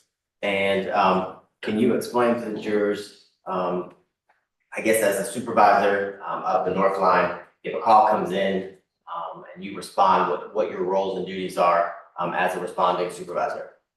So for me, coming to that area, I was there as support for the supervisor who was already on scene. So we had a supervisor on scene. I came to back up that supervisor. At that point, I'm going to check on the officers to make sure they're okay.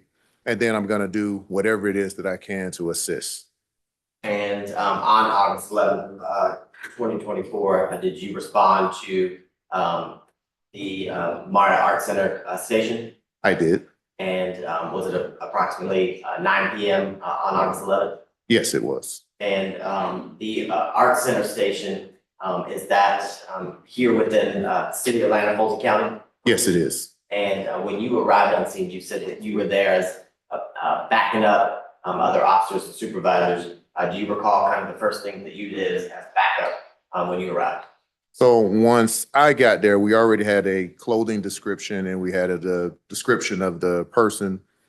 So what I did was I checked the surrounding area. I went to the bus loop, saw that there was already people there. They already had the crime scene tape up. So I went out the bus loop.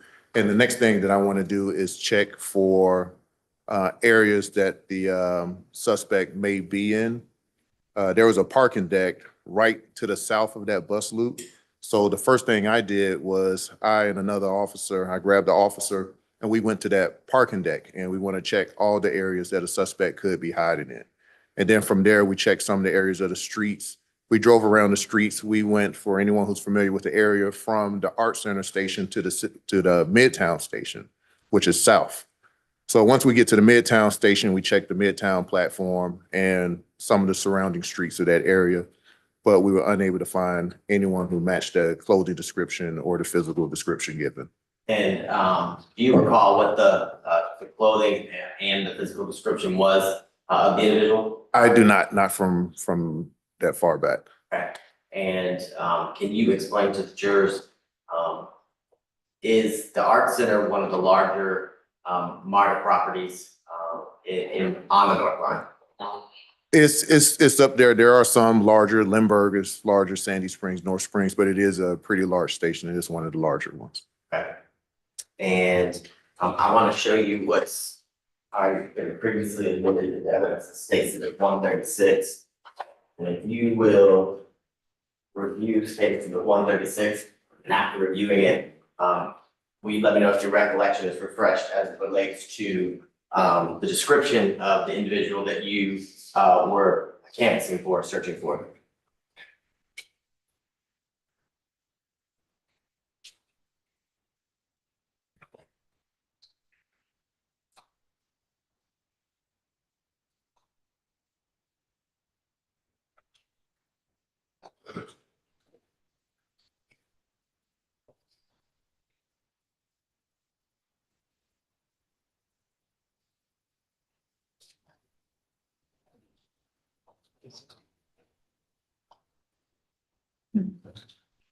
Does that help refresh the recollection? Yes. Okay, and can you tell the jurors, after reviewing the states at 136, what was the description of the individual you were searching for? So the description was given was a black male wearing black jeans and a t-shirt. Okay. And do you remember the statement referencing anything about a hat as well?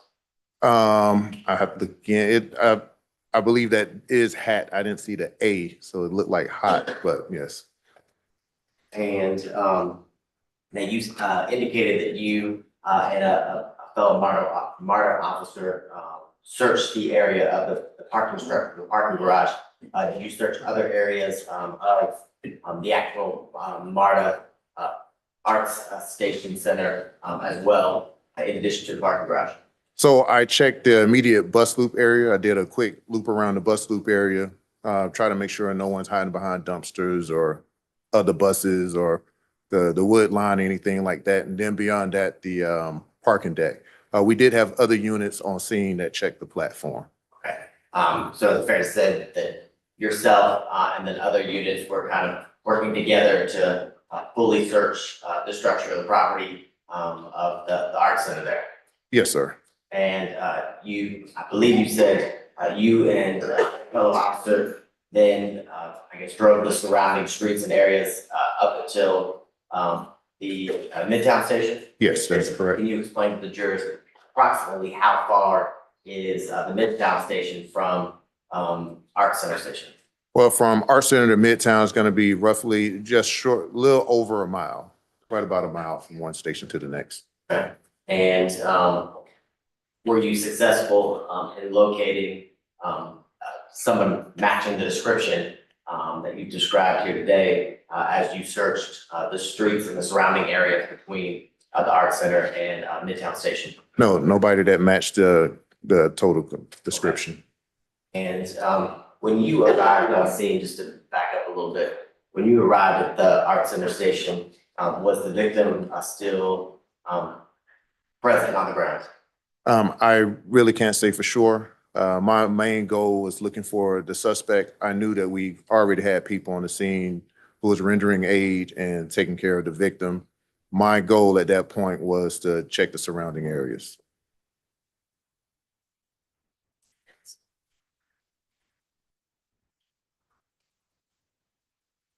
And after you checked the surrounding areas, did you return back to the Art Center station? I did. And can you explain to the jury kind of what your role as you returned back to the Art Center station was as a backup and supporting supervisor? So once I returned, you know, it was no longer, it wasn't my position to try to set up the crime scene, anything like that. I just want to check the well-being of my officers, check the well-being of all the employees, make sure that everyone is okay. And that's pretty much what I did from that point. And as it relates to, I guess, assignments for this case, was the lead investigator or the investigator assigned kind of to process the crime scene and do other items of investigation, Detective Brett Steele? Steidel, yes. Yeah, so the detectives were on scene by the time I came back, and we pretty much just let them do their job. Like I said, I was once in the criminal investigation unit, so I understand the process. You don't need a lot of people in your way when you're trying to work. So I stepped back and I let the detectives handle what the detectives do. And I just checked other areas and checked on my employees.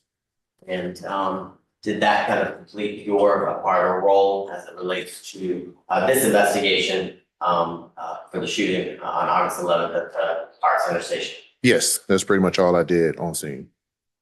Thank you, sir. I don't have any further questions. Defense counsel may have a few. Ms. Wood, any questions for Sergeant Pullen? Question, Sergeant. Thanks for being here. All right, thank you. All right, jurors, any questions for Sergeant? Nope. Well, same. Thank you for being here, sir. Thank you. You're free to go. You can leave that right there. They'll figure out what to do with it.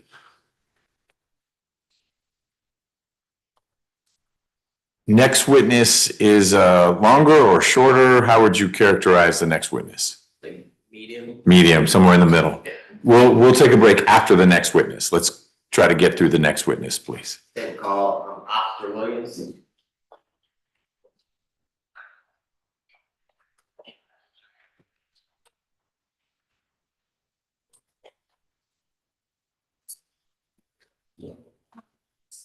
Okay, you raise your right hand. What is it? You swear affirm that the testimony you will give is the truth, the whole truth, nothing but the truth, so help you God. I do. Go ahead, have a seat. When you state and spell your name correct. Gregory Williams Jr., Gregory Williams Jr. And good afternoon, Officer Williams. Can you tell the jurors how you are currently employed, sir? I'm a community supervision officer with the Department of Community Supervision. Okay. And how long have you been a community supervision officer for the Department of Supervision? July 1st will be 26 years. Okay. And can you explain to the jurors, as a community supervisor, supervising officer, what I guess your roles and the duties are for your position? We supervise felony offenders within the community. I'm a part of the Day Reporting Center, which is a community-based treatment program connected with the Department of Community Supervision. Okay. And in the last 26 years, have you been connected to the Daily Reporting Center as a part of your duties, or is that something that's occurred recently? That's a part of my duties. And I guess, can you explain to the jurors as it relates to supervision of any specific individual, what you do as it relates to supervising them? Okay, basically what I do is I ensure that they comply with the conditions of the program, which is different types of programming, community service, field interaction, field visits at their residence. Okay. And at any given time, can you tell the jurors approximately how many people are you supervising? Approximately about 45. Okay. And when does your supervision, I guess, start as it relates to any person assigned to you? Once they complete the Day Reporting Center intake process. Okay. And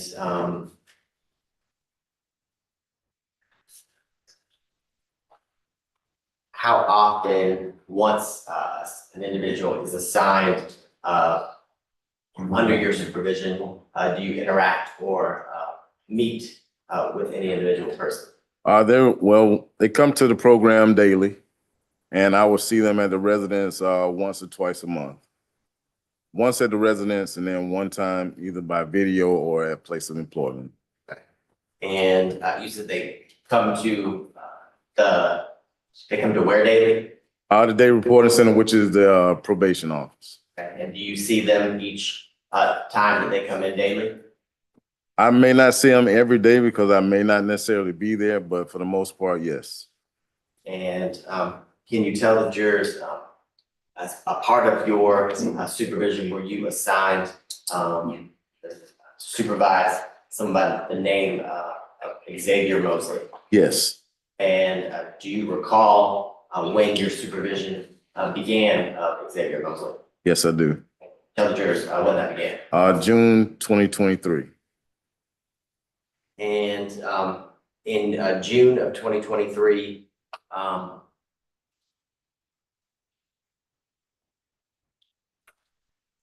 Judge, can we approach for just a quick second? Sure. Thank you.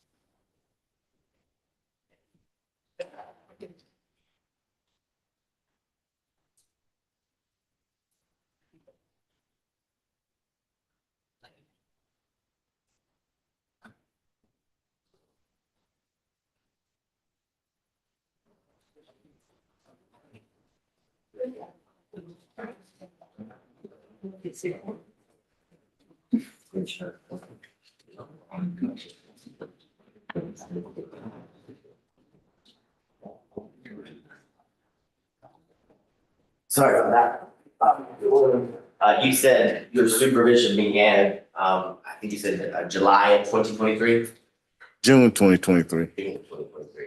And I guess, can you talk to the jurors about the initial steps that you take with an individual here, Xavier Mosley, when your supervision begins in June of 2023? Basically what happens is that he goes through an intake process with our counselors within the program. And then he's assigned to an officer, which he was assigned to me at that time.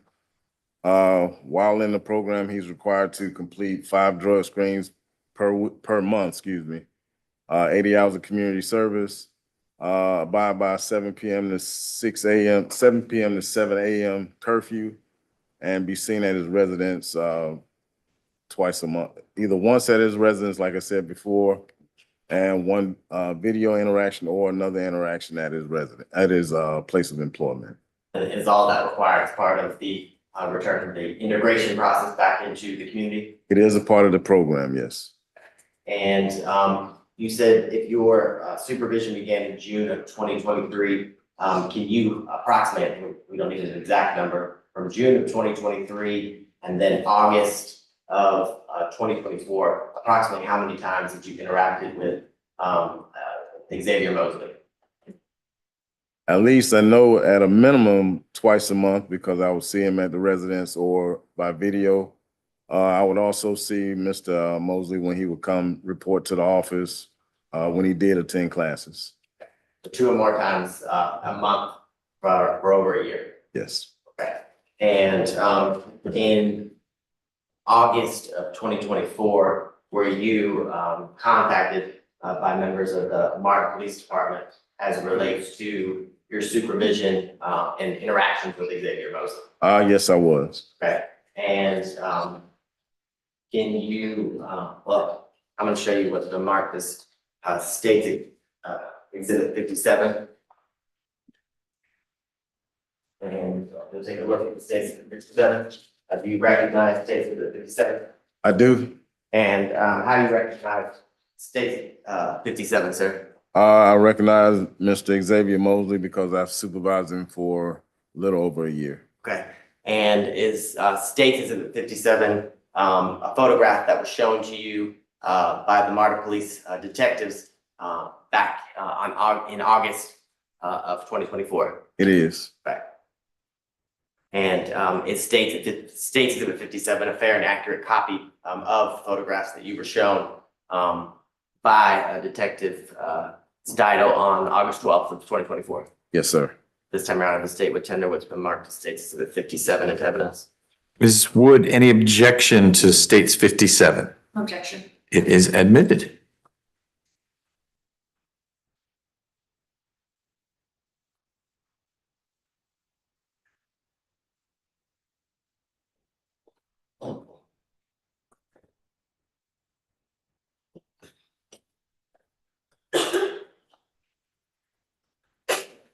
Now, there we go. And while that's pulling up, can you, do you remember prior to meeting with the detectives on August 12th, the last time you had interacted with Mr. Mosley?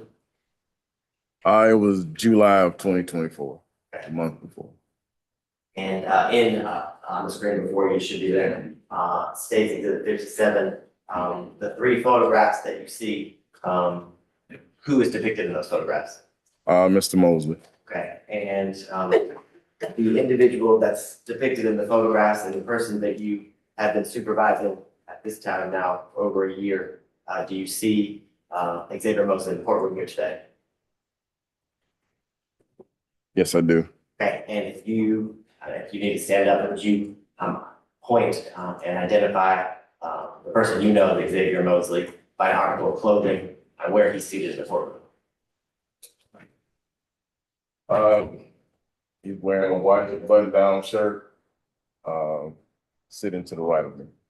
Okay, and who is the male or a female on his left and right hand side? Females on left and right side. You can see, at this time, we're gonna let the record reflect that the witness, Officer Williams, has identified the defendant, Xavier Mosley. He has? And after you interacted with the detectives and they showed you the bolo or the photographs depicted in states of the 57 of Mr. Mosley, did you ever have any contact with Mr. Mosley again? No contact after that, no. And after you spoke with the MARTA detectives, as it relates to states for 57, did you have any other further involvement as in regards to the incident that occurred on August 11th, 2024? Other than doing a probation warrant for his prior case, no.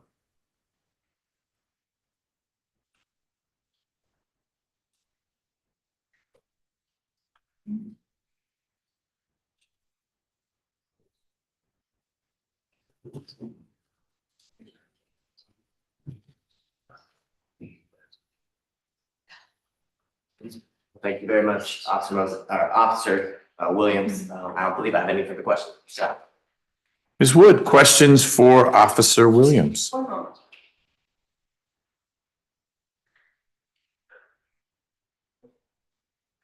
This is you. Good afternoon. Good afternoon. Thank you for being here. Just want to make sure I got my notes right. You supervised Mr. Mosley from June 2023 up until July 2024. Is that correct? Actually, up until the date of the arrest on the, so August, I would say 2024. Okay, so over a year. Did you ever have any issues with him as a supervisee during that time span? No major issues, no. Okay, that's all I have. Thank you. Mr. Body, any redirect? there you go. Okay, any questions from the jurors? Yes, here comes Deputy Gordon.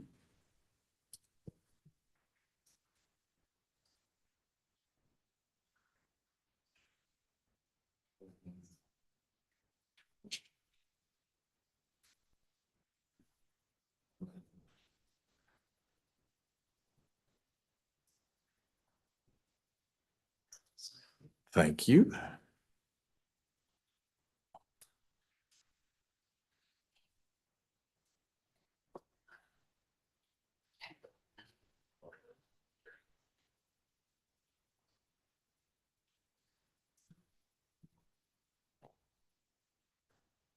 Counsel, we'll need to talk about these.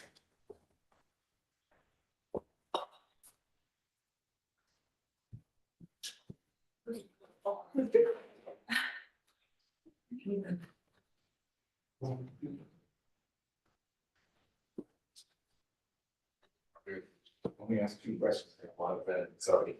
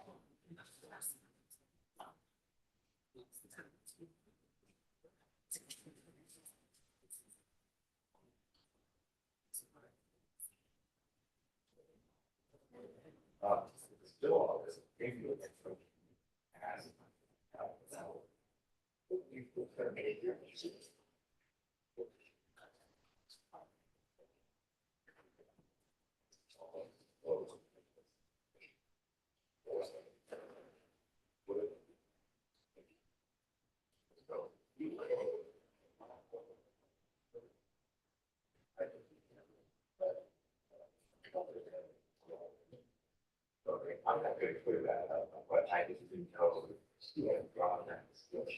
I don't know that it's sure. I think you said that on call.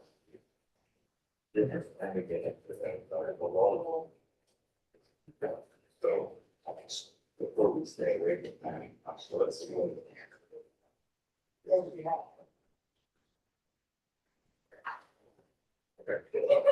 And yeah, it's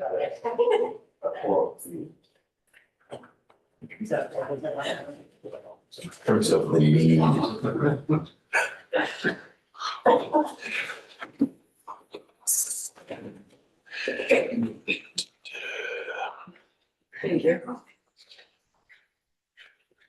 Officer Williams. Yes, sir. Ms. Wood asked you a question about how Mr. Mosley did under your supervision, and your answer was, if I get it close to right, was there were no major issues. Share with the jury what you're thinking of when you say major issue. What would an example be for someone under your supervision? No major issues, I would say. If I had an issue as far as attending classes, then I would be able to address that issue, with Mr. Mosley and get that issue resolved. So when I say nothing major, that would be something that I would consider. Okay, I'll make sure I understand your answer. Are you saying that while you were working with Mr. Mosley, he didn't attend some classes you wanted him to, but there was an intervention and then he began attending classes? Absolutely. And so that's not a major issue because you flagged it and he addressed it? Yes, sir. Okay, what kind of classes would we be talking about? A lot of them self-help programs, self-help classes, substance abuse classes as well. This is all through the day reporting center? Yes, sir. Okay, so it would be the issue, and it sounds like minor issue would be, hey, Mr. Mosley, you missed some classes. he was redirected and then began attending classes. That would be correct. Okay, so my question then is still, if that's not a major issue, not that he had one, but what would be a major issue? If you're thinking, gosh, that's a major issue, we need to do something different. Not attending at all, not adhering to his curfew. Not drug screening at all. Okay, and these examples you're giving of not drug screening, not adhering to curfew, going to no classes at all, major issues, those are not things Mr. Mosley was doing. I know it's a double negative, but he was not skipping all his classes. And he was also not skipping all his drug screens. Is that right? He was not skipping, he wasn't doing the minimum that were required. Okay. Or he might not have attended all the classes like he was supposed to on a regular basis. But then you and he had a conversation and he addressed that. So that's what you meant by no major issues. Yes, sir. Great. Mr. Abadi, any follow-up with Officer Williams? Very briefly, Officer Williams, if someone who was supervising was possessing a firearm without your knowledge, would you consider that to be a major issue? Definitely, yes. And was Mr. Mosley, was he permitted to carry a firearm? No, he's not. Okay. And would you consider someone entering a MARTA station, a transit station, and armed with a firearm and shooting somebody twice a major issue as it relates to nuclear position? Definitely a major issue, yes. Once you found out about Mr. Mosley's allegations about him shooting another individual, did that become a major issue as it relates to your supervision? Absolutely. Ms. Wood, any follow-up with Officer Williams? No, thank you for being here. All right. Same, appreciate your time. If you gather up your paperwork, but leave at the table the exhibits, would be great. Thank you, sir. You're free to go. And ladies and gentlemen, you are free in just a moment to start your afternoon break. We'll try to keep it to about 10 minutes, but it actually is as long as you need. I won't make it much shorter than that, but if I send Deputy Gordon back there and you're not ready yet, you'll just say, we're not ready yet. I didn't mention it before, but the hallway that extends all the way down to a window where you can actually see daylight, you're free to wander the hallway.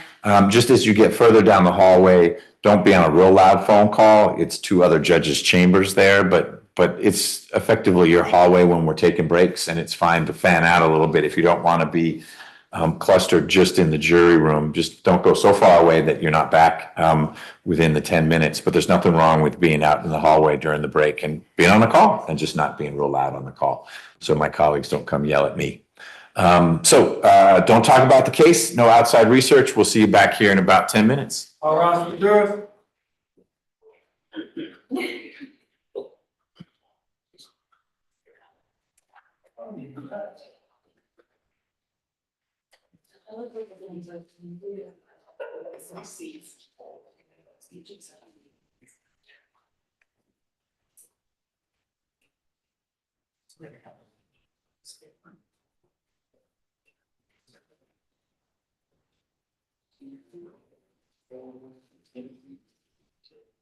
You all can be seated. I am inclined, but I won't if there's strong objection from one or both sides, to bring juror 12 out. That's Mr. Hanks, AKA Mr. Not Staying Awake during what's been going on, just to ask him if I think physically he's fine. I don't know. I'm trying to remember what he does. It's not a night job, but he's been a little drowsy, and I just want to nudge him a little bit about that not being okay. I figure we'll just do that at the end of the break. Any objection? I'll do all the talking. You don't need to say anything. Are you all right with that from the state, Mr. Abadi? Ms. Wood? Yes. Okay. All right. You all are on break for about 10 minutes. We'll come back out here and finish up the afternoon with state's witnesses. I was going to ask the jurors, I forgot to do it. If you'll go back and tell them this in a minute, if they can stay a little past 5, just because we got a later start today. And so we don't have to hard stop at 5, but I don't want to say, hey, could you stay late if you've got witnesses that'll get us just through 4:45 or something. Are we good, do you think? I think we're good, at least 5. Okay, all right. We just have them just have a discussion and then I'll take their pulse when we come back from the break, if they could stay till more like 5:30-ish, if we've got enough witnesses to do that. Thank you. Small cross examination. It's moving it along. Okay.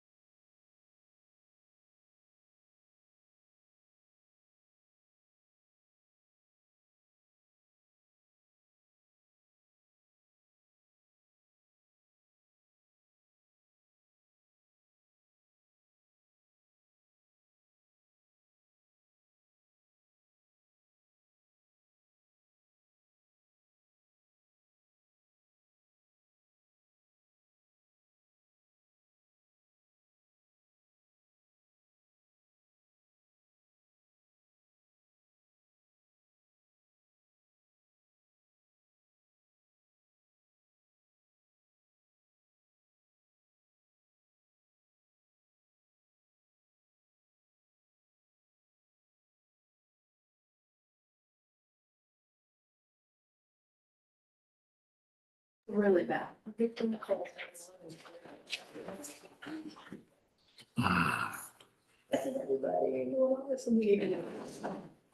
And you hear the phone because it's back when there was phones, not so fast. Oh, he shot him while she was like, oh, so bad. So bad, seriously, I just think of your.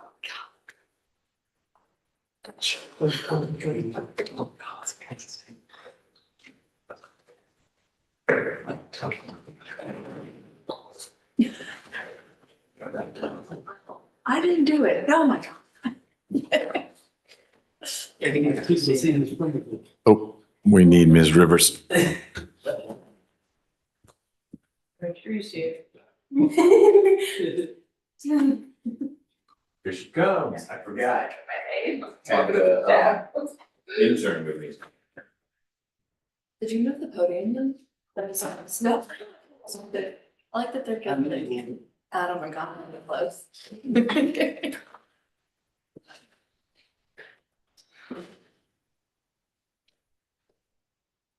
Ready? All right, we are back on the record in State versus Mosley after our afternoon break. Mr. Mosley is in court with his lawyers. We've got our prosecutors. And Deputy Gordon shared with me that the jurors are not able to stay particularly late. Is that correct? Yes. Okay. If you could bring Mr. Hanks out, please.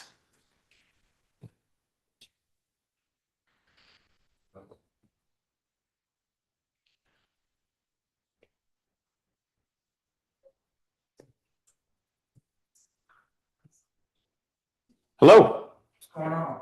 Take a seat.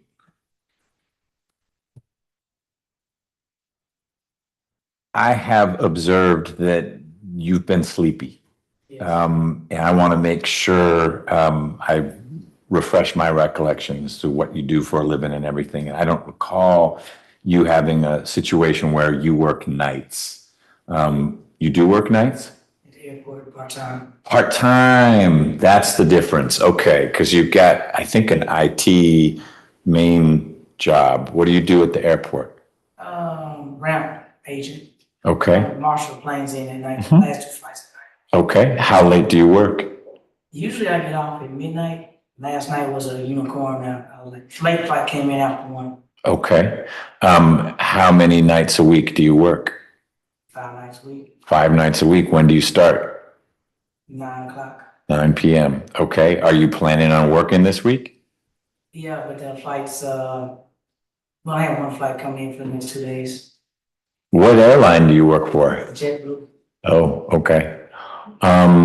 If there's only one flight each night, or only 1 flight across 2 entire nights? 1 flight each night, Okay. What time is that flight? 10 o'clock tonight, 10:30. Once it lands, can you get out of there? Or do you have to stay around just in case a plane shows up? No. I know those are the last 2 flights coming in at night. Okay. I said last 2, one's from New York, one's from Boston. Okay. New York comes early part of the day, it's here about 5 o'clock, 4 o'clock today. Okay. Boston comes around about 10:30 at night. Okay. Then we do whatever their routine is for the night and we go home. Shut down and get out of there. Yes, sir. Okay. If you think you can do both your part-time job at the airport and your full-time job this week as a juror, being wide awake and paying attention, you can do both. If tomorrow, I'm noticing you phasing out on us again, then I'm going to have to direct you to not do your part-time job at night so that you're on point here, because that's job 1 for the next few days, okay? No problem. Good. Excellent.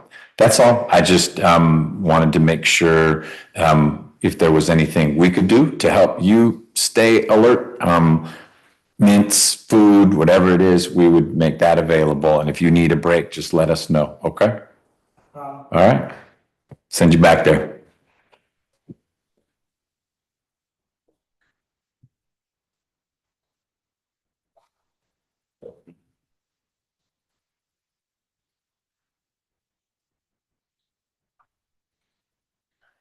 All right, Mr. Abate, anything before we bring the jury out? Ms. Wood, There. let's bring the jury out.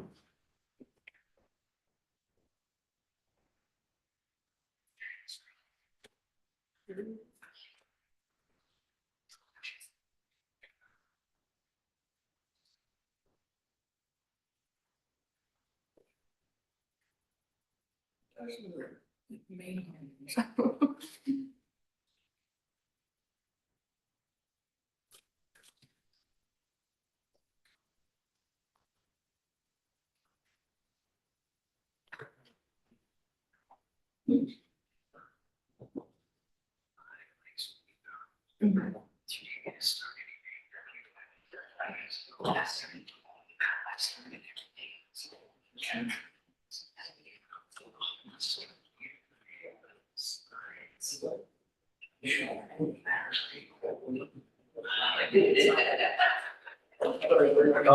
juror.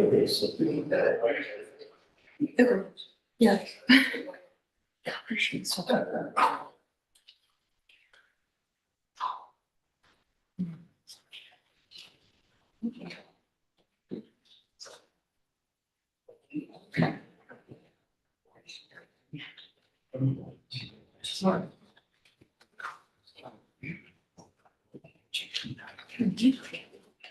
Jurors are presently accounted for. Thank you, Deputy Gordon. Everyone else can be seated.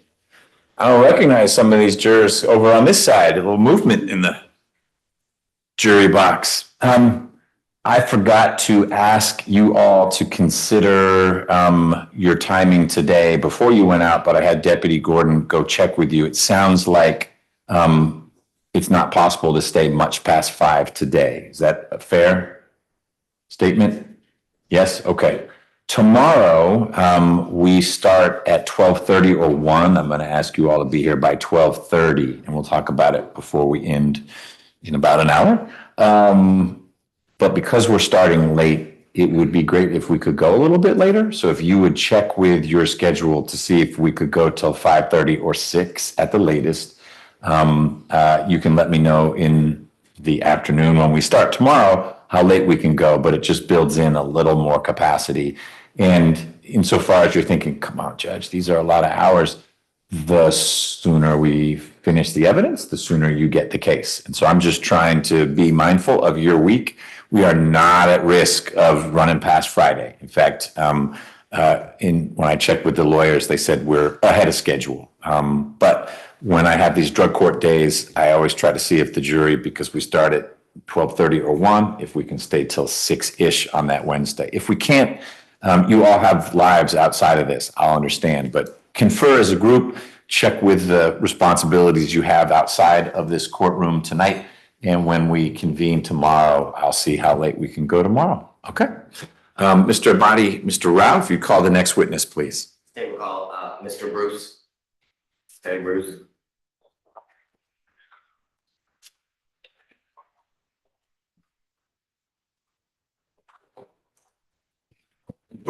Please, raise your right hand. You swear affirm that the testimony you will give is the truth, the whole truth, and nothing but the truth, so you go. Go ahead, I'll see. Thank you. Can you state the spelling your name for the record? My name is Terry Bruce, TerryBruce.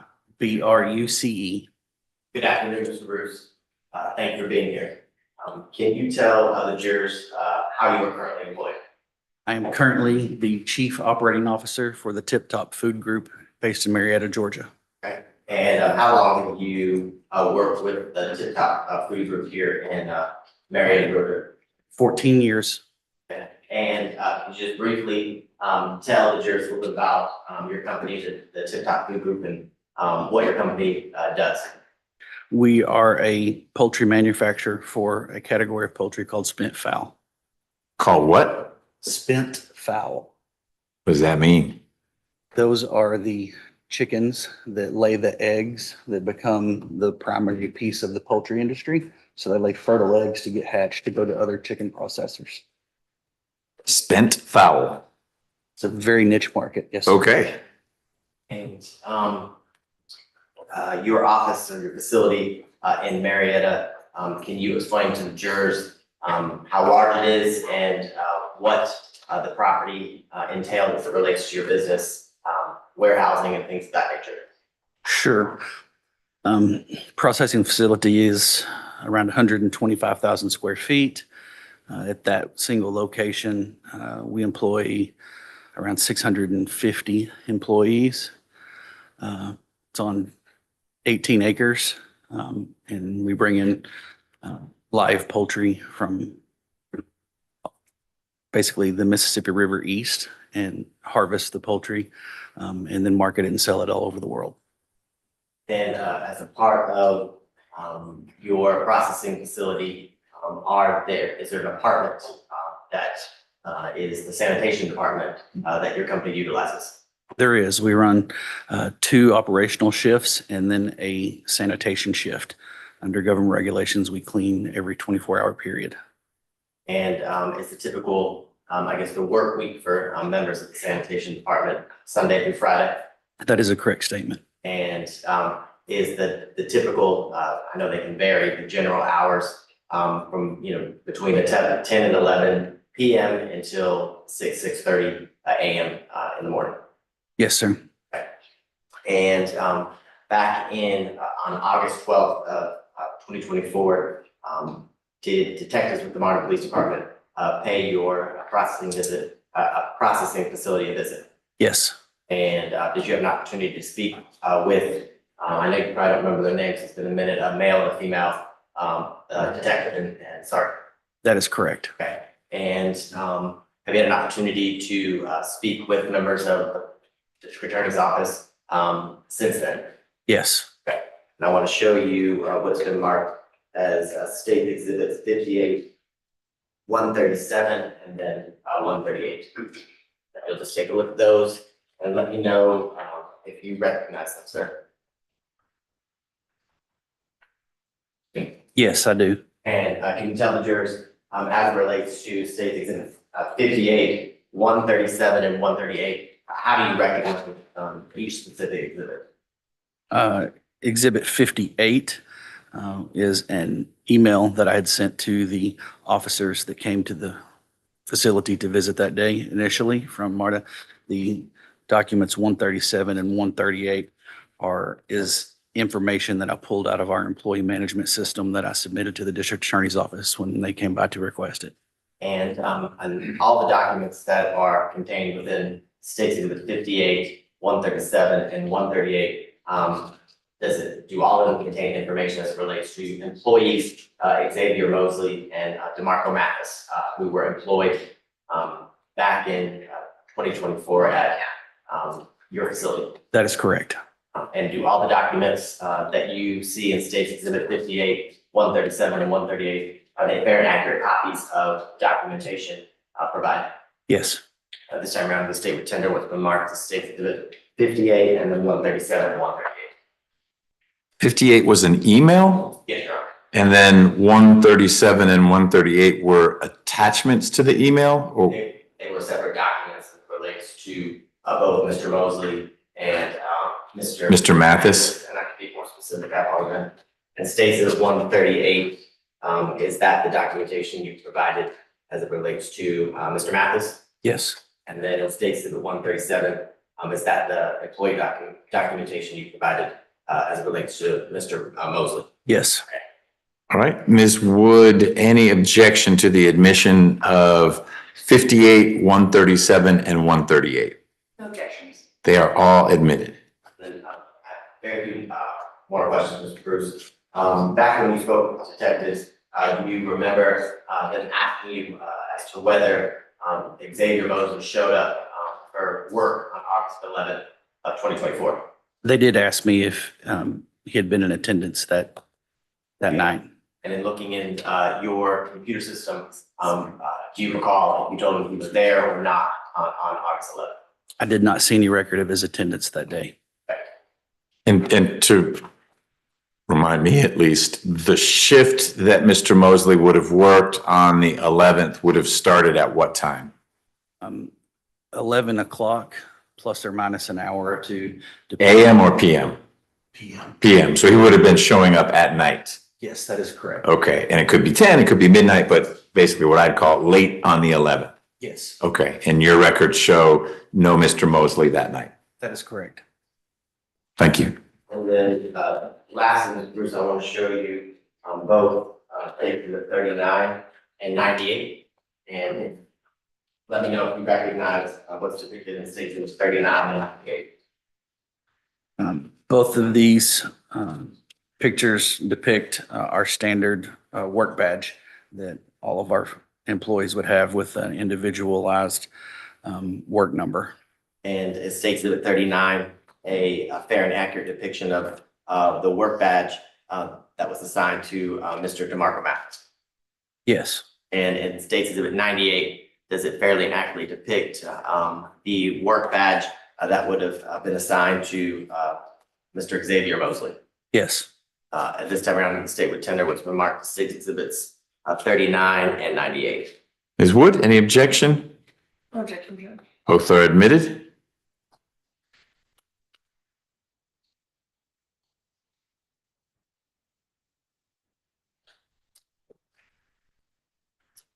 In the screen before you, it states exhibit 39.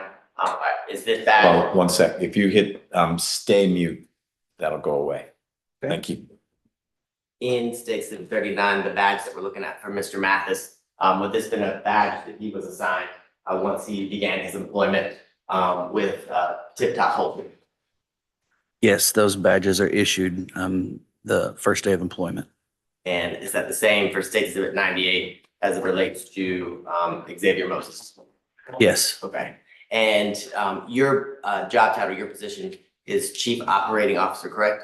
That is correct. And your, I guess, daily roles and duties doesn't involve interacting with members of, I guess, the sanitation team?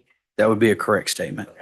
So though you were able to verify that both Mr. Mosley and Mr. Mathis worked at Tip Top in the sanitation department prior to August 11th, 2024, did you have an opportunity to meet either one of them to your recollection? No. And is that unusual? No. Thank you for your time. I don't have any further questions. Ms. Wood, questions for Mr. Bruce? No questions. Thanks for being here. Any questions from a juror? Yes? Okay. Deputy Gordon, please.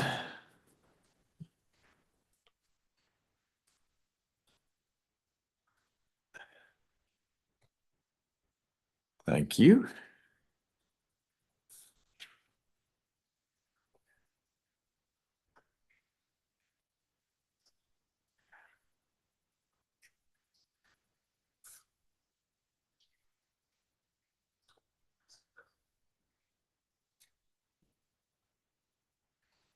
Mr. Bruce, was your review of the records such that you could determine if Mr. Mosley was scheduled to work the night of the 11th? You mentioned that the attendance records showed that Mr. Mosley did not report for work that night. Were you able to tell if that was a night when he even should have reported, assuming he wanted to keep working there? The sanitation crew is scheduled, as was asked previously, Sunday through Thursday. So unless they have a pre-approved a leave for that day, then it is a scheduled working hour, yes, or a working day. And August 11th of 2024 was a Sunday through Thursday? Yes. Okay. You may have discussed some of this as well. Through your role as COO, would you ever have interacted with Mr. Mosley and Mr. Mathis at the same time? In other words, see them interact, you're in the same space with them? No, that would not be a part of my day-to-day role. Were you even at the facility or facilities during the sanitation team's shift? No, I was not. Okay. Mr. Body, any follow-up? Just one question. Mr. Bruce, in your review of the documents, in anywhere in the documentation that you reviewed and to your recollection, was there any sort of documentation relating to a conflict between Mr. Mosley and Mr. Mathis? There was nothing in the records that I saw. Thank you, sir. No further questions. Ms. Wood, anything else? No, Judge. No? Mr. Bruce, thank you for taking time out of your day to be here. Appreciate it. You can leave those documents right there. Thank you, sir. Thank you. Next up from the state. They will call Detective Breet.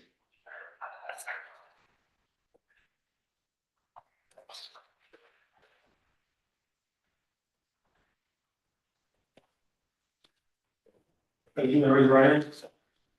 We swear affirm that testimony you will give, the truth, the whole truth, and the truth of God. I do. Swear to see. Can you state and spell your name for the record? My name is Detective Shamira Halliburton. At the time of the incident, I was Detective 3. We can go by that for this case. It's my first name is SHAMIRA. Last name is THREAT. Been holding out on Halliburton, it's way easier. All right. Detective Brett. Yes, I get it all the time. Well, thank you for being here. Yes, sir. Can you tell the jurors how you are currently employed? Yes, I am a detective with MARTA, our criminal investigations unit, And how long have you been employed with the Martin Police Department? for 3 years. Okay. And you said you are a detective in the CIU unit? Yes, it's our criminal investigations unit. Can you tell the jurors a little bit about, I guess, your responsibilities and your roles as a detective in your CIU unit? Yeah, of course. As far as a detective, we handle different investigations from simple theft by taking, aggravated assault cases, homicide investigations, different cases and its variations. We use CCTV footage, surveillances, different things to, we have different breeze card machines that we can use to identify the user in certain crimes, and we just use those tools to identify suspects. And as a detective with the Martin Police Department, do you respond to calls at any MARTA station that I guess is assigned to MARTA within its large reach, or do you just respond to, for example, issues that occur in MARTA stations here in the city of Atlanta? No, so anywhere that there is MARTA property, MARTA stations, our buses, we can respond to. Okay. So you could get called out from anywhere from here to Gwinnett? Yeah, yes, we can. Okay. And is it typical for detectives in your unit at MARTA to assist other detectives with their cases where they've been assigned as the lead or the primary detective? Yes, of course. It usually happens in most of our cases that we help one another, because the goal is just to make sure that we identify that person. So yes, we help each other with a lot of our cases. Were you assigned to assist the lead detective or the primary detective on the shooting and homicide as it relates to what occurred at the Art Center Station on August 11th of 2024? Yes. Okay. And can you tell the jurors what role or how you assisted as it relates to that incident that occurred on the 11th of August of 2024? Yes, of course. Myself and our Sergeant Jackson, went to Tip Top Poultry Plant, where the Mr. Mosley was working. We went there in regards to finding out what his work schedule was. When we got there, we was able to speak with the shift manager, the night manager that was his supervisor, and we also met with their chief operating officer. We was able to get a phone number for Mr. Mosley, and we also got the information for a family member, I believe it was his sister, in regards to that. And we was able to find out what his shift was, that he worked from Sunday to Friday from 10:30 p.m. to 6:30 a.m. And through your investigations and meeting with the CEO, Mr. Bruce, does that name sound familiar? Yes. Were you able to ascertain or determine whether Mr. Mosley was actually scheduled for work on August 11th of 2024 on his normal shift, 10:30 to the next day, 6 a.m.? Yes. So the shift manager was able to use the system that they have for their employees. He was able to log in and see that Mr. Mosley did not come to work on August 11th. The day that we did show up was on a Tuesday, which he was supposed to come to work at 10:30 p.m., but he did not show up to work that day as well. And the exhibits that are before you states 130, or excuse me, states 58. Is that the information that was provided to you by the Chief Operating Officer, Mr. Bruce? Yes. Okay. And after receiving that information, well, let me ask you this question. Were you able to get also biographical information as it relates to Mr. Mosley? You said his phone number, an address. Yes, we had the address as well, as far as birthday, as well. He confirmed the information that we had. And did he confirm that the information they had as it relates to his address was 2269 Jernigan Drive in Atlanta, Georgia? Yes, sir. And once you were able to speak with the professionals there at the Tip Top Poultry facility, did you have play any other role in assisting the lead, the primary detective on this case? No, as far as that case, that was my role in this. It's just as far as just confirming his schedule and getting that information. So that was it. I should ask you this at the very beginning. I apologize. The Tip Top plant or the processing facility, can you tell the jurors, do you remember where it was located? Was it here in Atlanta? Yeah, it was in Marietta, I believe, Marietta, Georgia, and Cobb County.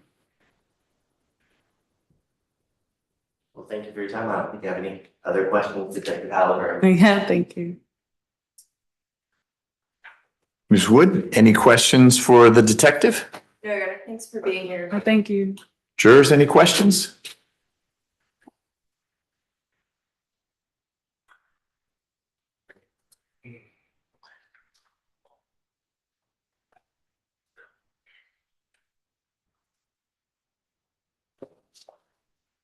Thank you.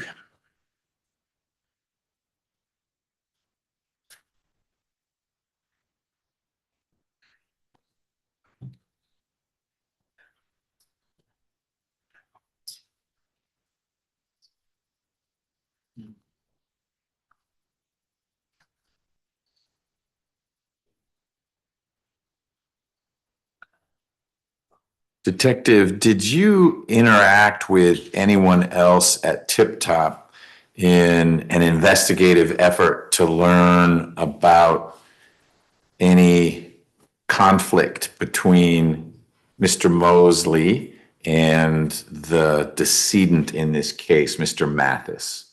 No, I don't remember. I don't recall that. Meaning you're not sure if you did, or that wasn't part of what your role was? No, that wasn't part of my role that I recall. No, sir. Okay. Mr. Abate, anything else for Detective Halliburton? Nothing very good. Ms. Wood? No, Judge, thank you. All right. Thank you for your time.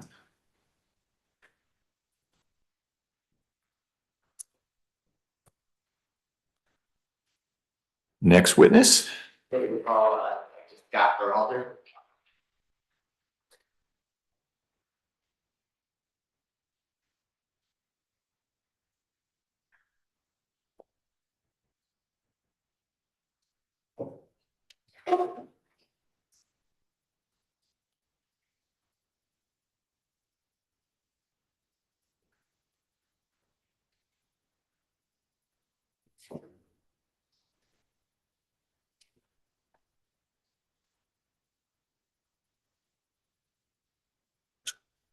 Raise your hands.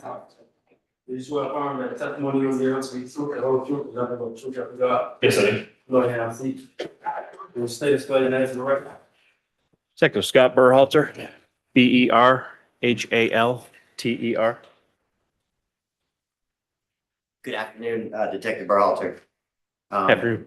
Can you tell the jurors how you are currently employed, sir? Currently employed by the City of Atlanta Police Department. And how long have you been employed with or worked with the City of Atlanta Police Department? The more than 20 years, be 21 years in October. And can you tell the jurors in the number of years that you have worked with the City of Atlanta Police Department, the areas within the police department that you have worked and been assigned? I started on uniform patrol in Zone 3, which is basically the south end of Atlanta. I've also done general investigations in Zone 3. I did gang investigations for a couple of years. I spent about 4.5 years in the homicide units. I spent some time in the domestic violence unit. and I'm currently assigned to the fugitive unit. It'll be 4 years in August. And can you tell the jurors, as a member of the fugitive unit, can you tell them a little about your unit and the daily responsibilities and role that you play as a member of that unit? In the fugitive unit, our job is to locate, find, apprehend fugitives, fugitives from justice, those with active warrants for their arrest. For our unit handles the most serious of those crimes, aggravated assault, murders, rapes, child molestations, things like that. And our job is just that. Whenever the like the homicide unit, the armed robbery unit, aggravated assault unit, when they build the case and they conduct an investigation, and once they identify a suspect and then later maybe secure arrest warrants for that suspect, they then submit the case to us, and it gets assigned to one of the fugitive investigators like myself. And our job is to find that person and arrest them and bring them to justice. And Detective Berhalter, do you only get assigned cases related to fugitives from the City of Atlanta Police Department, or do you assist other agencies within the greater Atlanta area or other agencies in general as it relates to violent offenders that you just described? We do assist other agencies as well, federal and local. Fugitive unit is something that's a little bit unique to some of your larger cities like Atlanta. So while we have one, other police departments in the area may not have one, or not have one as large or with the resources or the training and abilities that we do. Can you tell the jurors, as it relates to a fugitive investigation that you're working on, some of the steps and things that you and other members of your team do in order to, or in an attempt to locate offenders that you have been assigned either through the Atlanta Police Department or assisting with other law enforcement agencies? Well, one of the first things we'll do is we'll actually speak with the lead investigator that secured the warrants for the arrest of the fugitive. We'll research the fugitive, dig into their background, family, friends, associates, employments, address histories, things like that. A lot of it will involve surveillance, sitting and watching a particular location where we think it's possible they might be. There's also a lot of technology used to help investigate and find a location for the fugitive. And can you tell the jurors, in August of 2024, were you assigned to or asked to assist as it relates to the fugitive investigation for warrants for murder as from the Miranda Police Department? Yes. And the person who you were assisting in locating or attempting to apprehend, was that Xavier Mosley? It was. And can you tell the jurors on August 14th of 2024, did you and other members of your team, respond or go to the location of 2269 Jernigan Drive in Atlanta, Georgia? We did. Detective McCure, I believe, was the actual case agent from the fugitive unit for the case. And he had identified a location of 2269 Jernigan Drive Southeast. And Detective McCure researched, reconned, and built up enough intel, determined that we were going to actually hit that location in order to attempt to serve the arrest warrants. We also learned that the lead investigator for the MARTA Police Department also wanted to get a search warrant for evidence from the location as well. So our job that day, as described to us by the case agent, Detective McCure, was to serve the arrest warrants for Mr. Mosley, as well as the search warrant for the residence for evidence for the MARTA Police Department. Prior to going to an attempt to serve the arrest warrants and secure the scene for the execution of a search warrant, can you explain to the jurors what goes into or what does the, I guess, the planning process, what is the planning process as it relates to executing arrest warrants and search warrants in the manner you just described? Planning. A lot of planning is going to involve reconnaissance, such as obtaining using of pictures, maps, and after all the intel and everything is gathered, we will actually have a briefing before we do any type of operation, whether it's service of a search and arrest warrants at a residence or even a open air apprehension, with like a traffic stop or something. We always have a briefing.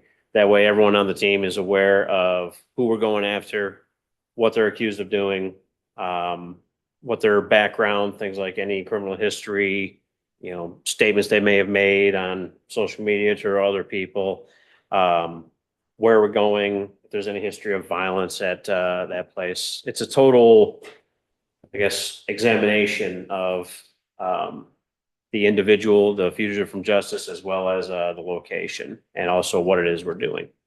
And is it fair to say, or would you say, based on your number of years with not just the Atlanta Police Department, but the last 4 years with the Fugitive Task Force unit, that when you are attempting or going to serve arrest warrants or search warrants, is the safety of your team as well as the safety of the person you're attempting to serve the warrant on your number one concern?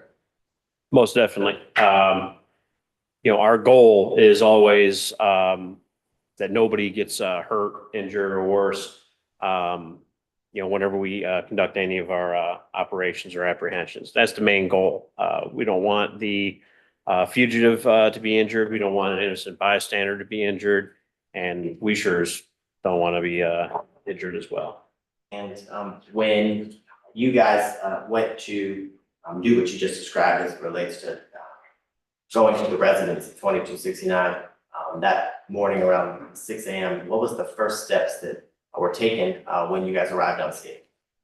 When we arrived on scene, we take the utmost precaution. We train monthly in tactics, entry and apprehension tactics. And we always have a plan. So if it doesn't go according to plan, we're able to react as best we can to, again, so that everybody involved remains safe. Once we arrive, we of course will, for this particular operation, is going to be a entry into a residence pursuant to the arrest warrants and the search warrant.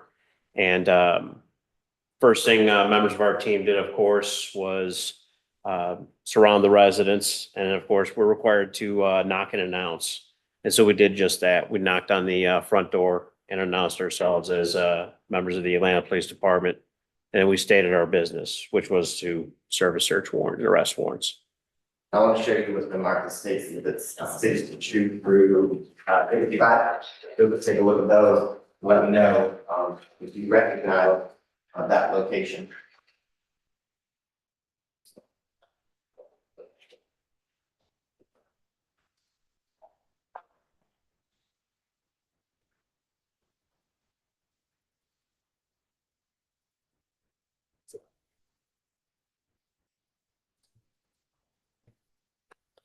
Yes, these are photographs of 2269 Jernigan Drive Southeast.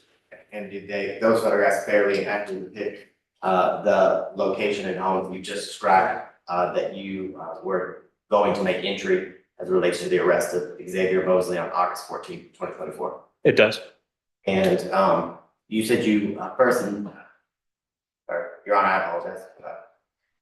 Statements to tender what's been marked as State's Exhibits 62 through 65 of those. All right. Ms. Wood, any objection to those 4 exhibits? Objection. 62 through 65 are admitted. And Detective Berhalter, you indicated that the first step, I guess, that were taken once upon y'all's arrival was to knock and announce yourselves? Correct. One of the first steps. We're dressed in a lot of entry gear, heavy vests, helmets, and everything. We're of course clearly marked as being police. Says it on the front. We have a badge on the front, our name on the front, as well as on our back. And we also always have a marked patrol vehicle unit with us as well whenever we serve these. So it's pretty clear that we're the police. And then, yeah, one of the first things that we do is knock and announce our presence. Okay. And is that something that you do more than once prior to making entry into a home? Multiple times. It's not really a finite number that you can put on. It's comes down to reasonableness, but we do try and make it about 3 times, multiple times. Depends on the location and the situation.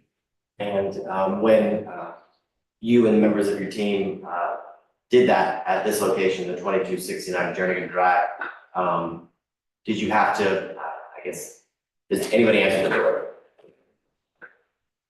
I was towards the middle of the stack, but I believe the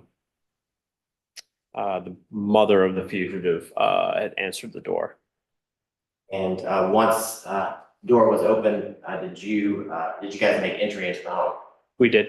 And can you kind of explain to the jurors, I guess the first step that you take as you make entry into the home looking for a fugitive? Even if in this particular one, we didn't have to do any dynamic entry, so we didn't have to make any, pry the door open or use a battering ram or anything. The door opened when the lady had answered the door. And even after we have her escorted out, we have one of our officers, other members of our team, usually the case agent will start interviewing that person and find out whether or not they're inside, if there's anyone else inside, things like that. But at the front door, we'll continue to call out, announce our presence, even though the door is wide open and we're there, we're not going anywhere. We continue to call out, announce our presence, mention that we're the police, what our business is, and we'll order all other occupants out, particularly the fugitive. In this case, we're serving a search warrant for evidence as a favor to the Martyr Police Department. And so everyone was going to have to come out anyway. And when you did that, when you made entry into the home, you and your team members, did Mr. Mosley appear as you made entry and continued to announce yourself? No. We had to clear every room. And he wasn't anywhere to be found when made it as far as the front living room / kitchen and hallway area.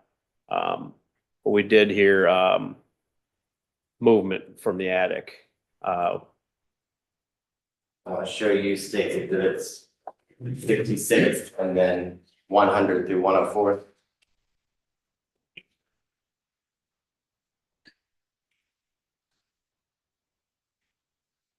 And you'll take a look at 66, go to 100 to 104. Any recognize those.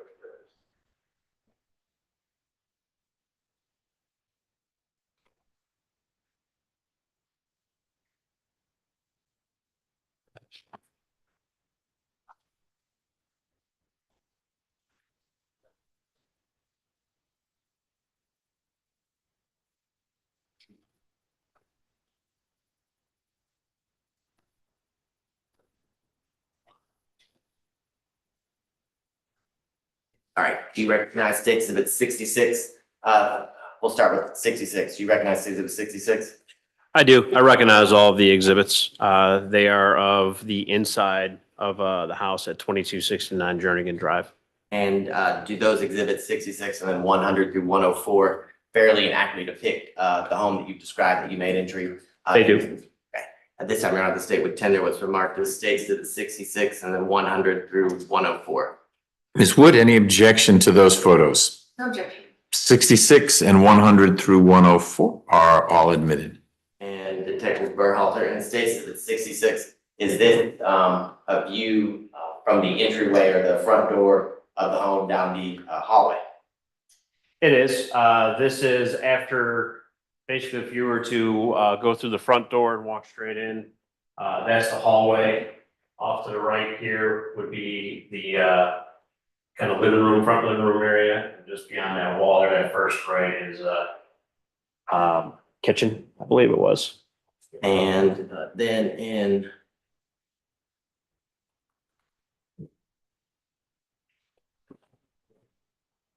States Exhibit 100 and then 101, if we were looking back at the photograph of States Exhibit 66, is this at the end of the hallway as it relates to the attic of the home? Kind of the middle of the hallway, that hallway that we showed in States Exhibit 66. If you continue forward and off to the right, that's where this particular view is looking out towards the hallway. I think it was 100 was looking from the hallway towards the attic. Okay. And you said that during, I guess, your initial entry into the home, you heard movement in the attic. Correct. And once you guys heard movement in the attic, can you kind of explain to the jurors, I guess, the next steps that you took, I guess, to identify what the movement was and how to continue your eventual arrest of the defendant? Well, once we heard, he's not the first, the movement in the attic's not the first time we've heard it on entry operations and service of warrants. When that type of thing happens, situation will dictate what exactly we do next. In this particular moment, we maintained some focus on the ceiling area just in case sometimes people fall through the ceiling. And but we saw that we were able to clear at least the rest of the house to ensure there was no other humans or pets or anything like that, children, things like that. So, but we did keep hearing movement in the ceiling, like someone was crawling away towards the front of the house. I myself could actually hear it when I was still on the porch, just right above us. So after we finished clearing the rest of the house, we maintained our focus on the attic in this area here. We were all standing basically where the person that took this photograph was standing. In that hallway, there was at least 4 of us focusing, and we had pulled the ladder down, but there was a like piece of plywood that I think was depicted in one of the other photographs covering the entryway once you pull the ladder down. And all we did then was continue to maintain and hold. We were ordered by our supervisor on scene, Sergeant Lambert, to hold what we got, and they were going to actually call SWAT. So while we waited for SWAT, we just continued to talk, announce our presence, and try and negotiate and encourage him to come downstairs. How long would you say that you and the members of your team continue to hold the hallway leading towards the attic before y'all successfully were able to apprehend Exhibit Joseph? Say about an hour and a half. We watched my body camera video this morning, and about an hour and a half is what it took before Mr. Mosley eventually came down. I want to show you what the mark that states at 139. Do you recognize that? The copy of a body camera that you just referenced. I do. And from your review of your body camera this morning, it fairly accurately depict the events that you've described in the apprehension of the defendant on August 14th, 2024. It did.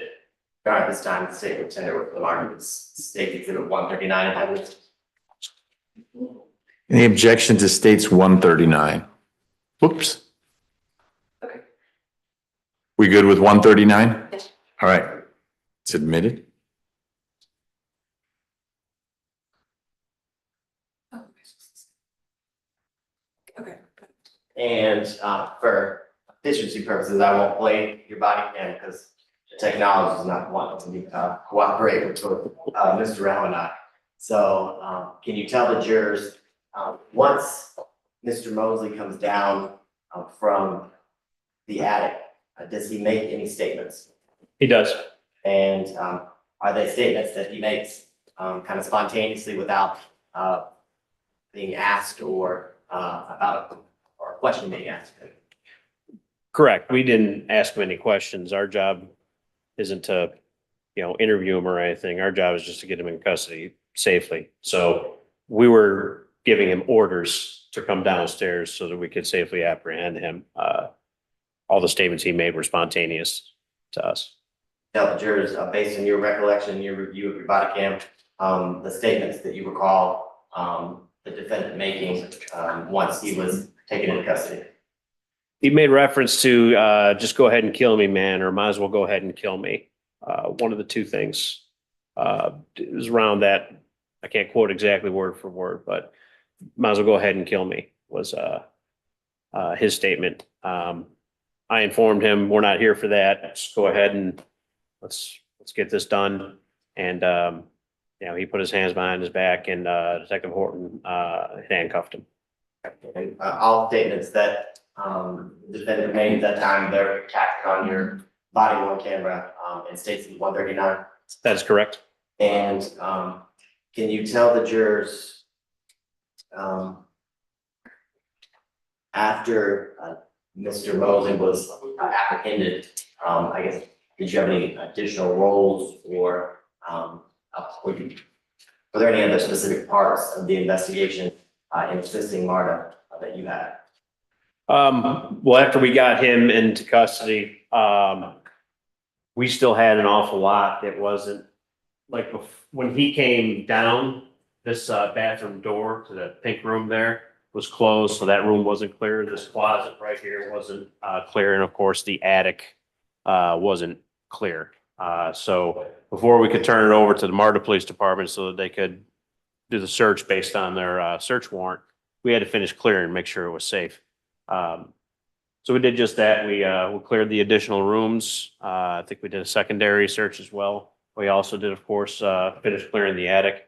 And at that point, we turned it over to the Marta Police Department. And did you remain on scene or were you allowed to leave once you ensured that the residence was safe and there were no other occupants? Did you remain during the execution of the search warrant done by the Marta Police Department? No.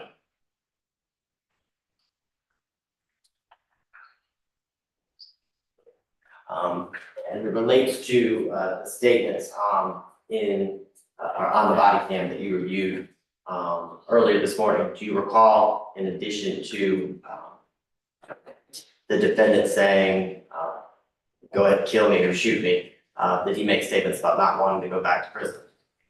He did. That was an additional statement. I think as the handcuffs were going on from Detective Horton, made a reference to not wanting to go back to prison. And based on what you just described, it relates to all of the roles and the responsibilities that you played in the apprehension of Mr. Mosley, that kind of complete your part of assisting in the fugitive apprehension for the Marta Police Department. That's correct. Thank you very much for your time, Detective Berhalter. I don't have any further questions. The defense counsel may have a few. Thank you. Ms. Wood, do you have questions for Detective Berhalter? I do not. Thank you for being here. Thank you for having me. You're not quite done. Any questions from the jurors?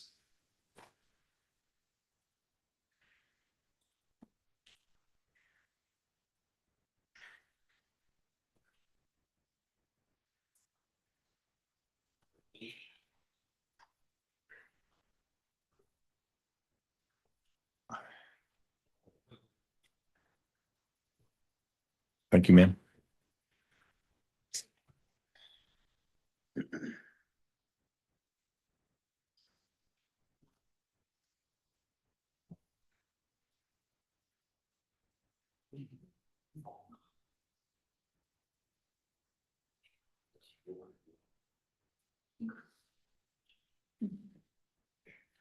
Detective Berhalter, did you have any investigative role in this case other than find the subject of the warrants? Nope, strictly, our job is strictly apprehension. Sometimes we may come across something else, but for this particular case, strictly apprehension, locating and apprehending.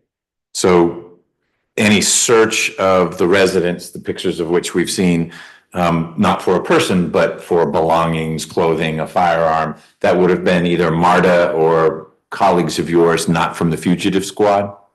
No, our search of the residence was strictly for humans and to clear it and render it safe, so that a detailed search for items, tangible items, could be conducted. Basically, rule of thumb is we look where a human could be hiding. So you don't open a desk drawer unless it's a really, really big desk drawer? That's correct. Okay. If a human could fit in said desk drawer, then we would open it. All right, and then you said you were clearing the house so that it was safe for, do you know what agency then conducted a search for, I think you called them tangible items? The search warrant for evidence was secured by a member of the MARTA Police Department. So once we finished clearing the residence and Mr. Mosley was in custody, we turned the house over to the MARTA Police Department. Okay, so it would be someone from MARTA who could talk to the jurors about what, if anything, was found in the Jernigan address in terms of tangible items. That's correct. That'd be the MARTA Police Department. Okay, and similarly, did you ever reach out to any possible employer of Mr. Mosley to try to learn more about this case? I did not. Detective McCure was the case agent from the fugitive unit. If we try and find out any additional information, commonly it'll be strictly for the purposes of locating and apprehending the fugitive, in this case, Mr. Mosley. Mr. Abate, any questions for Detective Berhalter based on that? There you go. Ms. Wood? No, Judge, thank you. All right, thank you for your time, sir. Thank you. Free to go. You can take your water bottle and your bag, leave all the papers up there. Yes, Your Honor. Thank you.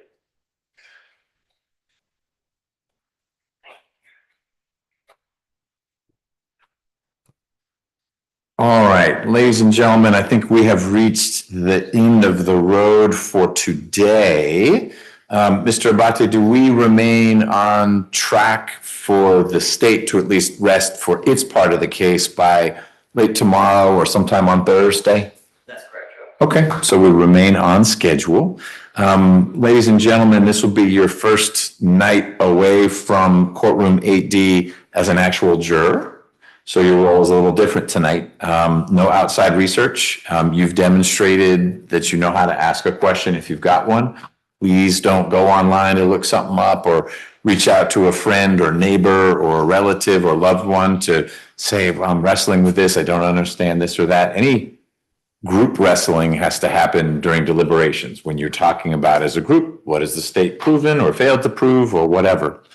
So no outside research. Enjoy whatever you're going to do tonight.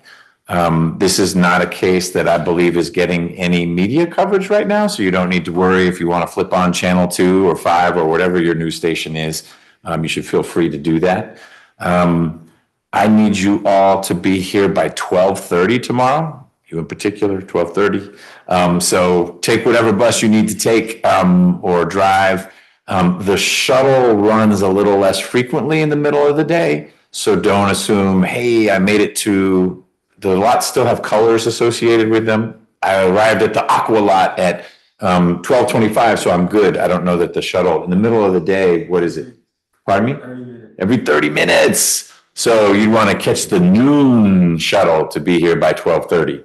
There's not a 12:15 shuttle. There'll be a 12:30 shuttle, but by definition, you'll be late if you're catching the 12:30 shuttle.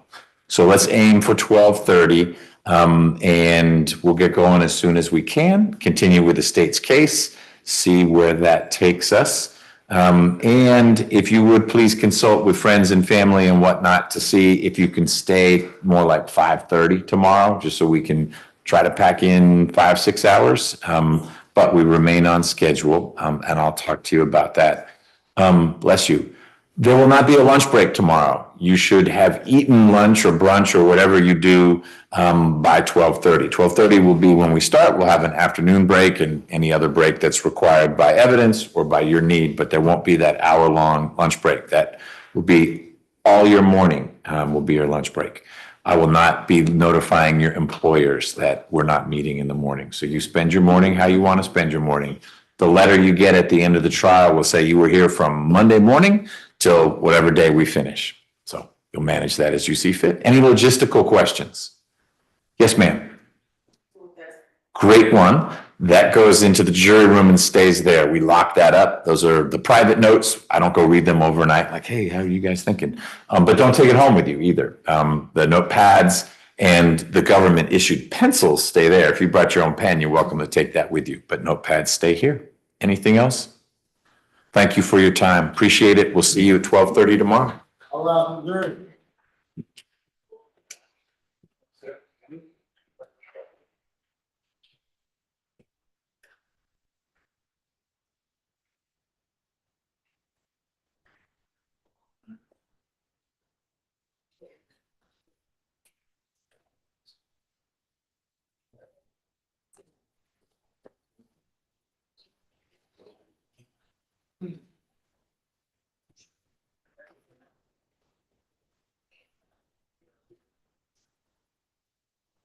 Good. All right, you all can be seated. Few things from me. One, I got the Dropbox, which I assume is the video of the body cam of what would it be, Detective Steidel interacting with Mr. Mosley? Okay, I'll look at that and get a Jackson Deno reverse ruling on the record tomorrow. Two,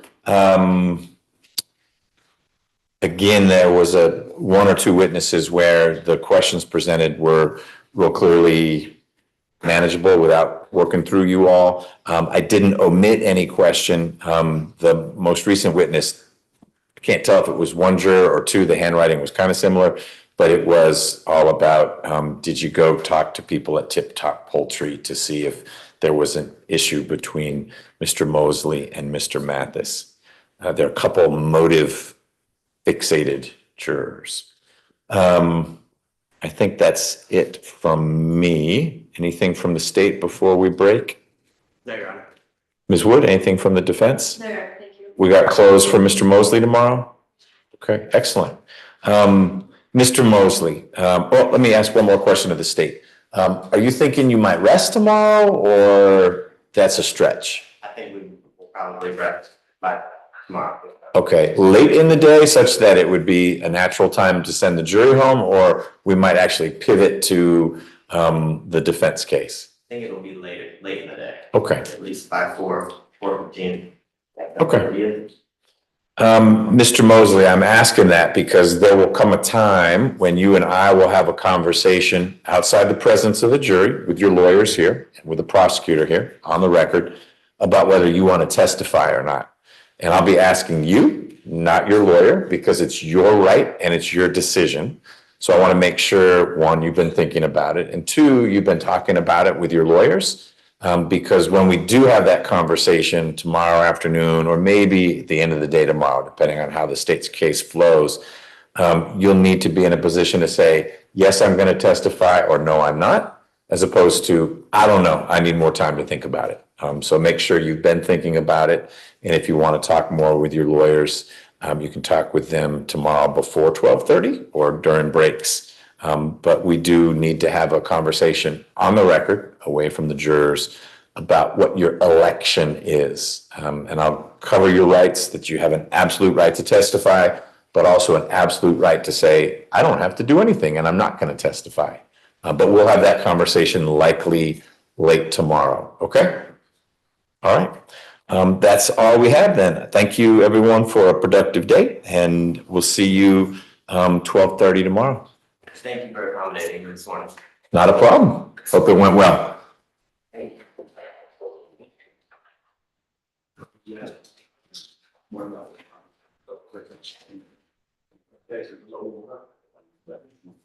Yeah, I'll start it open. Yay.